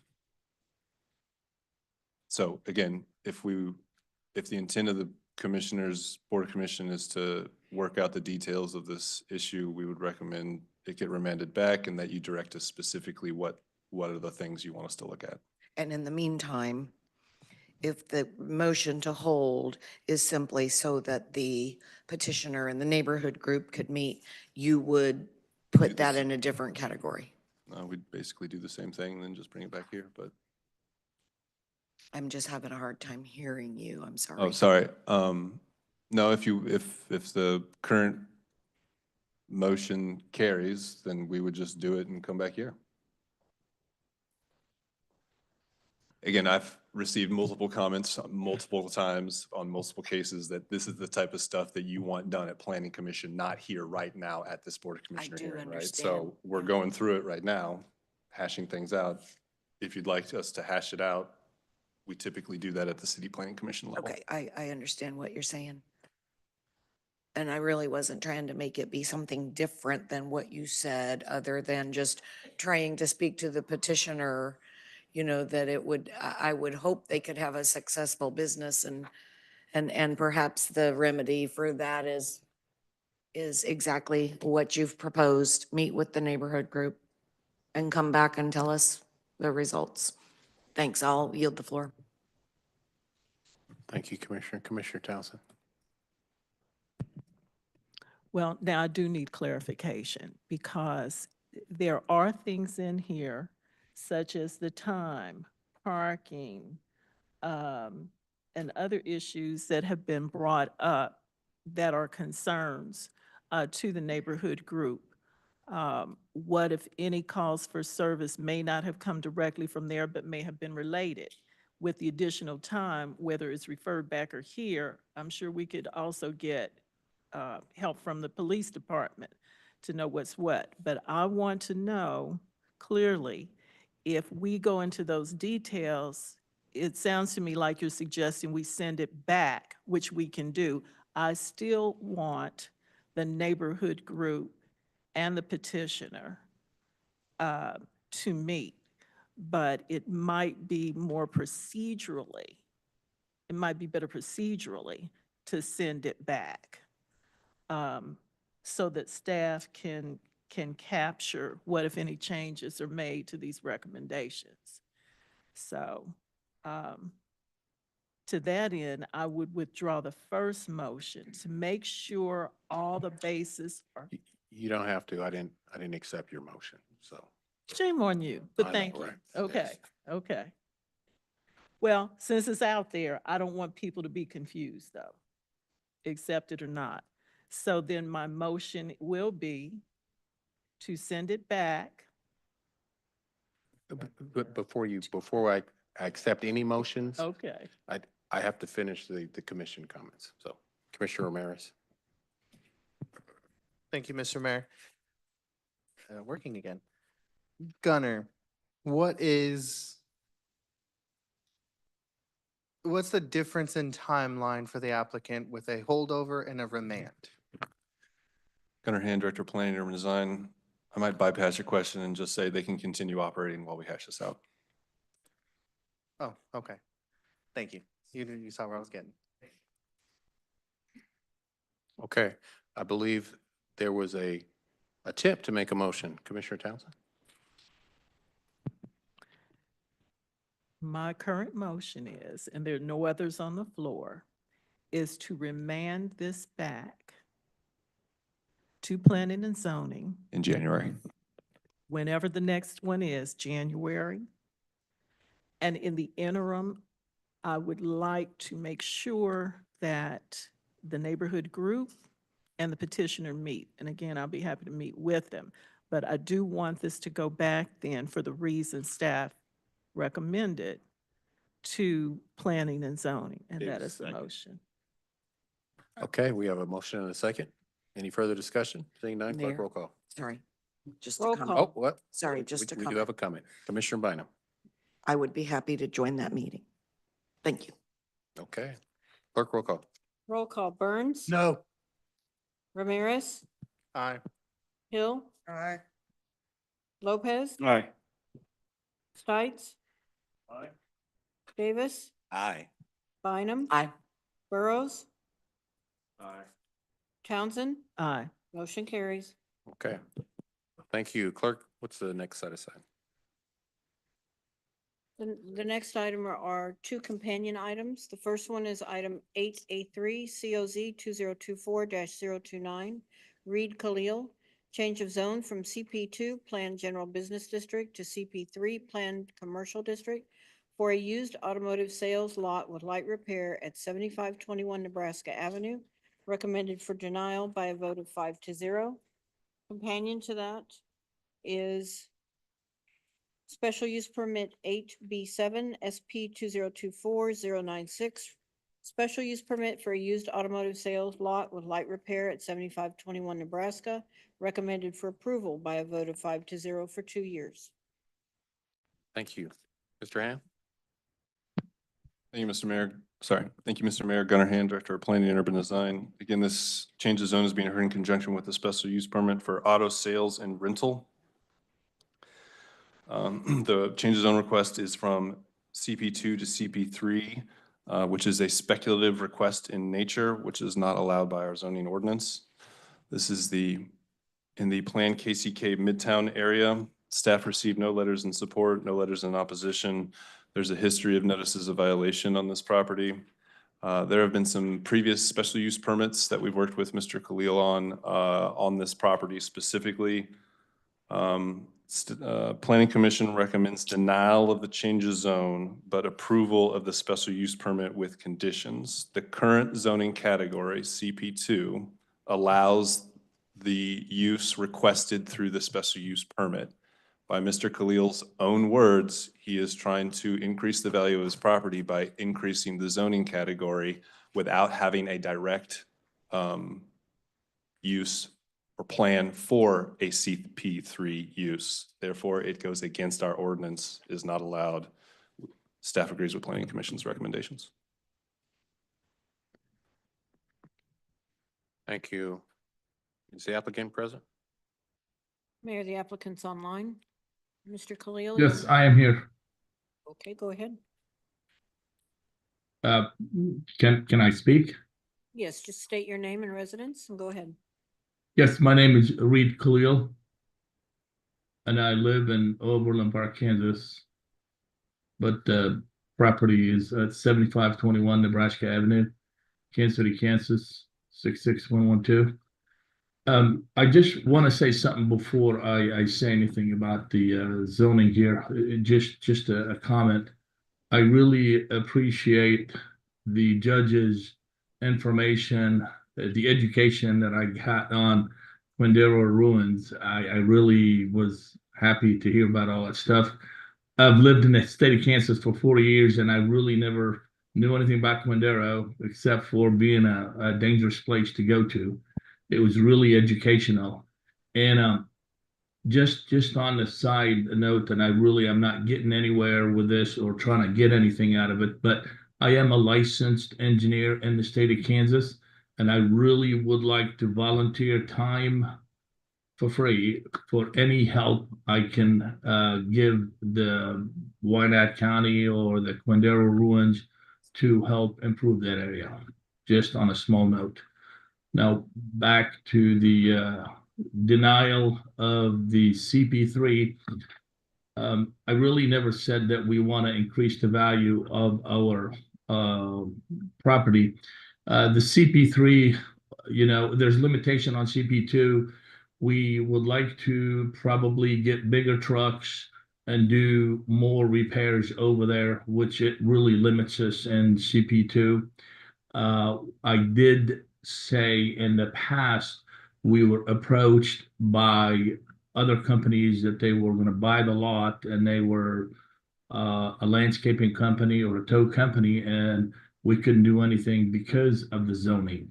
I don't see any harm why we can't go to CP3 so we can really improve the business in the near future, get bigger trucks in there to park and do more work than just a light repair. That's really the whole intention of changing the zone to CP3. Thank you. Thank you. Clerk, I'll now open the public hearing. Clerk, have you received any notifications for anybody who wishes to speak in favor of this item? No comments received. Is there anyone present who'd like to speak in favor of the item? Clerk, is there anyone joining us virtually? No hands are raised. Is there anyone present who'd like to speak in opposition to this item? Clerk, have you received any notifications of anybody they'd like to see No speak in comment. opposition? Okay. Anyone joining us virtually in opposition, Clerk? No comments received, no hands raised. I'll now close the public hearing. Petitioner, closing comments?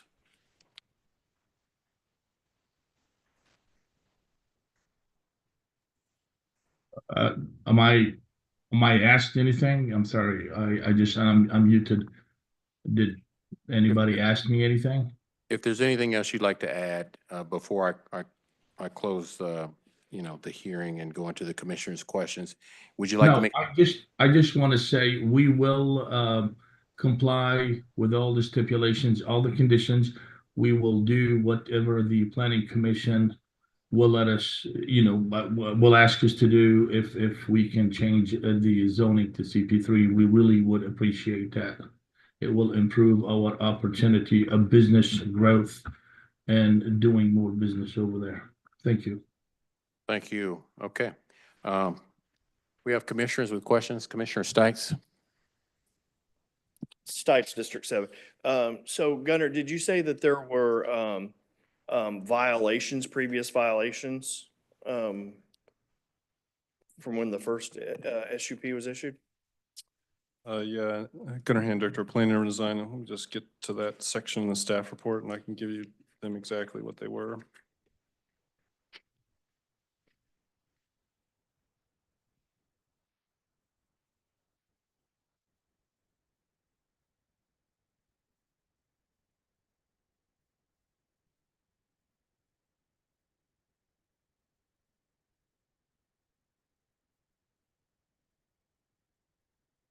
Things like, so it's kind of been in and out of operation. So mostly between 2014 all the way up to 2023, graffiti, junk, trash, debris, work performed without permits. So with that being said, I'm a little bit confused as to why staff would recommend approval if if we're having continuing violations. When was the last one? I mean, I guess if they were all 10 years ago and they've been taken care of and, but if the latest one was 2 weeks ago, why are we saying we're okay with it? And And we're giving you a blessing for the SUP change, SUP. It's currently vacant. So an active use would address some of those issues. Oh, the location now is vacant? Yeah. I think they're trying to store some stuff, but he's basically trying to bring it back. There is no SUP currently for any type of activity at this location. So I think he's trying to bring it back and get back going. We had some issues with him meeting his conditions of approval of that SUP, i.e. the sidewalk. He's now agreed to meet all those conditions of approval. So we were going to take the bird in hand. And, okay, and I can appreciate that. And we're able to, I don't know if we are or not. I'm okay with issuing, if we're gonna go that route for the SUP, let's do it for 1 year. And does that need to be sent back? Or can we make that change here? It's asked for 2 years. Let's make it for 1 and make sure there's no more violations in this next year. Term of SUP agreements can be made by you guys here. If you want to send it back to hash out the details, again, that's your prerogative. Oh, it's gotta be sent back? No, you can Oh. change the conditions of approval with 8 votes. You can change the planning commission's recommendation with 8 votes. And that can happen here right now. It's typically when we're hashing through the minutia of something that we'll want to send it back and do that at the city. Well, I planning want the commission guy level. to be successful and these things be taken care of, but I mean, obviously, if it's the same owner for 10 years now, we've continued to have violations, I don't want to continue to have violations. Well, I don't think he's been the owner for all those 10 years, but it was vacant for a while. He came in, he fixed it up. We had some Well, issues. with- vacant, somebody still owned it. Correct. Can we ask the petitioner, did he own it? Petitioner, Yes. did you own it? Can I explain something, sir, if you don't mind Well, me? can you just answer me? Yes, Did sir. you own it? I owned it since 2020. Okay, thank you. So can I just add one more? Yep, sure, go ahead. Yep, I mean, as long as that's Um, okay with the. You know, when we bought it, we spent a lot of money improving it, but we've never really knew anything about the SUP. What we knew from the previous owner, that everything was in place and the SUP was done and everything is good. And we bought the building on that sense, and we kept it good. But then we found out later that the SUP expired and we could not continue any business, and we stopped. And the reason we stopped, we really, with the planning commission, they were asking a lot of stuff and we could not do it. And then COVID came and it was just very tough for us. So really, we could not do anything.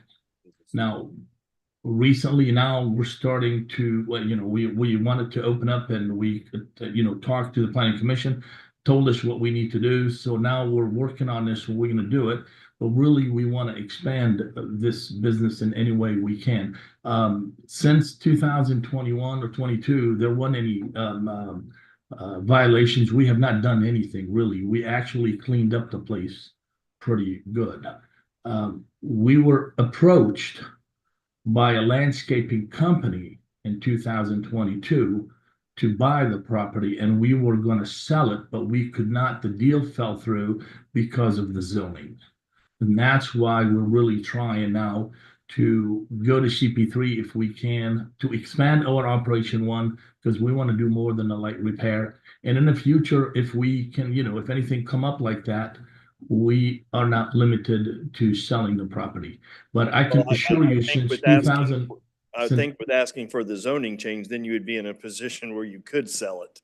And I think that's where that we were going. And I think that's where staff was going with this earlier, when it was mentioned that you were looking for a zoning change so that you could potentially. it's two things actually, not just sell it. Yeah. Well, I don't know that, is this the old car wash by Yes. McDonald's? Yeah. Yes, yes. Okay. All right. I think we have improved it quite a bit, and we will spend more money to improve this property. And we're not really bothering anybody around there. I mean, it's really secluded. It's just going to give us more opportunity to raise, you know, and improve the business. So I guess we're saying that there hasn't been, since you've owned it in 2020, when you said you bought it, there hasn't been any violations from 2020 to 2024. We have not done anything, yes, sir.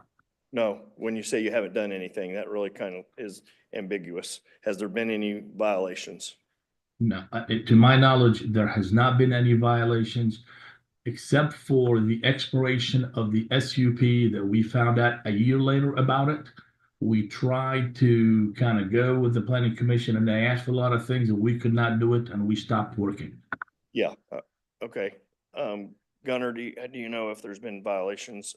Just want to confirm it from 2020 to 2024. I understand there was things that he couldn't meet in the requirements for the SUP for whatever reason. But what about violations? Gunnar Hand, Director of Planning and Design. Again, unfortunately, I only have access right now to the staff report, which says there was a violation in 2023, which I believe is the one Mr. Khalil mentioned, operating without a special use permit. But I'm trying to access the seller right now so I can double check for you. Okay, I'll hold tight unless somebody else has any other questions. Thank you, Commissioner Ramirez. Thank you, Mr. Mayor. My question clarification is to the COZ, the change of zone. What's making it speculative is he's wanting to, either from legal or planning, head shake yes or no. He's wanting to upzone for future purpose, future gain. That's what makes it speculative, correct? Gunnar Hand, Director of Planning and Design. He said the same thing the City Planning Commission. We wanted to sell it to a landscaper and we couldn't. That is the definition of speculative rezoning. To Mr. Khalil's other point, which was not made at the City Planning Commission, C2 only allows limited auto repair. So everything except for transmission and engine repair, basically. C3 allows heavy auto repair, as well as contractor yards, as well as self-storage yards, as well as some other pretty intensive C3 uses. Now, there are a couple of C3 uses on this segment of State Avenue, but it's mostly C1, C2. Thank you. Thank you. Commissioner Lopez. So I just have a question for the petitioner, if that's okay. Petitioner, so what I'm kind of reading into this too is that you bought this property, you fixed it up, and you're trying to get a return on it. Am I correct? Oh, no, we're gonna operate on it. I mean, we're gonna run a business. What business is that? The auto repair and the auto sales and rental. Okay, are you the same owner as KC Heating and Cooling or HVAC? No, we're not an HVAC company, so no. Huh. There's another guy with your name in Overland Park, right where you said you're at. That's cool. All right, thank you. Thank you, Commissioners. I'll entertain a motion.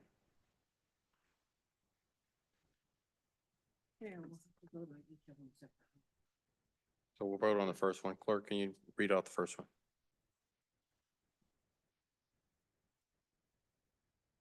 The first one would be change of zone COZ 2024-029.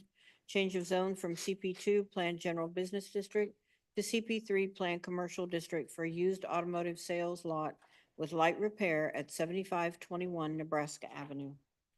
Mr. Hand, what was Planning Commission's denial? Planning Commission recommend denial of the change of zone. Okay. Start to make a motion to, Commissioner Ramirez. I was going to do. I'll make a motion to approve the Planning Commission's recommendation for denial. second. Got a motion second. Any further discussion? Seeing none, clerk roll call. Roll call. We'll make sure that we're clear here. That's to uphold planning and zoning's recommendation or denial, which would Right. not make change. Which means an aye vote Right. is a denial vote.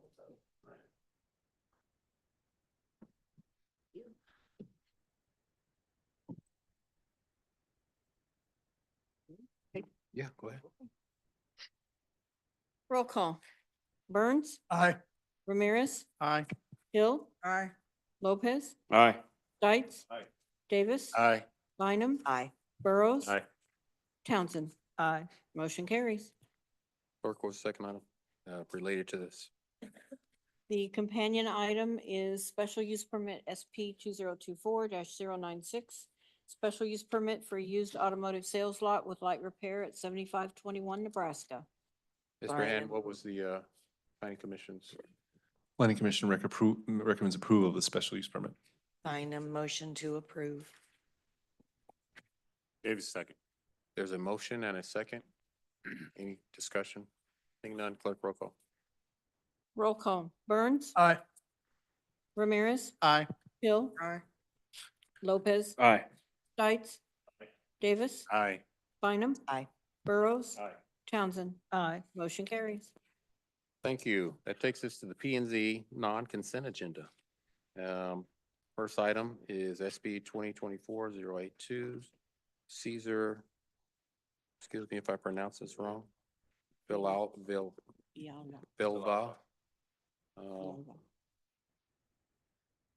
It's a request for a special use permit for a short-term rental.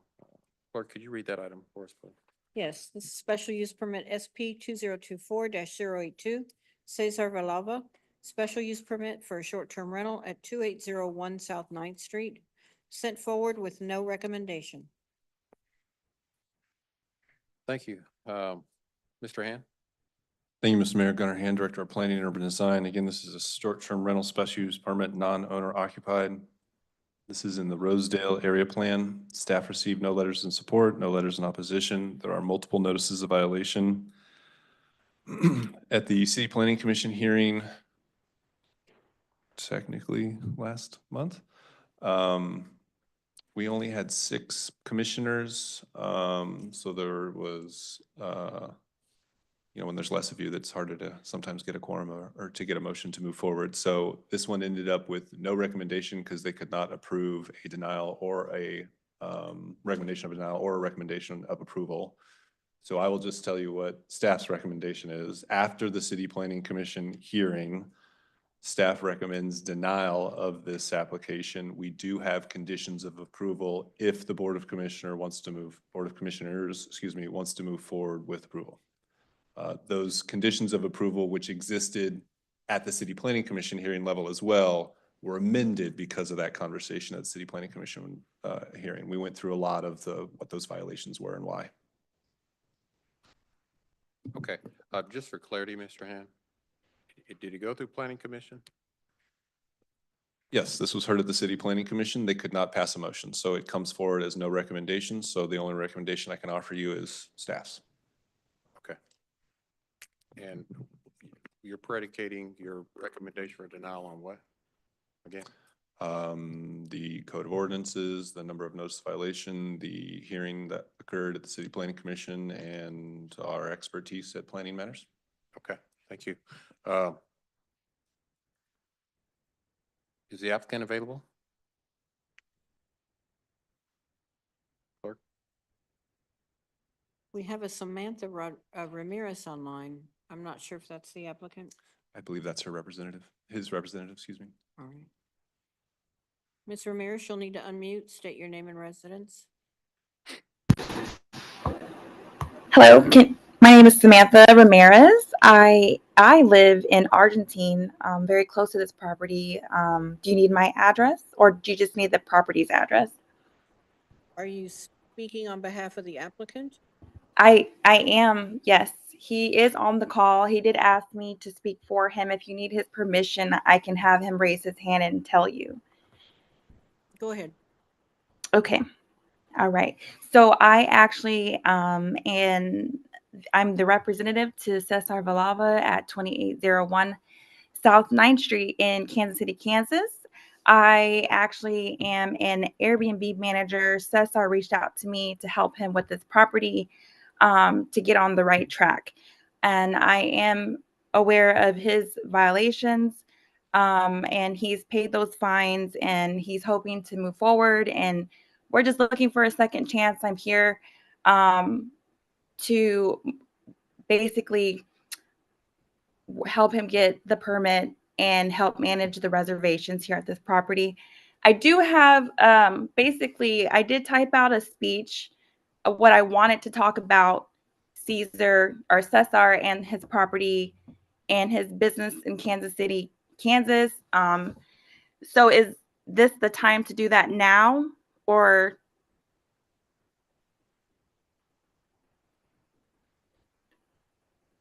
Yes. Hello?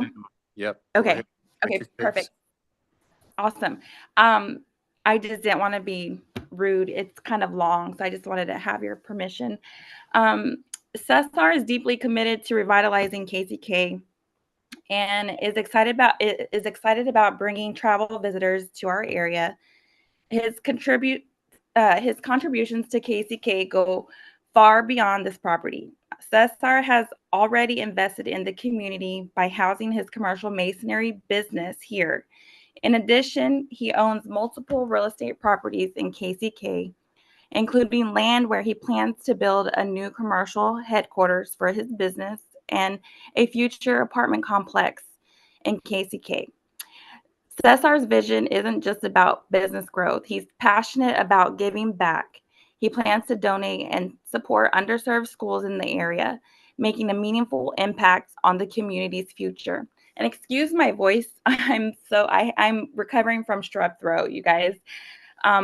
With all of this in mind, we want to assure everyone that we are committed to the safety of the community and to following all guidelines for operating the property as an Airbnb. Our goal is not to only attract visitors, but also to enhance the neighborhood while respecting its residents.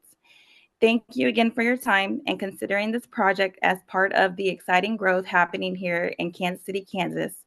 And me personally, I'm very excited about it. I'm a long-term community member who's always involved around my neighborhood and other neighborhoods, and I'm looking forward to working with KCK on this project. Thank you. Thank you. I'll now open the public hearing. Clerk, have you received any notifications from the public who wish to express their comments in favor of the item? No comments received. Is there anyone present in the audience who'd like to speak in favor of this item? Clerk, is there anyone joining us virtually who'd like to speak in favor of the item? No hands are raised. Clerk, have you received any notifications from the public who wish to express their comments in opposition to the item? No comments received. Is there anyone present in the audience who'd like to speak in opposition to the item? Clerk, is there anyone joining us virtually who'd like to speak in opposition to the item? No hands are raised. Okay, I'll close the public hearing. Petitioner, would you like to make some closing comments?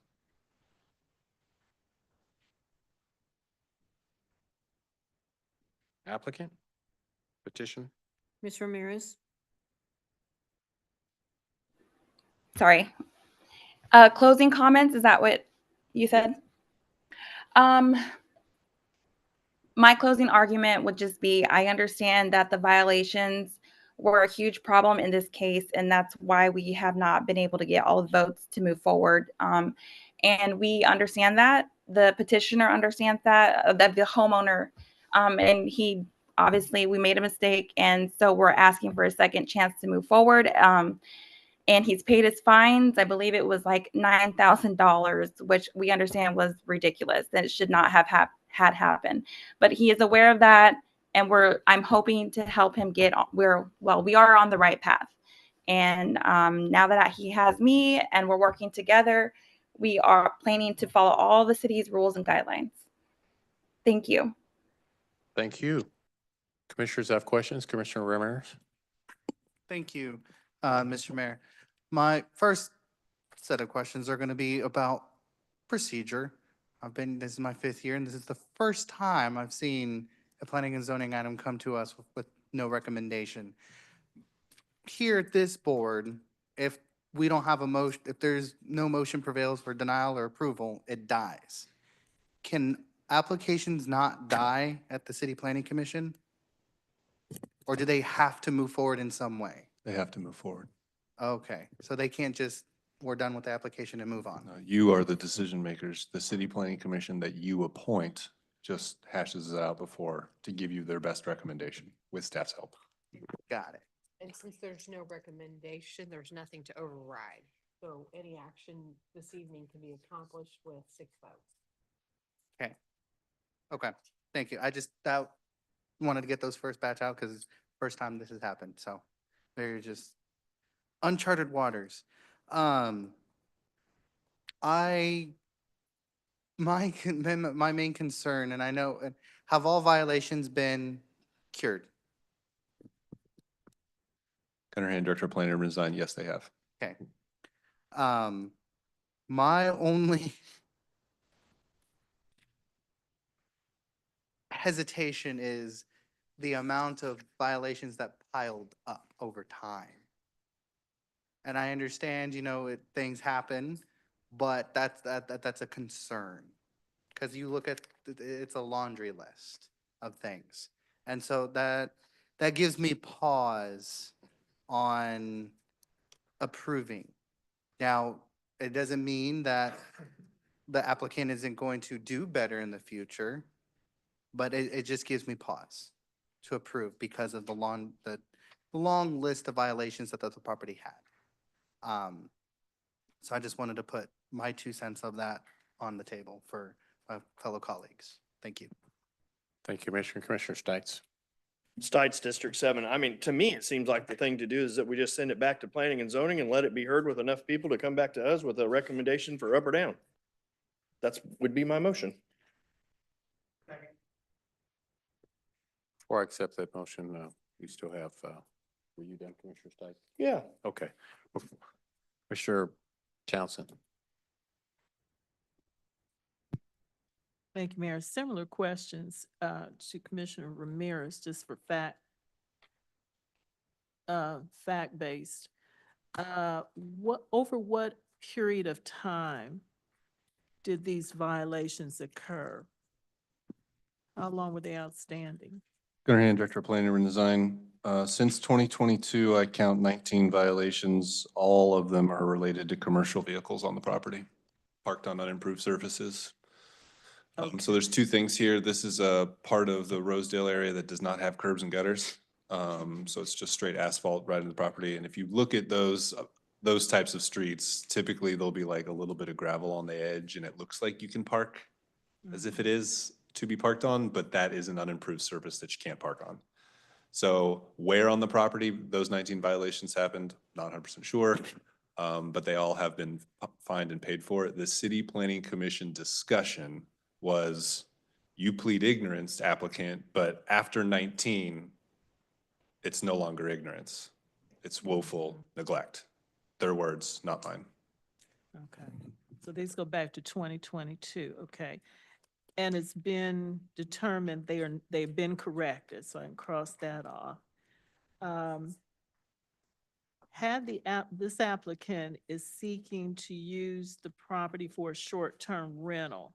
Had the applicant been using this property as a short-term rental during the time any of those violations were outstanding? Gunnar Hand, Director of Planning and Urban Design. No, this has never been used as short-term rental. All those violations are related to two things. One, the applicant fixing up the house and having work crews there. And two, he owns a commercial contracting business and he was parking his commercial contracting equipment on that property at the time. Okay, thank you. Thank you, Commissioner Lopez. I just have a question for the applicant. Mr. Mayor, so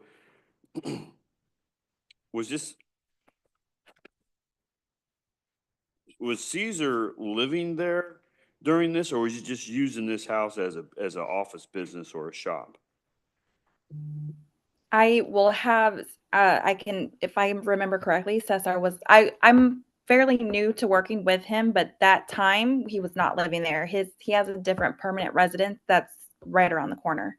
Okay, so he was using that as a commercial business shop.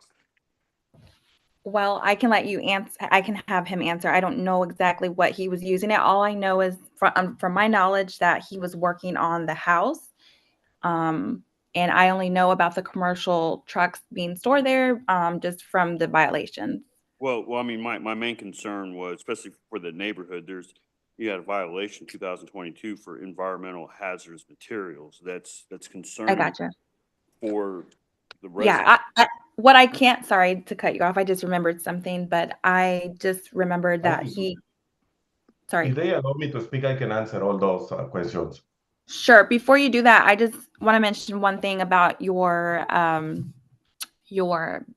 headquarters that he just met with an architect firm where he's spending a lot of money already to have that problem resolved, basically, where he's building a building on a land on Southwest Boulevard for his business. material and for his trucks. And I'll go ahead and pass the torch to you, Cesar. Asking, answering your question, Phil, yes, I bought that property in 2017, 16, and I moved in there. The house was in a horrible shape. Um, I literally remodeled it, some of myself, and then some I had to hire people. And yes, I was storage my company while I grow my company, which I started with $50,000 and I grow it to $4 million in 7 years.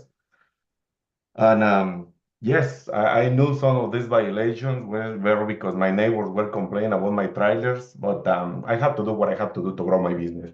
So yes, I take that. And yes, as Samantha says, I'm working with a firm to build my future headquarters on Mission Road on a commercial industrial lot that they already bought last year. So I was living in that property until February of this year when I bought a new house next to the park, the Rosedale Park. So I'm currently living in here on 42nd Avenue, right behind the park. And I will be continuous living in Kansas City, Kansas for the rest of my life.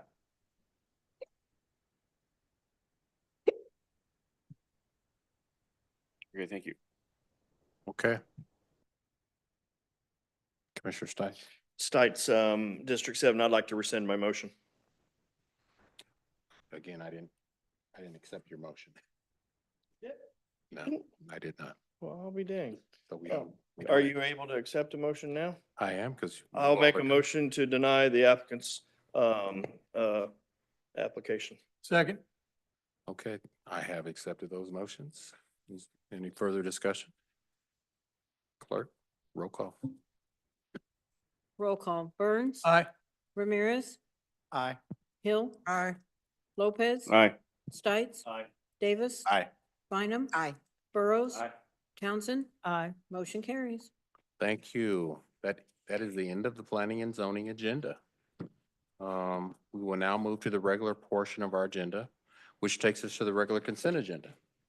Do any members of the Commissioner and County Administrator wish to set aside any item on the regular consent agenda? If an item is not set aside, all items on the regular consent agenda will be voted on by one vote. Commissioner Ramirez. Thank you, Mr. Mayor. I'd like to set aside item 10.1.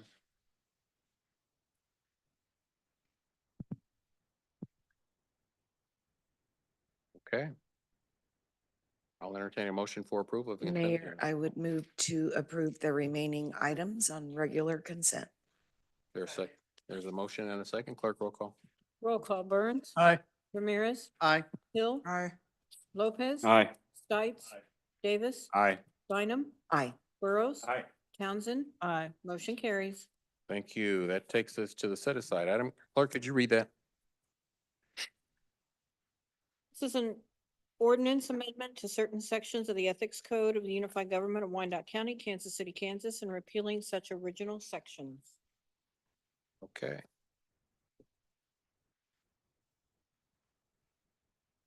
Commissioner Ramirez. Thank you, Mr. Mayor. I just have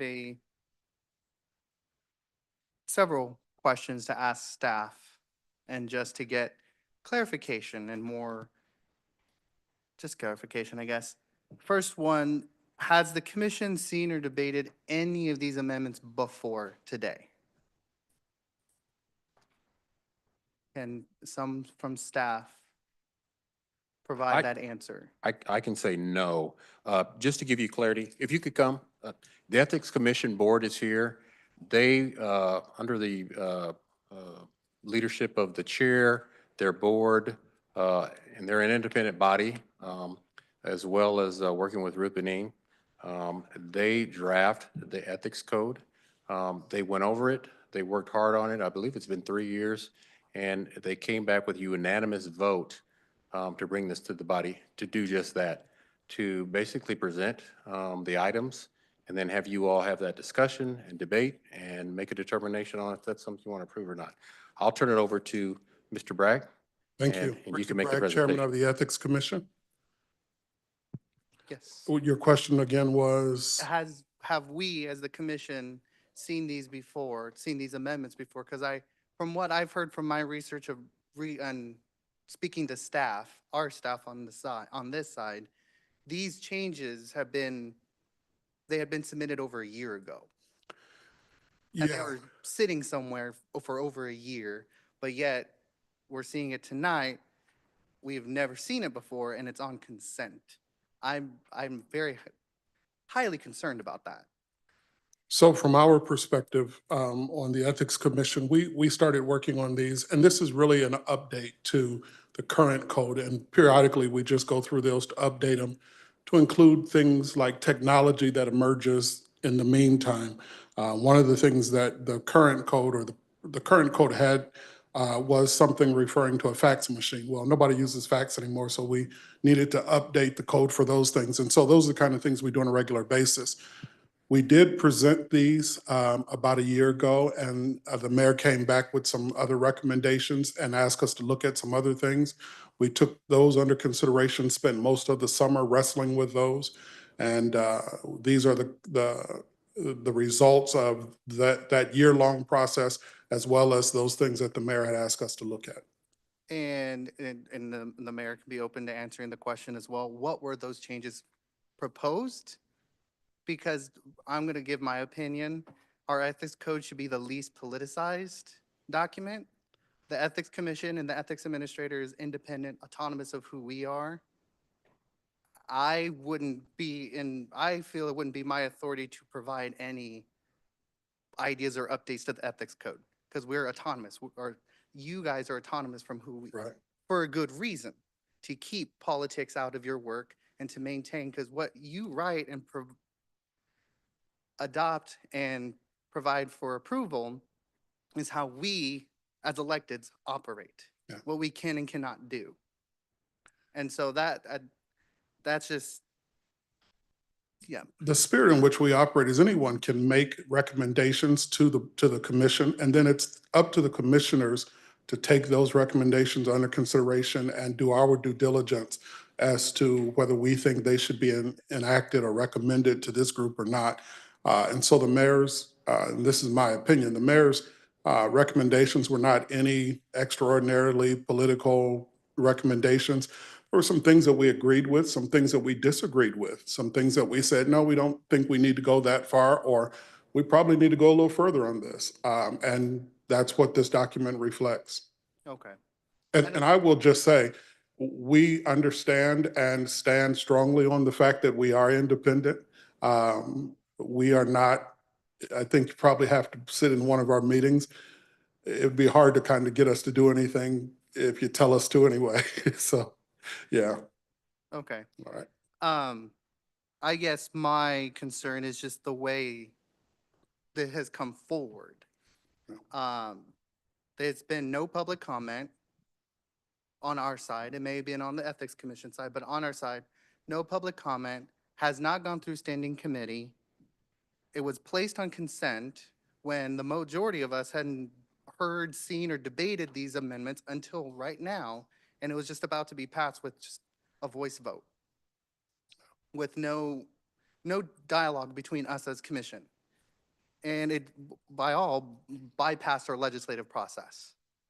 And I'm very highly concerned with that. I do understand your concerns. I will say that's over my pay grade. And I So understand.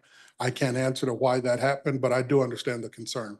And I think in retrospect, it probably would have been a better idea, may have taken less time than for us to have gotten it to you beforehand, so you had a chance to dialogue with us about any questions or concerns you might have. And we would have been glad to go back, look at those, or give you further information to clarify things for you before tonight. Unfortunately, that didn't happen. And so here we are tonight. Okay, thank you. I don't know if my other fellow colleagues have questions or whatnot, but I have a motion to make. Before you make your motion, we got other questions. Just to give you clarity, you can't have it both ways. If they're an independent body, anybody can go to them and make a recommendation. They can accept or reject it. And They debated it just as Mr. Beck said. There's things they accept, there's things they reject. I'm not in those debates. I'm not in those closed door meetings. The public can come, anybody can make those recommendations.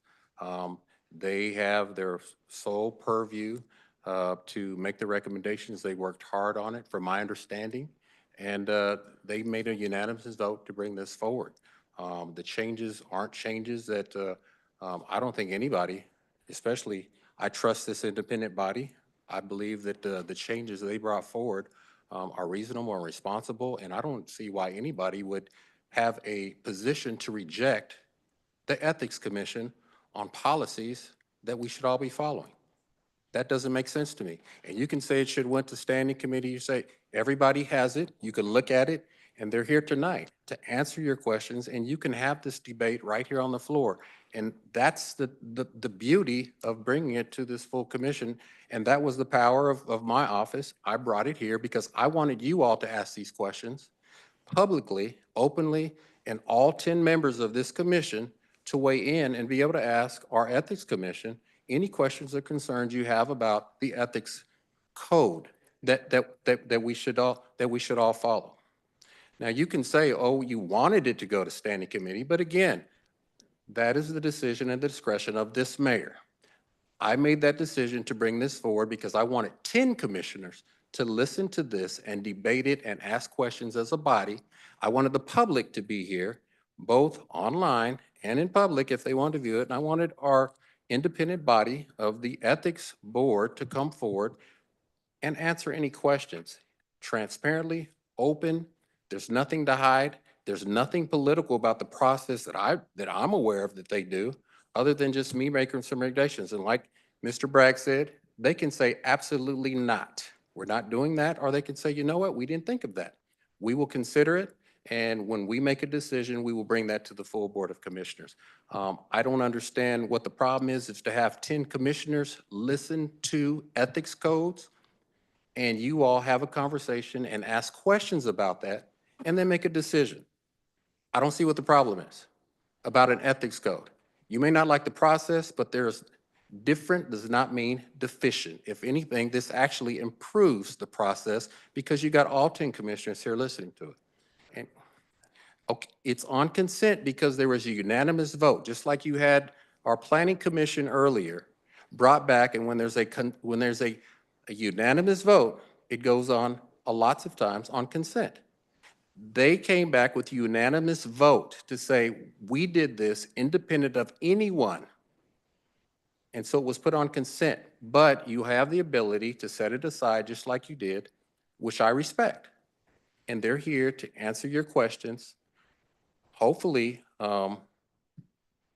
address any concerns you may have, and then share with you any changes that you may have a question about. But I think that having a strong ethics code is something that we need here in Wyandotte County, considering the questions that we've all dealt with from our constituents about things that go on here at the unified government. And I think that that's some of the things that our Ethics Commission works on to make sure that we're all in alignment, to make sure we're operating in a way that's not just best practice, but that reflects the values and the ethics that our constituents want us to have. And so I don't have a problem with the work that they've done.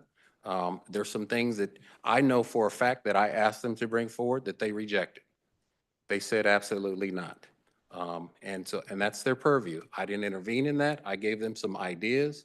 They worked on that independent of me, and as far as I know of any commissioners or staff, they did the work and they brought something forward. And I think if you really look at the document, I think it really reinforces the expectations of having a strong ethics code that we should all be willing to abide by. So thank you. Commissioner Bino. Thank you, Mayor. Couple of questions. Madam Clerk, what day was our full agenda published this week for tonight's meeting? I'm sorry, say again? What day this week was the full agenda for tonight's meeting published? Tuesday. So 2 days ago, Yes. basically, we were out of town. I certainly was not, I'm sorry, I was not reading this agenda packet on Tuesday or even Wednesday. I was making my way through it today, trying to wrangle all of the information, and I don't remember how many hundred pages it was. legal, who holds the ultimate decision-making authority here with regard to the ethics code? Is it adopted into law by the Unified Government Commission? Please help me understand ultimately how it works. Oh, yes, correct. Ultimately, the commission has the responsibility of adopting the code. And when we do that, does it become ordinance? I'm not trying to be overly technical. I just want to make sure I understand. It is codified in the code. It codifies into code. And with all due respect, thank you for all the work you've done. It sounds like you've done a lot of work.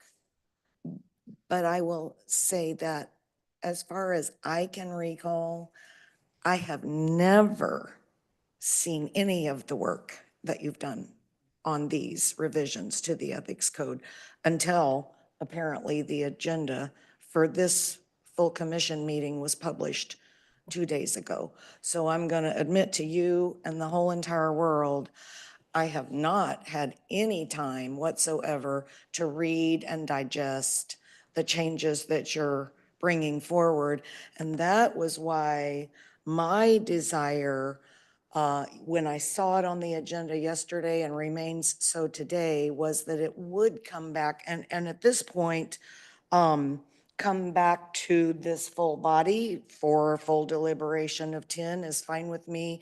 My original reaction was it should come back to Administration and Human Services Standing Committee for exactly what the mayor was describing, which to me would be a full presentation by yourself and Mr. Partridge and perhaps legal, perhaps Ruth, whoever needs to be present, but bring us a presentation of what the ethics code revisions are, and beyond the items that the mayor had recommended to you, whether you changed them or not.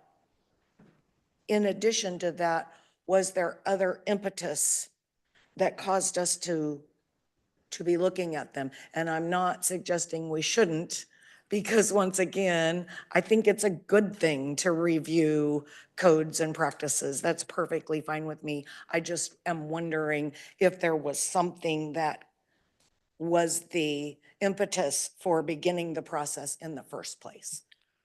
And I'm not, if you want to answer, that's perfectly fine. Go right ahead. As far as I know, the impetus was, there were a couple of things. One, as I said earlier, technology changed.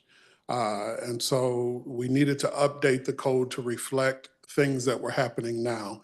In addition to technology, prices changed. So there was one section where we had something like, we talked about ability to donate a certain amount to a political campaign.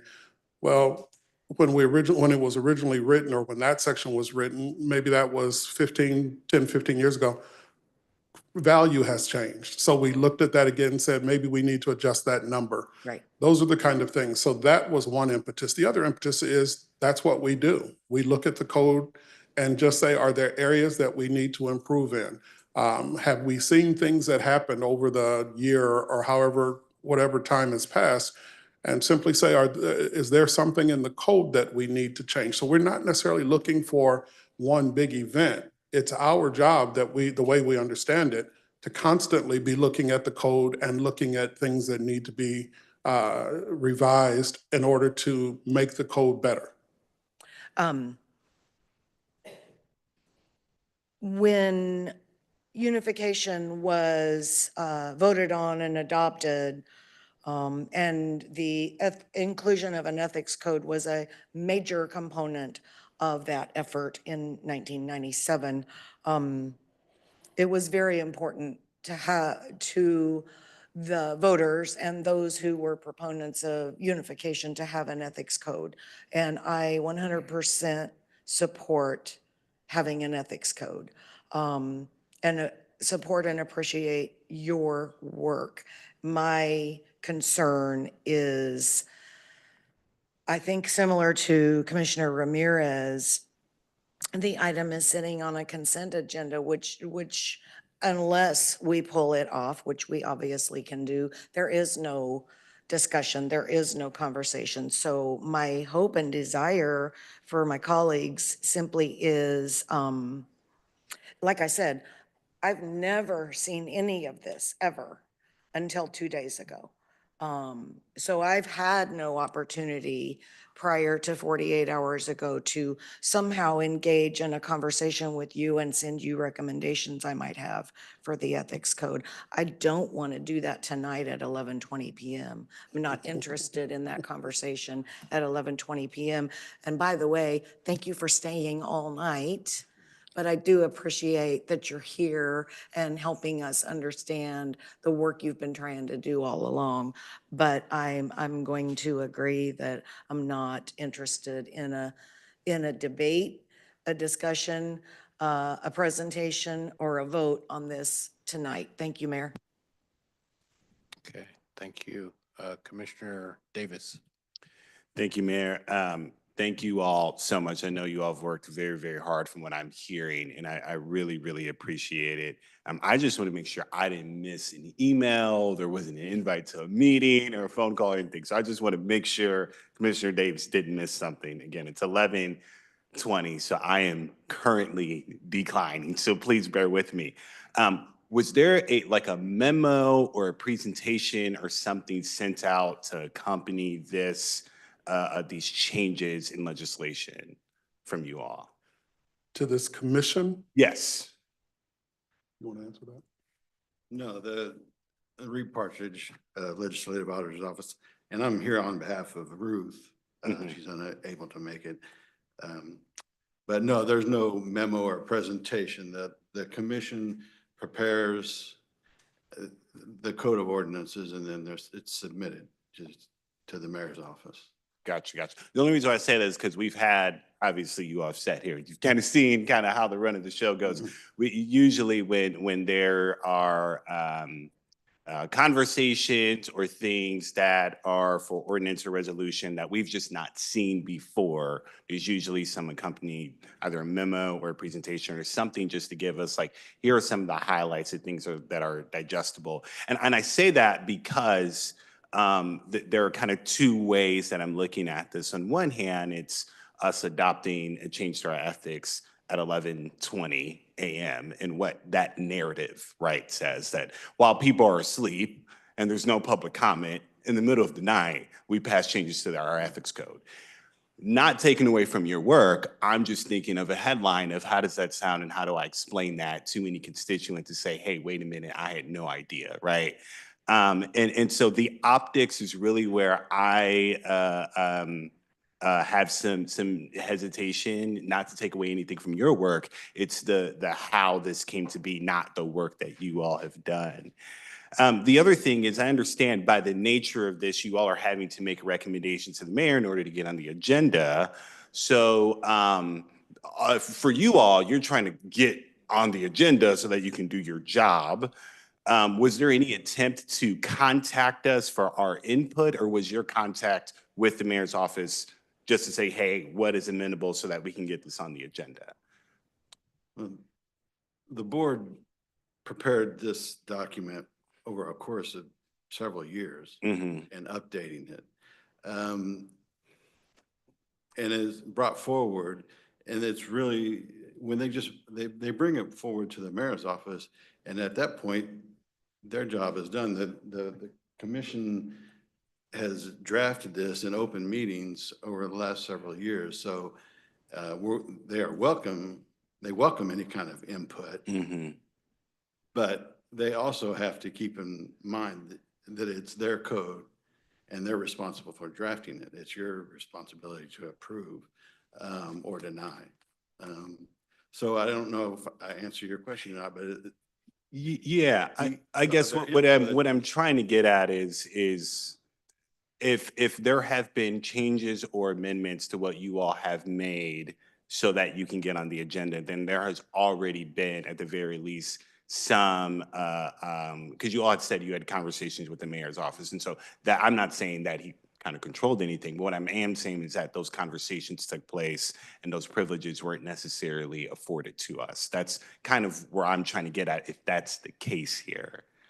Well, no, I would say, I mean, like Pastor Bragg mentioned, Mhm.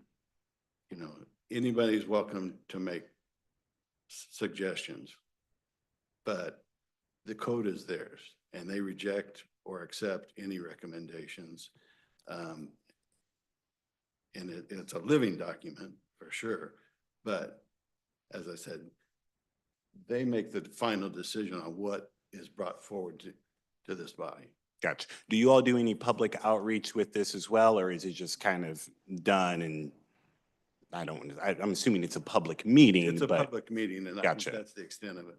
Gotcha. Okay. Gotcha. Okay. I do have a question for our council here.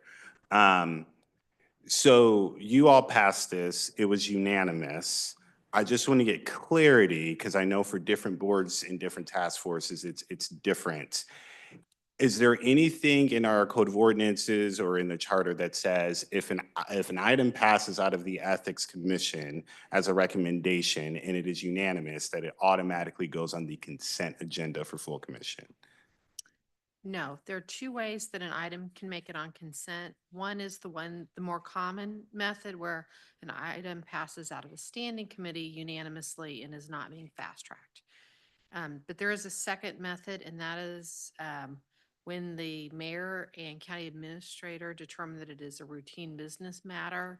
And then there's some guidance in the ordinance about whether it requires full commission discussion or public comment. But it is the mayor and county administrators jointly have to make that decision. And those are the two ways an item can be placed on the consent agenda. Okay. So I would not, this is the last thing I'll say, I would not place this in either categories. This did not come out of standing committee, and I would definitely not consider this just routine business per se, just given the importance of this. And so I think we'll need to have further conversation as to how this came to be. But I agree. I think sending this to a standing committee would make the most sense. I think having a presentation or a memo to accompany this would also make the most sense. And then from there, discuss it, right, for full commission. It doesn't have to be AHS, could be something else. But I know we have a lot of items. It's already almost 11:30. If we were to come back and do this on another night, we'd be here this long. Thank you, Mayor. Thank you. I'd like to caution the commission, again, they are an independent body. One of the reasons that I chose to send it to this full commission for discussion, their work is done. You sit as a standing committee, now you all are in effect taking their role as an independent body that's working on ethics and asking questions and challenging and modifying and really challenging the work that they've done. To me, that is unethical. Their role is to work as an independent body and bring their recommendation, their policy changes to this commission. And as the gentleman said, you either say yes or you say no. Their work is absolute. There is no standing committee, there is no input, there's nothing that should interfere with the work of an ethics, independent ethics commission. That's why we have them. That's why I wanted this full commission to be able to have this debate, ask the questions while they're here, as not to interfere with the work that they've done. I thought that that would be gravely inappropriate to weigh in on their work and guide the work that they've done, that they've taken over 3 years to do. And along that way, in my understanding, they've had public input and they've had some outreach to various commissions over the years. And I could be wrong, am I correct? I know Ruth has talked with various groups and whoever else has concern. I mean, she's always getting ethics concerns that she brings to us in an ethics report monthly. So I know that individuals and groups and departments have talked with her about things. So the opportunity is always there for either whoever, but also including this commission to weigh in at any time or to bring suggestions to us. So yeah.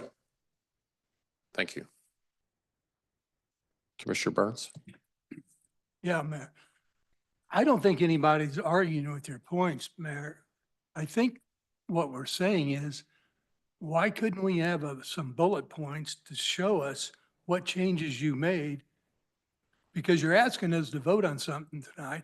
I'm not going to vote on anything. I don't know what I'm voting. And I know that may be a procedural thing, but I don't think that would have been too much out of line. I'm not going to question anything the Ethics Committee does. I'm very aware how you operate. But I just think it'd be a lot better if we would have had your changes in front of us a week ago. So we could say it and we could just vote on it tonight and we'd already be out of here. And I'm not arguing with you. I'm just saying, see our point that how can we vote on something that we don't know anything about? Unless you were going to tell us all the changes orally. Was that your goal tonight? No, not in the least. That's my point. Thank you. I don't disagree with you respectfully, Commissioner Burns. Matter of fact, I believe our chief of staff may have some of those changes available. And I know you all have a copy. I think everybody has a copy of the ethics code at their disposal. I mean, I've read it. I read it today. I mean, it's not, to me, it wasn't much to it. It kind of mirrored what was before with a few minor modifications. But I would recommend, before I go to the other commissioners, if you need more time to review it so you can feel comfortable to make an informed decision, I would recommend that we push this off maybe for 30 days to give you more time. And then you all as well can give additional input to the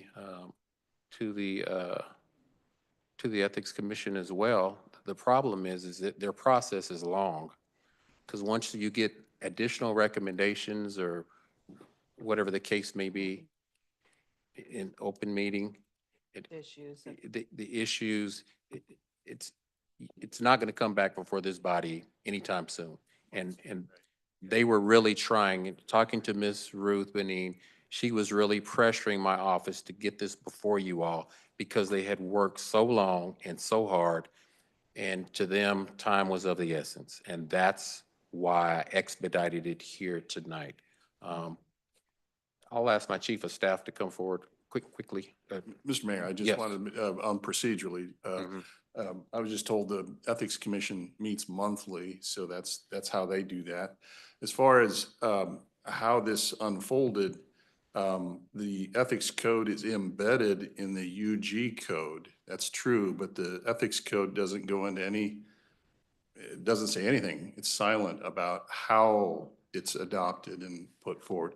The charter does have just a couple of phrases about how the Ethics Commission can propose changes to the Ethics Code, and that's all it says. So as far as how to do it it's just silent. So whether it should have gone to committee or not or whatever, there's just nothing there to really guide it. But you would agree that the ethics code is public record? Absolutely. Yes. Oh, I'm sorry. Do you want to talk about the two documents?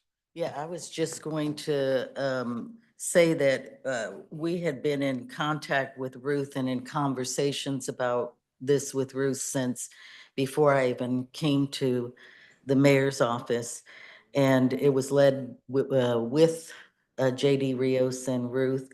And basically, one of the suggestions that came from the mayor's office, generally speaking, was around what we had heard in the community around nepotism that's in there. Again, they were general things to look at, not the mayor or the office specifically saying we want this to read like this, but just if what we heard around nepotism, what we heard around contributions to elected officials and, you know, why we had a limit versus what the state already requires for any of those things to take a look at. We also asked Ruth or I should say the commission to take a look at elected officials affiliated with organizations and businesses that request money. And really kind of look at how they either can disclose or recuse themselves. And then just the elected officials as they leave their positions. Currently, it's a year. And, you know, just to take a look at some of those things that we had been kind of wrestling with or hearing community talk about some of the issues we have with internally.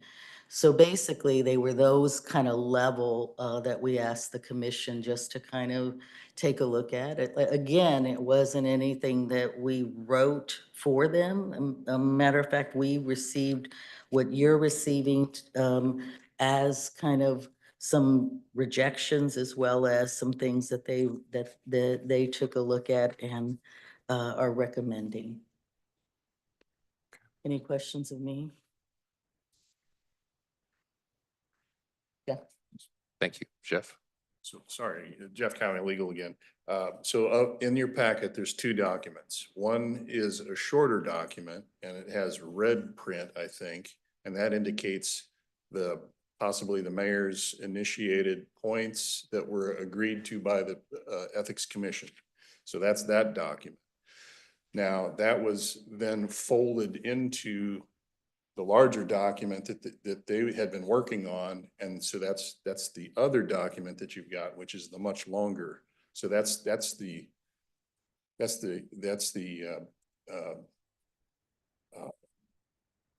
collection, I guess, of what they were working on plus the mayor's points. That's the bigger document. And so both of those are in your packet. Thank you. Commissioner Bynum. Thank you, Mayor. So what I would appreciate if we are to hold this over, I guess, Mayor, I don't really know the proper terminology, but as you say, maybe bring it in 30 days after we've had time to. Can't. We can't, Commissioner. The way they work with their timeline, if you were to hold it over, it would be at their convenience and not ours. Because they're an independent body, that means they'd have to go back to the table. Who requested it on the agenda tonight, them or us? They did. So you made a request to place this on our agenda tonight for approval. We made a request, once we finished our recommendations, compiling them, we made a recommendation for these to be considered. I don't know that we recommended tonight necessarily. When were you done and ready with your recommendations? When was I that? would say maybe October, I'm guessing. It was the final draft. I don't, Mayor, I don't want to ask something that's not allowed, but I would make a request that we have time to read, digest, and ponder what you apparently have had ready since October. I'm struggling with some of this. Maybe I was out in the community and heard stuff that people might have liked to have seen or asked about. I guess I should have known you were working on the code. I guess I should have taken it upon myself to come to your open meetings. I don't know how it is that I was to know that maybe if people were coming to me with questions and concerns, that I needed to make my way to your meeting to share what I thought maybe should be updated in the code. But here we are. I'd like that opportunity. And I don't know what kind of time constraint you're in. And so I guess I'm making a request to have the time. with you to read the document, look at the changes I would hope that I at least have the purview to say, oh, I see you changed item 3D. Why? What was your thought process? What was the discussion? I just really would like the time and opportunity to have that conversation, and I'm struggling to understand if there's a reason why we can't. Can I respond to that? So, yeah. I would certainly, I guess speaking on behalf of the commission, we would welcome an opportunity to present to you all the changes and why. I would caution, however, and I said the same thing to the commissioners when the mayor brought his concerns. He could have simply brought those to us as Tyrone Garner. The fact that he is mayor and CEO of Wyandotte County hold no weight with this commission. We looked at those based on the fact that a citizen brought these.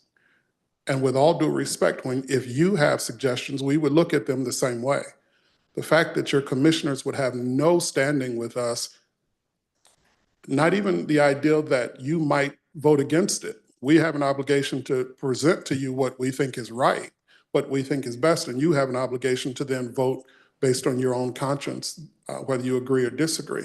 So we would welcome the opportunity to present it to you. I would, at our next meeting, maybe in January, sometime in January, we would invite you all to sit with us, or we can schedule a special meeting with just us and the commission to do that. But I would again caution you, part of me wants to say, don't get your hopes up because we're not going, I just know the commission, we recognize that we are independent and we are supposed to operate independently. And so we're not going to take any suggestions because they're coming from a certain group any more important than we would from any citizen of Wyandotte County. Certainly understand what you said. I think the difference, the mayor knew that you were in this process and we did not. Is that fair? Is that a fair statement? I don't want to be unfair. I think that our legislative auditor, I believe that the Ms. Benin had been working on this, I believe, before I became mayor. And I believe because she had been working on it for so long, she really pressed me to get their final decision to this commission. And Mr. Auditor, could we hear from you? The process of developing the code and changing the code is really continuous. I mean, once this code, if this code gets approved, then their next step will be to revise this code, and that may take several years, but the process is continuous. There's no beginning.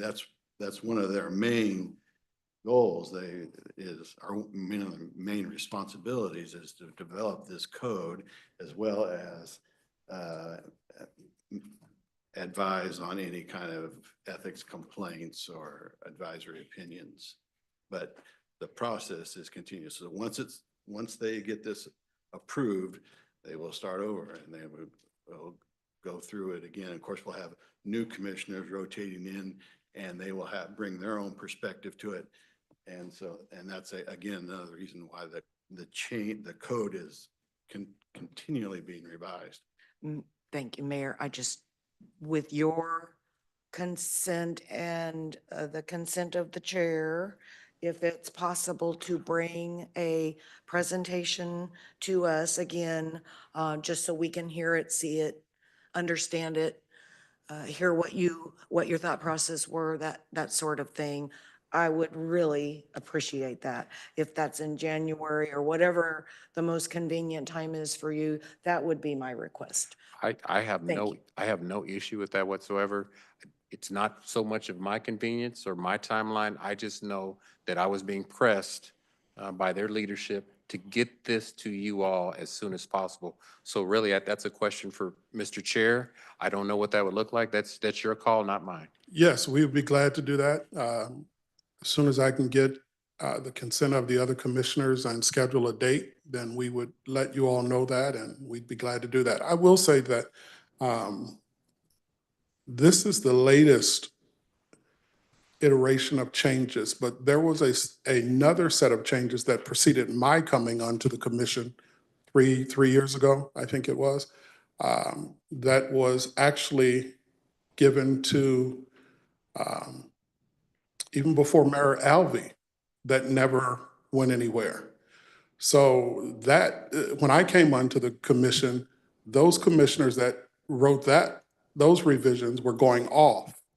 And they were looking to get theirs approved because they had worked tirelessly as well.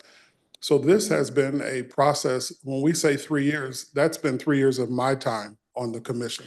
This has been a process of many more years of our working, and these have just have not been presented for approval. So just understand that, please. And to that point, I want to make sure I heard you correctly. Prior members of the Ethics Commission had changes or revisions to the code that they had hoped to bring forward, but those never came. I just want to make sure I heard you. As far as I know, and that was before Mayor Garner even. Certainly. And yeah, they never They just came. never made their way to They the never made mayor their and way. commission for, Well, they made their way to the mayor. I do know that. They did not make their way here. perhaps they stopped Right. at the mayor. Gotcha. Yeah. Okay. And thank I you. don't know the reason, so. Certainly. yeah. Thank you very much. I did not know that. And that was the argument of Ruth. Right. That's why she was pressuring me. She's like, I cannot get this to the commission. And she said, Mayor, please help me get this to your commission because of just what he said. They rotate different commissioners, and if you get new commissioners, they'll come in with a whole new perspective, and it just resets the clock of let's change this, let's change that, and then the work is ongoing. It never gets done. It never gets to this body I for still would at least consideration. ask for the time. Yes, of the 30 and if days. that's something that wouldn't affect you, I'm fine with Okay, that. thank Yeah. you. I'll yield. Thank you, Mayor. Okay, thank you, Commissioner Maris. Thank you, Mr. Mayor. To clarify my thoughts and my words, I do support a strong ethics commission, or ethics code. I want us to have an ethics code. I have no intention of providing updates, and I never will. I know I have the opportunity to do that, but as an elected official, I do believe that for me, that is my personal opinion, it is unethical for me to provide updates to the ethics code when it's not my authority to do so. I have no intention.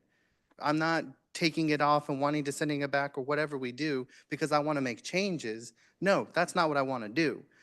As you stated, I want a presentation from the commission of why we made these changes. And you explained a couple of those. And you explained, technology, and that is right, and that is true. Technology is constantly changing, so things are going to need to change in the ethics code.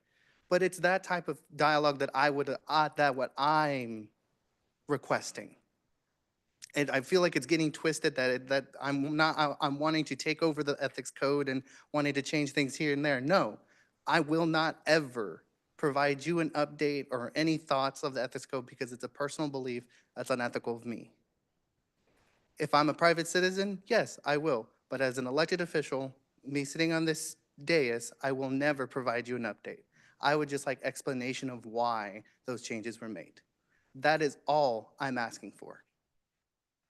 I'm not trying to be controversial. I'm not trying to take away anyone's authority or power to do anything. I'm just trying to have an explanation. And that's why I was very concerned that it ended up on consent. And I understand that there was the two avenues. I agree with Commissioner Davis. This was not routine. And, Mayor, you said, tonight we could have had the conversation. You had the ability and the authority as the mayor and to have agenda power to place it on another section of the agenda as well, for us to have that open dialogue, rather than place it on consent. That's my only concern. I just want to make sure my thoughts were understood. I will not provide update. Thank you, Commissioner. Commissioner Townsend. Thank you, Mayor. I won't be long because some of the points I would have raised have already been raised. But Reverend Bragg, thank you, and all the other members of the committee, our auditor who've worked. I have been on this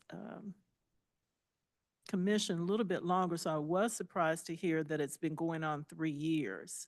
But as you said, Reverend Bragg, there will still be changes. This is a living document as things come up, so it's never just done. But I get the need, if something has been addressed, to move it forward for an up or down vote. I would appreciate, as Commissioner Bynum said, the opportunity to have more time to have reviewed this, given out of town, Thanksgiving, and to be appreciative of the work that you've done over 3 years. And here we are at almost 10 minutes to midnight. It should be given more time, I believe, to be discussed in a presentation. Now, I guess I understand, correct me if I'm wrong, that if there's a presentation, we could ask questions. Some may make recommendations, some not. As you know, a lawyer, I'm always looking at words, but I get the meaning, so I appreciate what's going forward. But I would also join Commissioner Bynum in asking for additional time for this body to meet with the Ethics Committee. And I would ask that that be done not in this setting, but maybe a special setting or something, because this is too valuable a piece of information or documentation to short shrift it. And that's kind of what you get tonight, at least for me. And your work and the subject of your work deserves more than that. So appreciate you, and I appreciate the mayor wanting to get this checked off, but I would like to see us have more time, say like in a special session, to ask those questions before we take action as a body like now. Thank you. Thank you, Commissioner. Commissioner Stites.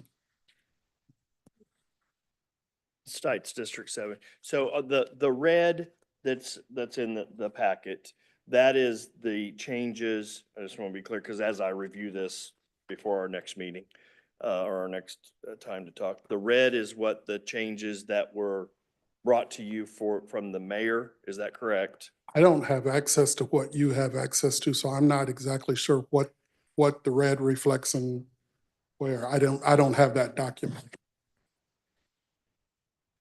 Yeah, yes.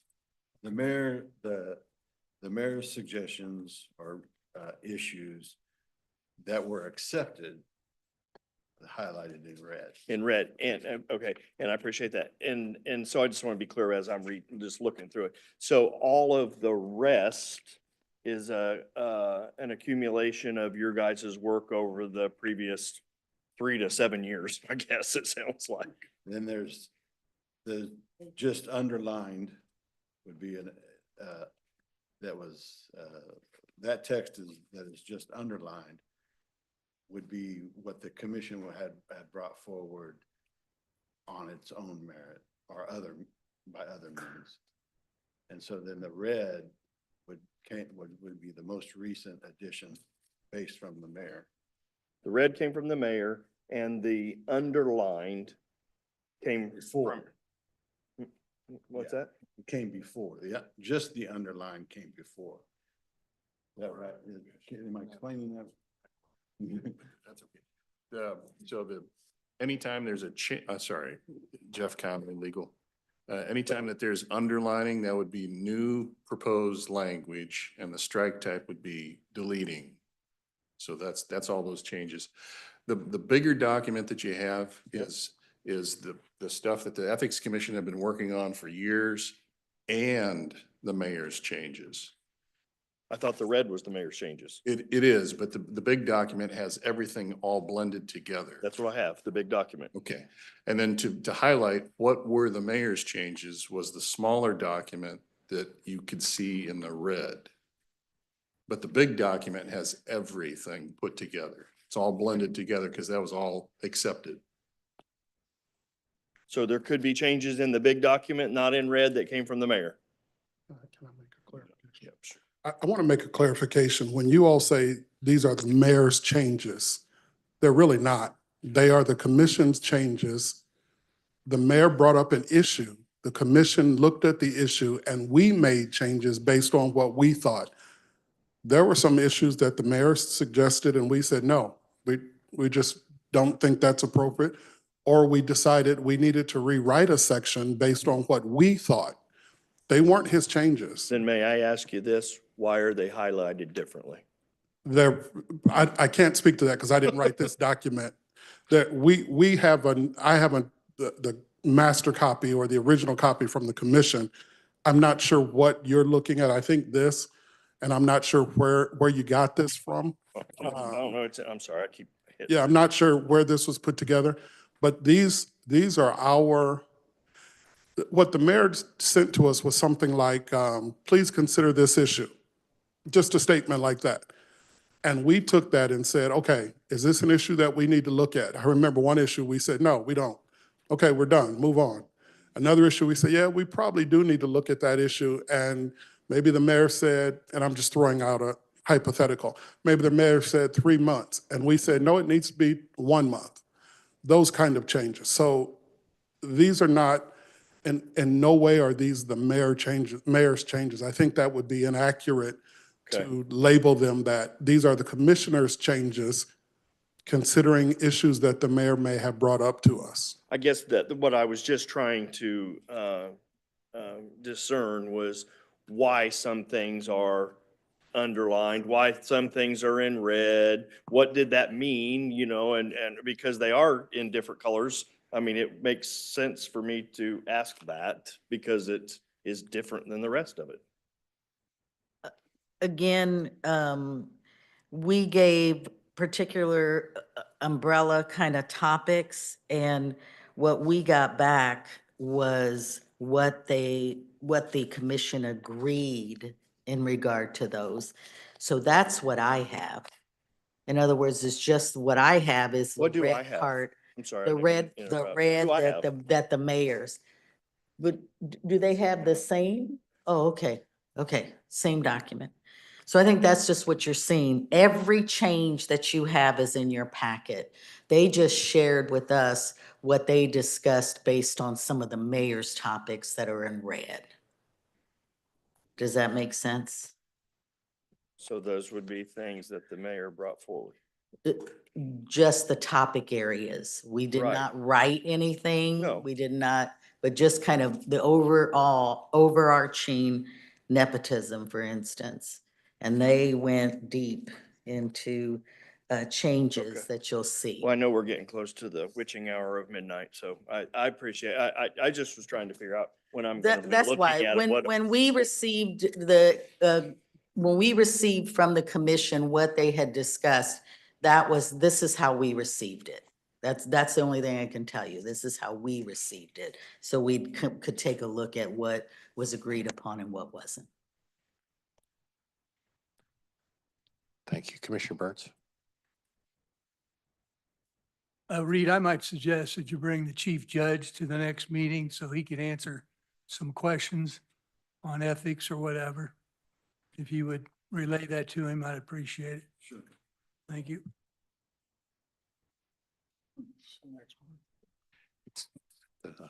Commissioner Lopez?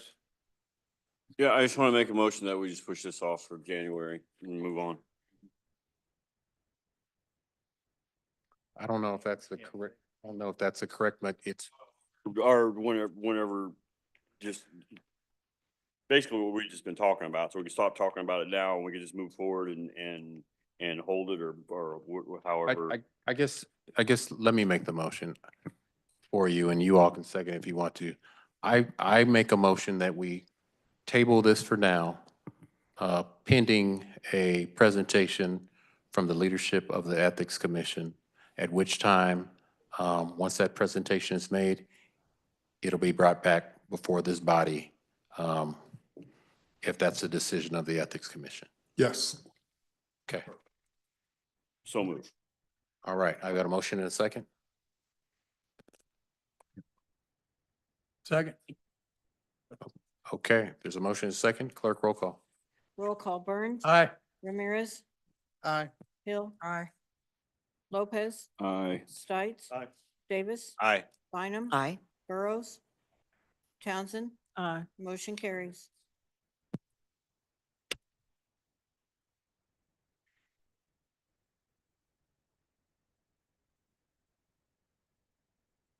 Mayor, I would make a motion to, oh, sorry.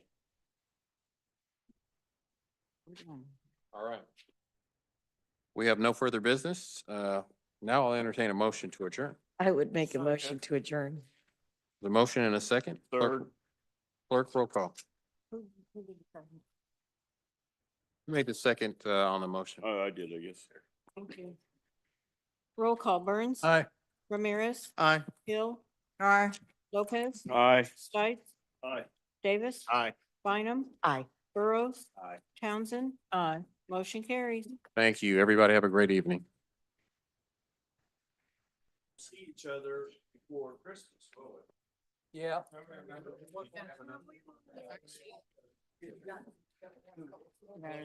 I'm looking at it. It's even